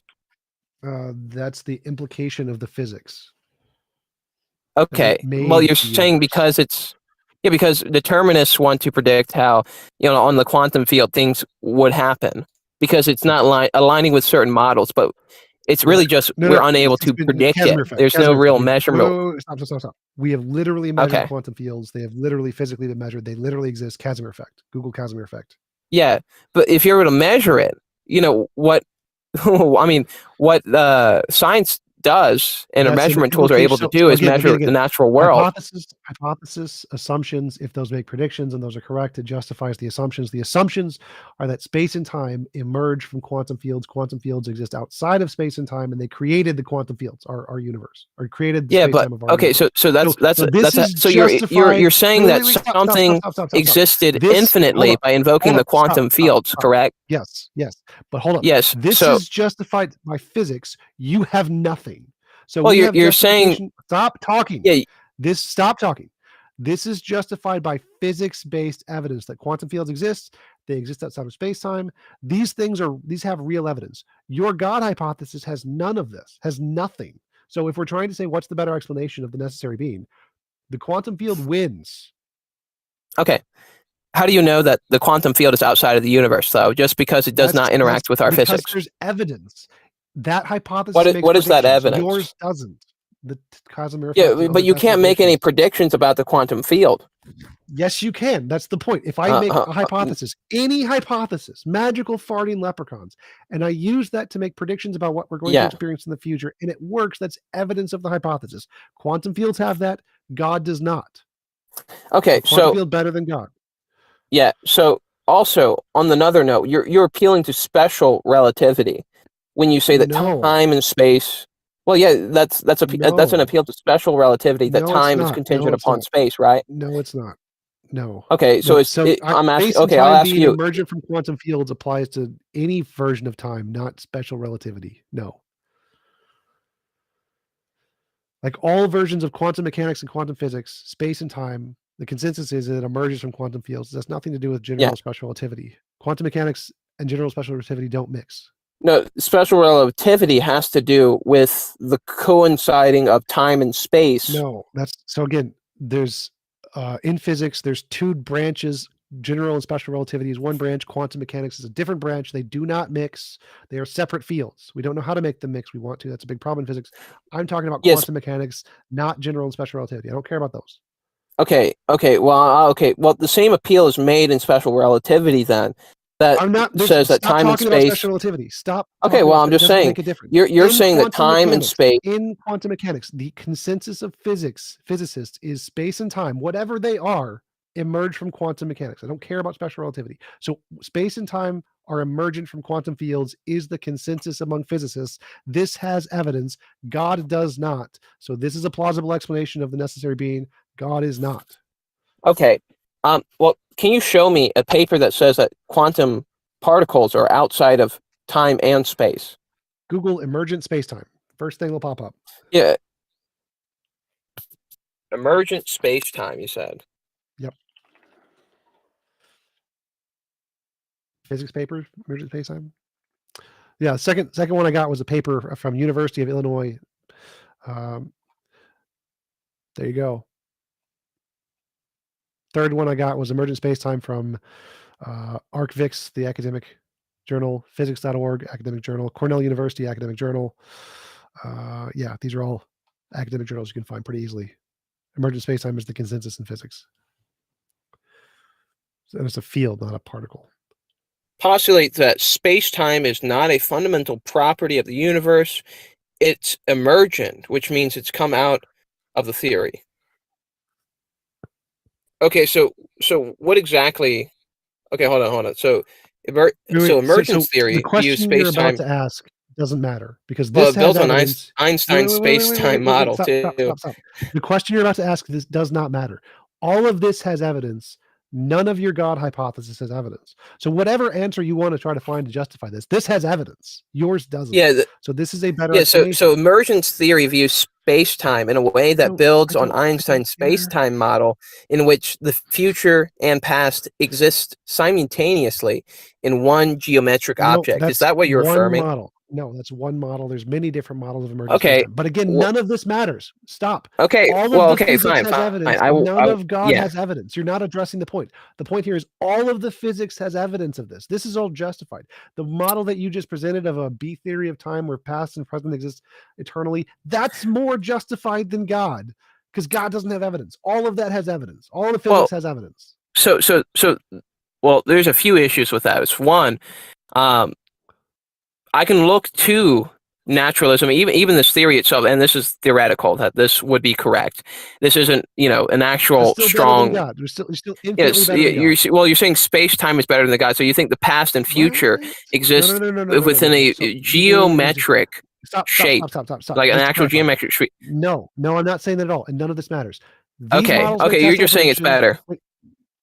Sort of. These models make testable predictions, therefore they are better than the ones that don't.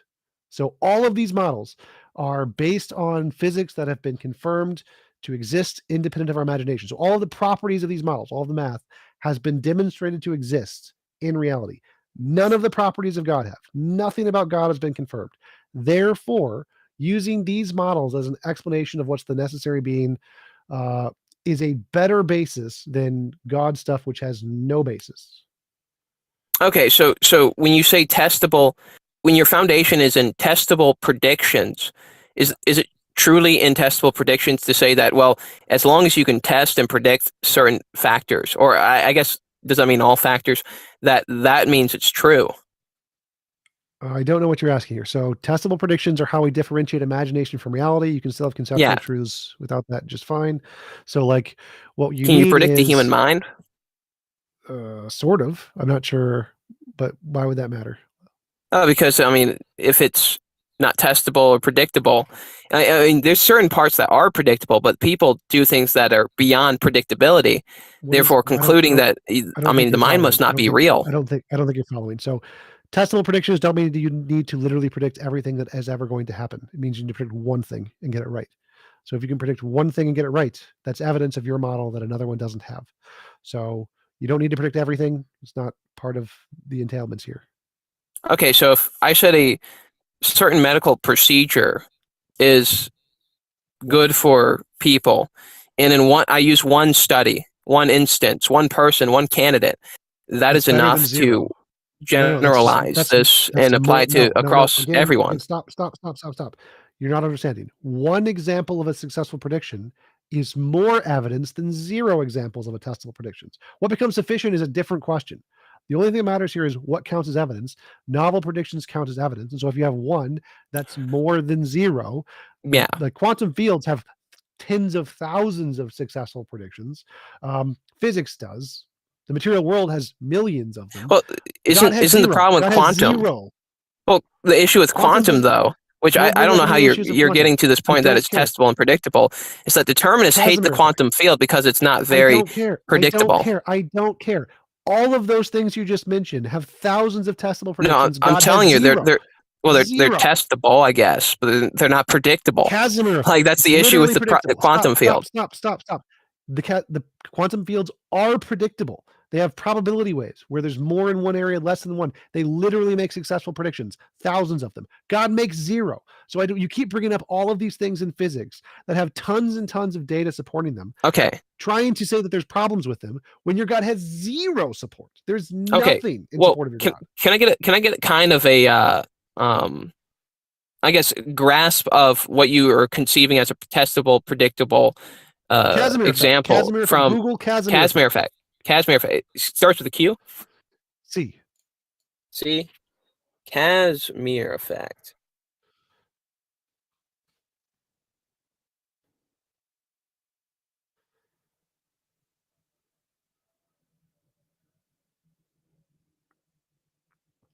Let's see. Casimir effect shows that the quantum field theory allows the energy density in certain regions of space to be negative relative to the ordinary vacuum energy. So this has to do with the traveling speed of light? There are 2 metal plates. They're put really close to each other. Quantum fields cause energy to collapse on one to push the plates together. It's a physical effect that we can demonstrate that proves quantum fields exist. Okay, so sure, you can conclude quantum fields exist, but you're saying are you saying they're outside of the natural world, outside of time, space, and matter, but they're at the same time? Wait, what? Yes, they are outside of time, space, and matter, and they affect things in time, space, and matter. Sure, yeah, no problem. But the issue is one of the theories that you actually showed me is actually through the quantum. Stop. Again. It invokes. Stop. It invokes time. Again, you've lost. You've already lost. No. But it's contingent about time. Stop talking. I'm going to mute you. All of the things you just mentioned have tons of novel predictions and tons of evidence. God has 0. So all of the things you mentioned in physics are already miles ahead of your God as any kind of explanation. So stop bringing up complications of physics because they're all better than yours. No matter what you say, they're all better than yours. So you need to address the actual topic. Your God has 0 predictions. Mine has a whole bunch. Okay. Well, I can throw out emergent space-time though, because it is contingent upon time. It's making this prediction Stop. You don't get to say that. I get to say it's necessary, and you don't get to throw it out because you have no evidence. I have evidence. So where's your evidence of God? Where's your evidence of the necessity of it? It's entailed in the hypothesis. So I say quantum fields are necessary, therefore prediction of the Casimir effect demonstrated. I have justification in concluding they're necessary. You have no evidence. So where's your evidence? Hold on. So this is not the Casimir effect. This has to do with the emergent space-time theory. Stop. You're not addressing my question. I'm just going to kick you out. Here is my hypothesis. Quantum fields are necessary. I make a prediction. Casimir effect is true. I now have evidence of necessary being quantum fields. You have nothing. Well, just because you can use the quantum field and manipulate it and use it to test certain parameters of the universe, it doesn't mean it's a necessary entity that would have caused creation to spawn. Literally what it means. It's literally what it means. So that's in the hypothesis. So where is your evidence? I have evidence. I've shown you my evidence. That's exists. Where is yours? So that's in the hypothesis, but yes, if the hypothesis makes successful predictions, that's evidence of the hypothesis. I have evidence. Yeah, but what is the hypothesis? Where is yours? Yeah, okay. So, well, I'm asking about the quantum field. Is it contingent upon space and time existing? On nothing. No, it's contingent upon nothing. So you're saying it's completely outside. It's a necessary being. Now I've given you my hypothesis. I have a necessary being. It makes predictions. The predictions have been confirmed. Where's your evidence? Stop avoiding. Yeah, that's why I was asking about. So the two theories of stop talking about theories. We're done on this topic. I've already gone through this enough. Where's your evidence? I presented mine. But you won't accept my So evidentiarism. It's not something that you argue with atheists over. Now that's usually an argument about which God, because that's a slaughterhouse on other religions. But when it comes to evidentiarism, all you have to do is say you deny. Like that's really all you have to do. I don't know what that means. Yeah. Okay. So I tell you why my God is real through X, and all you have to say is no. That's literally all you have to do. That's why I don't even try evidentiarism with unbelievers. It's a useless argument. Well, so like if I just presented you my evidence of quantum fields, and if you say no, you're rejecting the field of experts that have empirically demonstrated and confirmed through multiple various ways that this is true. It just makes you look like an idiot. So if you just tried that on my evidence, it would just make you lose because you'd look like an idiot. So if I do that, there has to be some kind of a reason I'm saying no that makes it rational other than just I said so. Otherwise, it would make me look like an idiot. So just denialism isn't good enough. The reason I can deny your evidence is because it's crap evidence, but that's irrelevant to the point. So the point here is that my model has evidence that it exists in reality. Yours doesn't. And therefore, it's rational to conclude my model is correct and yours is incorrect. Now, if you say there is actually evidence, that's fine. And then there would be competing models, and that's a fine debate. That's worth having. But until you actually present evidence, there is no conversation to be had. I have physics. I have evidence. Okay. So until you present something, there's no conversation. Okay, well, but you made a strong claim about the quantum field being outside of space. Stop bringing up the quantum field. Google emergent space-time. It is outside of. I don't care if you're paying. I don't care. I'm not going to have a discussion with you. I'm not going to have a discussion with you on it. I've told you the hypothesis. I told you. Yeah, I told you evidentiarism is useless with people who are atheists. You can say that, then you can get off the stage. But I presented you evidence that is verifiable and independently verifiable by anybody that can go check it themselves. Until you present something on your side, you're done. Okay. Well, if I tell you a story, does that count as evidence? Or it wouldn't count as proof. It would count as evidence. If it has novel testable predictions that can be confirmed in physics, sure. Okay, so the concept of miracles are outside of predictions. Would you agree? No. Miracles. So you're saying you could predict miracles? Well, they're novel, testable, predictable. They're testable and predictable miracles. Like supernatural miracles. Those are testable and predictable. It's logically possible. Can you show me an example of that?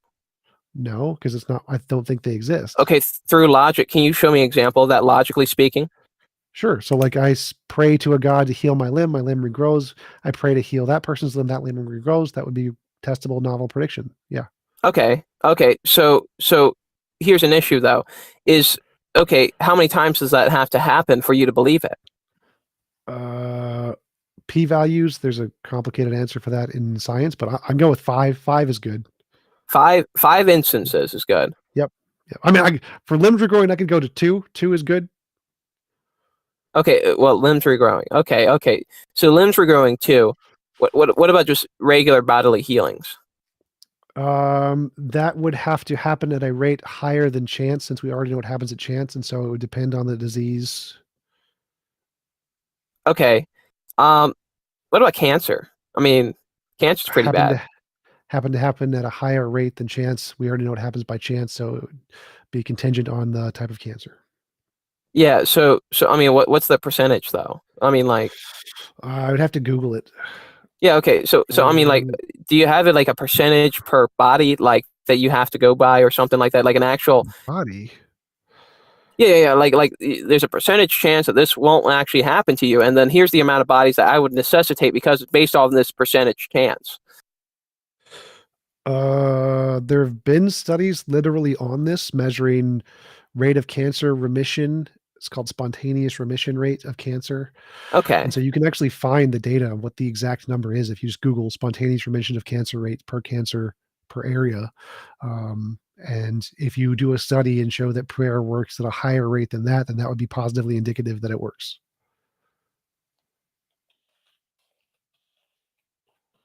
Okay, so if I actually did that, you would say that is concrete evidence for God.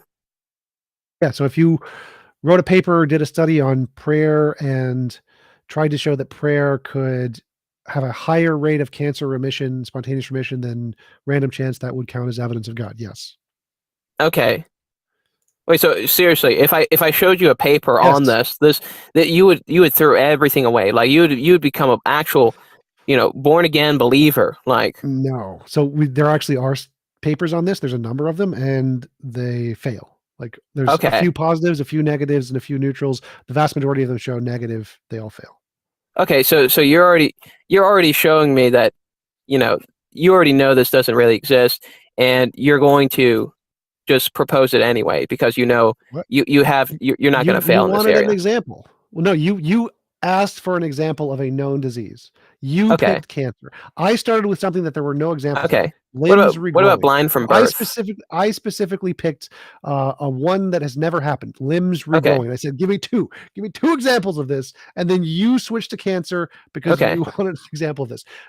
Same thing applies to being blind at birth. Spontaneous remission, people gaining the ability to see after growing, is also a thing we know about. Same thing, spontaneous remission. So I gave you a perfect example that's never been seen. Limbs regrowing. Give me an example of that. Well, I don't have an example of limbs regrowing. But I'm betting that the only examples you do have are of cases of diseases that we already know have a spontaneous remission rate.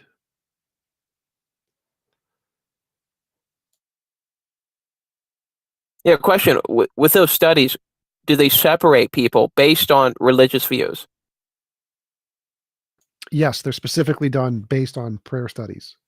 Okay. Well, you said prayer studies. Okay. Well, it's like they're mostly Christian. Like I think they're all Christian in these studies. They're done by the Templeton Foundation, a Christian organization. Yeah. Oh, okay. Well, wait, hold on. The eyesight thing was too? I have no idea about the eyesight thing. You'd have to Google that one. What the heck? I have no idea who did the eyesight thing.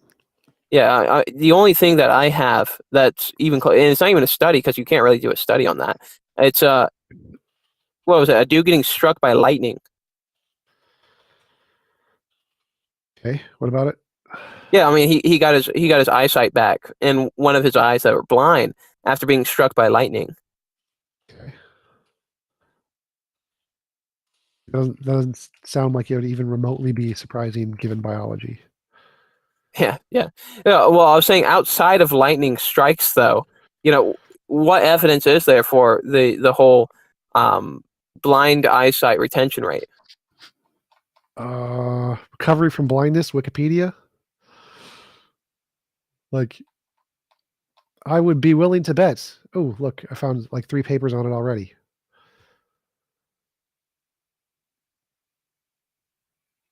Like there's a reason that all these miracles are only of things that happen naturally, biologically.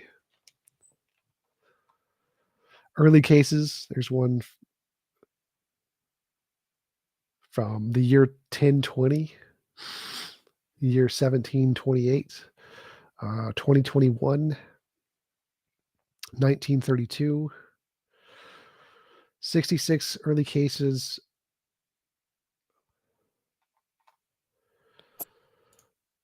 So yeah, just Google it. If it's a natural phenomenon, you can probably find cases of it happening naturally. Or if you think it's a miracle. Okay. So this is a little bit where I'm more ignorant in.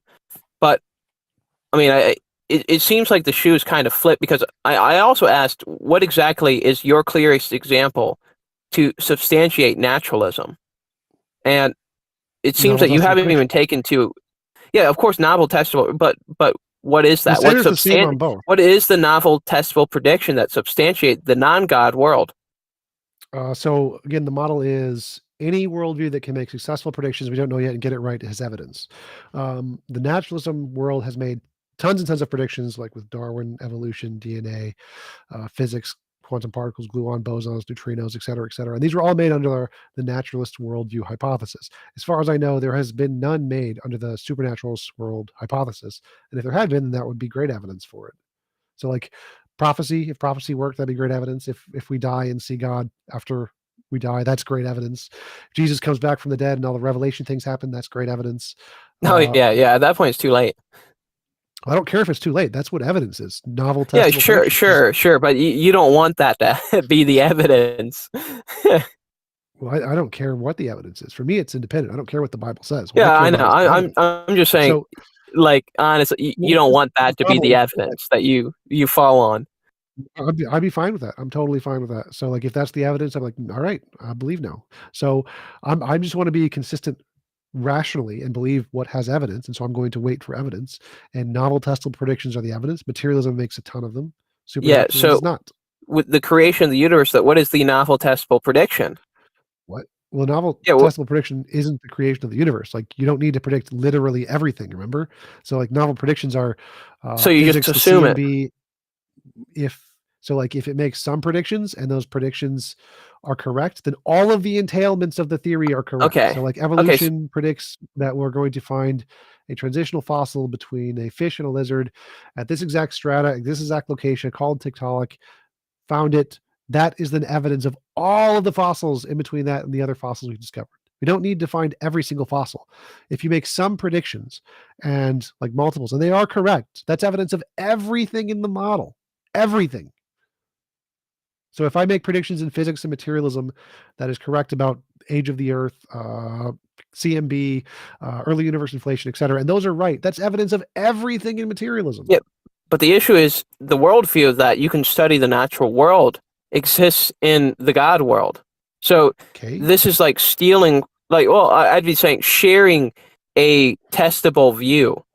But unfortunately, what you're saying is because I cannot prove the beginning point of where we actually can start testing all these things, I'm just going to assume that there's no God. Yeah, this is the underdetermination. The natural, this is a common problem with theists, that if science makes a prediction, gets it right. Say, I think the material world is true, DNA is double helix, got it right, woohoo. You can then take that and post hoc insert it into your worldview and say, well, maybe God did it that way for some reason or whatever. That's not rational. That's irrational. We dismiss all post hoc theories because they haven't made novel predictions. The only one that gets evidence is the one that makes the novel predictions. Yeah. Post hoc taking that and adding in alternative explanations. You can do that for anything. I can say magical farting leprechauns made DNA into a double helix. Does that make it rational to believe in magical farting leprechauns? No. Is magical farting leprechauns a rational alternative hypothesis to DNA and abiogenesis? No. The fact that you can add in post hoc explanations of the data and all the data is consistent with infinitely many of these is irrelevant. So the fact that you can take this information and make it fit into your worldview does not matter one bit. Naturalism has the evidence. Theism and farting leprechauns are on equal footing with zero evidence, even though they could explain the data. Yeah, but you're saying naturalism has the evidence post-creation date, but and so you're going to assume the first step because you can test things through naturalism, but here's the issue. You can test things through the God world as well with the same exact tools to test the same exact things, but it actually does have a logical beginning to it.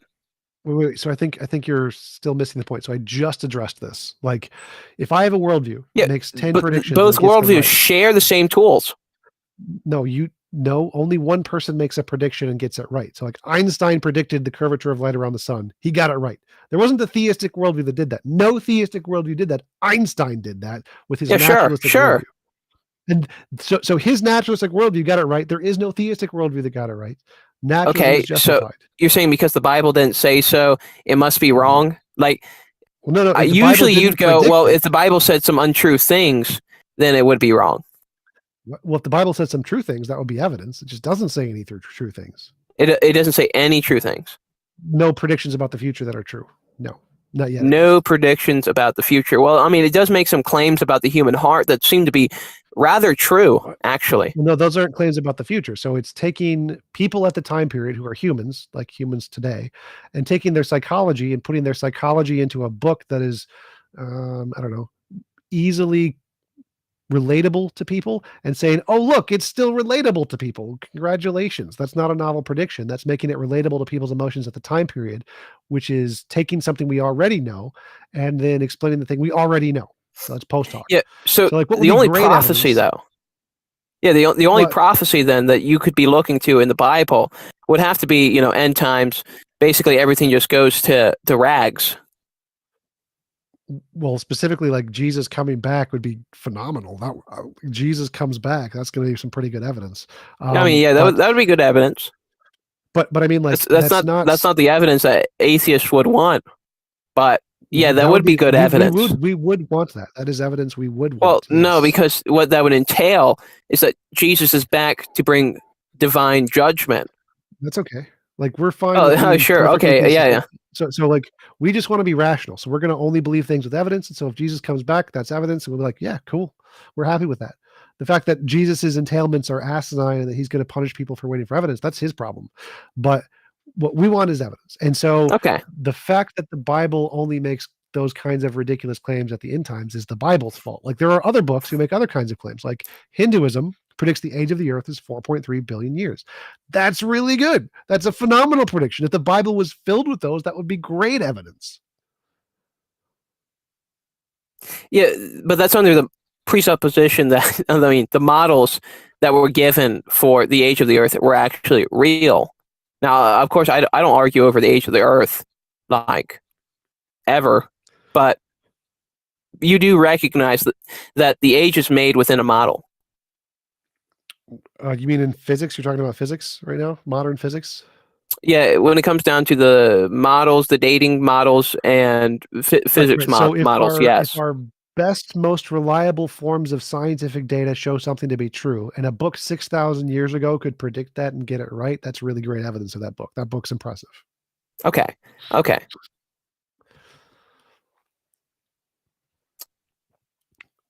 Yeah, but when it comes down to it, when you accept only under the naturalistic worldview can we actually view these things, that's you do realize that's actually false, because under the theistic worldview, you can actually use the same tools that you're using right now.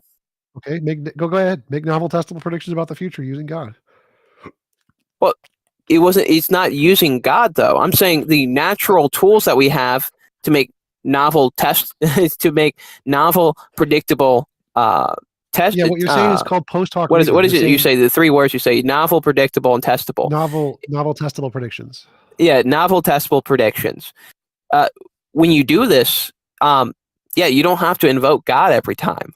Like I don't think any Christian goes around and just says must be God in every instance that something happens. That. So use God. Well, but this is what your argument depends on. No, it doesn't. Like my you just told me. You even just displayed. Go ahead and use God to make novel testable predictions. You don't need to do it every time. You need to do it one time. Do it one time. Go. Okay, do it one time. One time. Okay, but all you're going to say is, well, let's just say I think most Christians would evidence. Wait, what? So like I'll give you one time in Hinduism. One time in Hinduism, the book. Yeah, you're talking about the 4.3 billion years. That's the correct prediction. That is evidence of Hinduism. What do you got? Give me a prediction. Yeah, but the issue with Hinduism is it accepts contrary beliefs within its own system. I don't care. They have evidence. You don't. They made a successful prediction. Go. Give me so when it comes to you guys can do. Okay, when it comes to the Christian faith, though, the evidences that would come to mind would happen to be, okay, well, if I were to say, oh yeah, well, because right now I think most Christians are on board with, oh yeah, it looks like end times, people are accepting evil and are willing to trade good for evil, or at least in your worldview, relative goodness for relative evil. I'm a moral realist, so I don't. Oh, I don't know how you get to that point if we're just chemical reactions and gases in the universe. most atheist philosophers are moral realists. You don't like whether we're made of chemicals or made of soul Yeah, stuff but you doesn't can't add or justify detract from that. morality. We Yeah, can't. there's no way to justify that, though. You can't. Oh my god. So again, most academic professional philosophers who are experts in this field and know way more than you do justify it just fine. But that's slightly off topic. But I guess it's also a relevant point. So why do you think being made of matter makes something inherently morally less significant than being made of soul stuff? Well, less significant because if God exists, that means we were created with a purpose, with a sense of morality, objectively speaking. No. If no God exists, then all that exists is us as a chemical reaction. You can't control your thoughts, your actions. You're merely reacting to my thoughts, my actions that are also reacting to, I guess, maybe the heat, maybe to your thoughts, your actions. We're just chemical reactions at that point. There is no human will. There is no consciousness. There's really only chemical reactions in existence. You can have free will without God. You can have free will. But you can't. You're just a chemical reaction at that point. Why do you think that being chemical gives you less ability than if you're spiritual? Why do you think that chemical stuff causing you makes you less capable than if spiritual stuff causes you? Well, I would ask, can sentience come from chemicals? Sure. Okay. You're saying sure. That seems kind of half-hearted.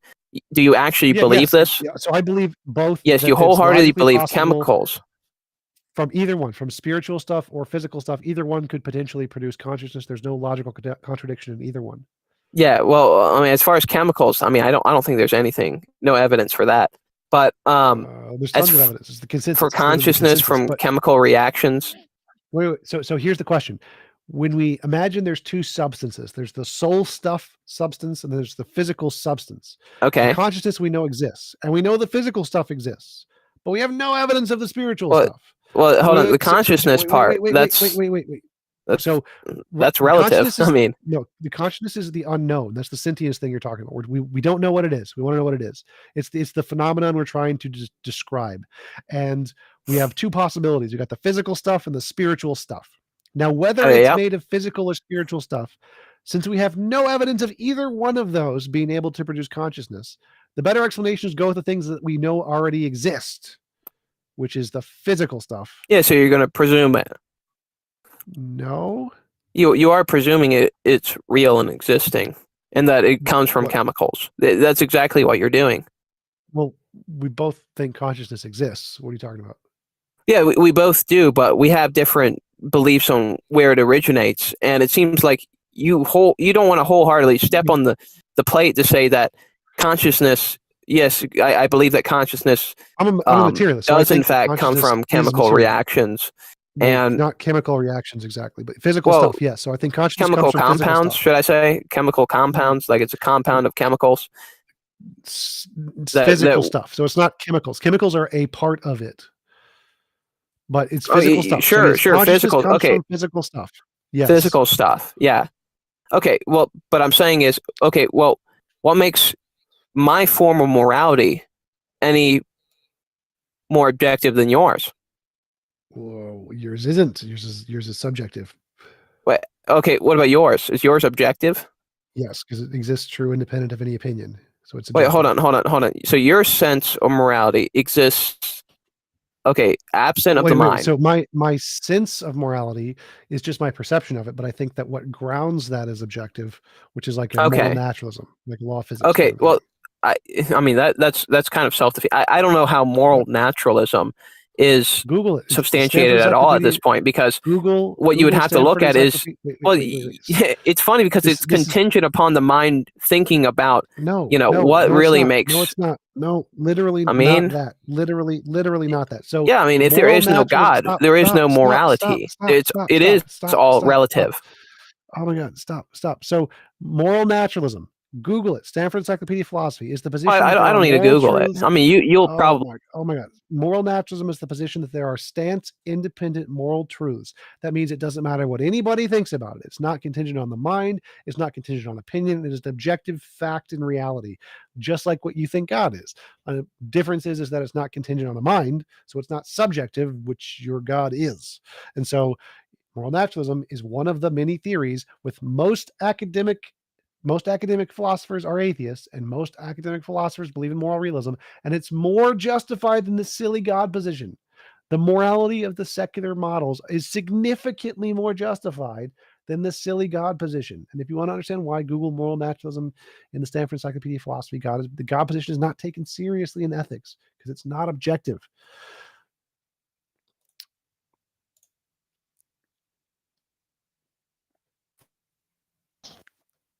Hey. Yo, TJump. Bye. All right. It is 2:30. I have to go. Thanks for joining the stream, guys. Peace out. Talk to you later.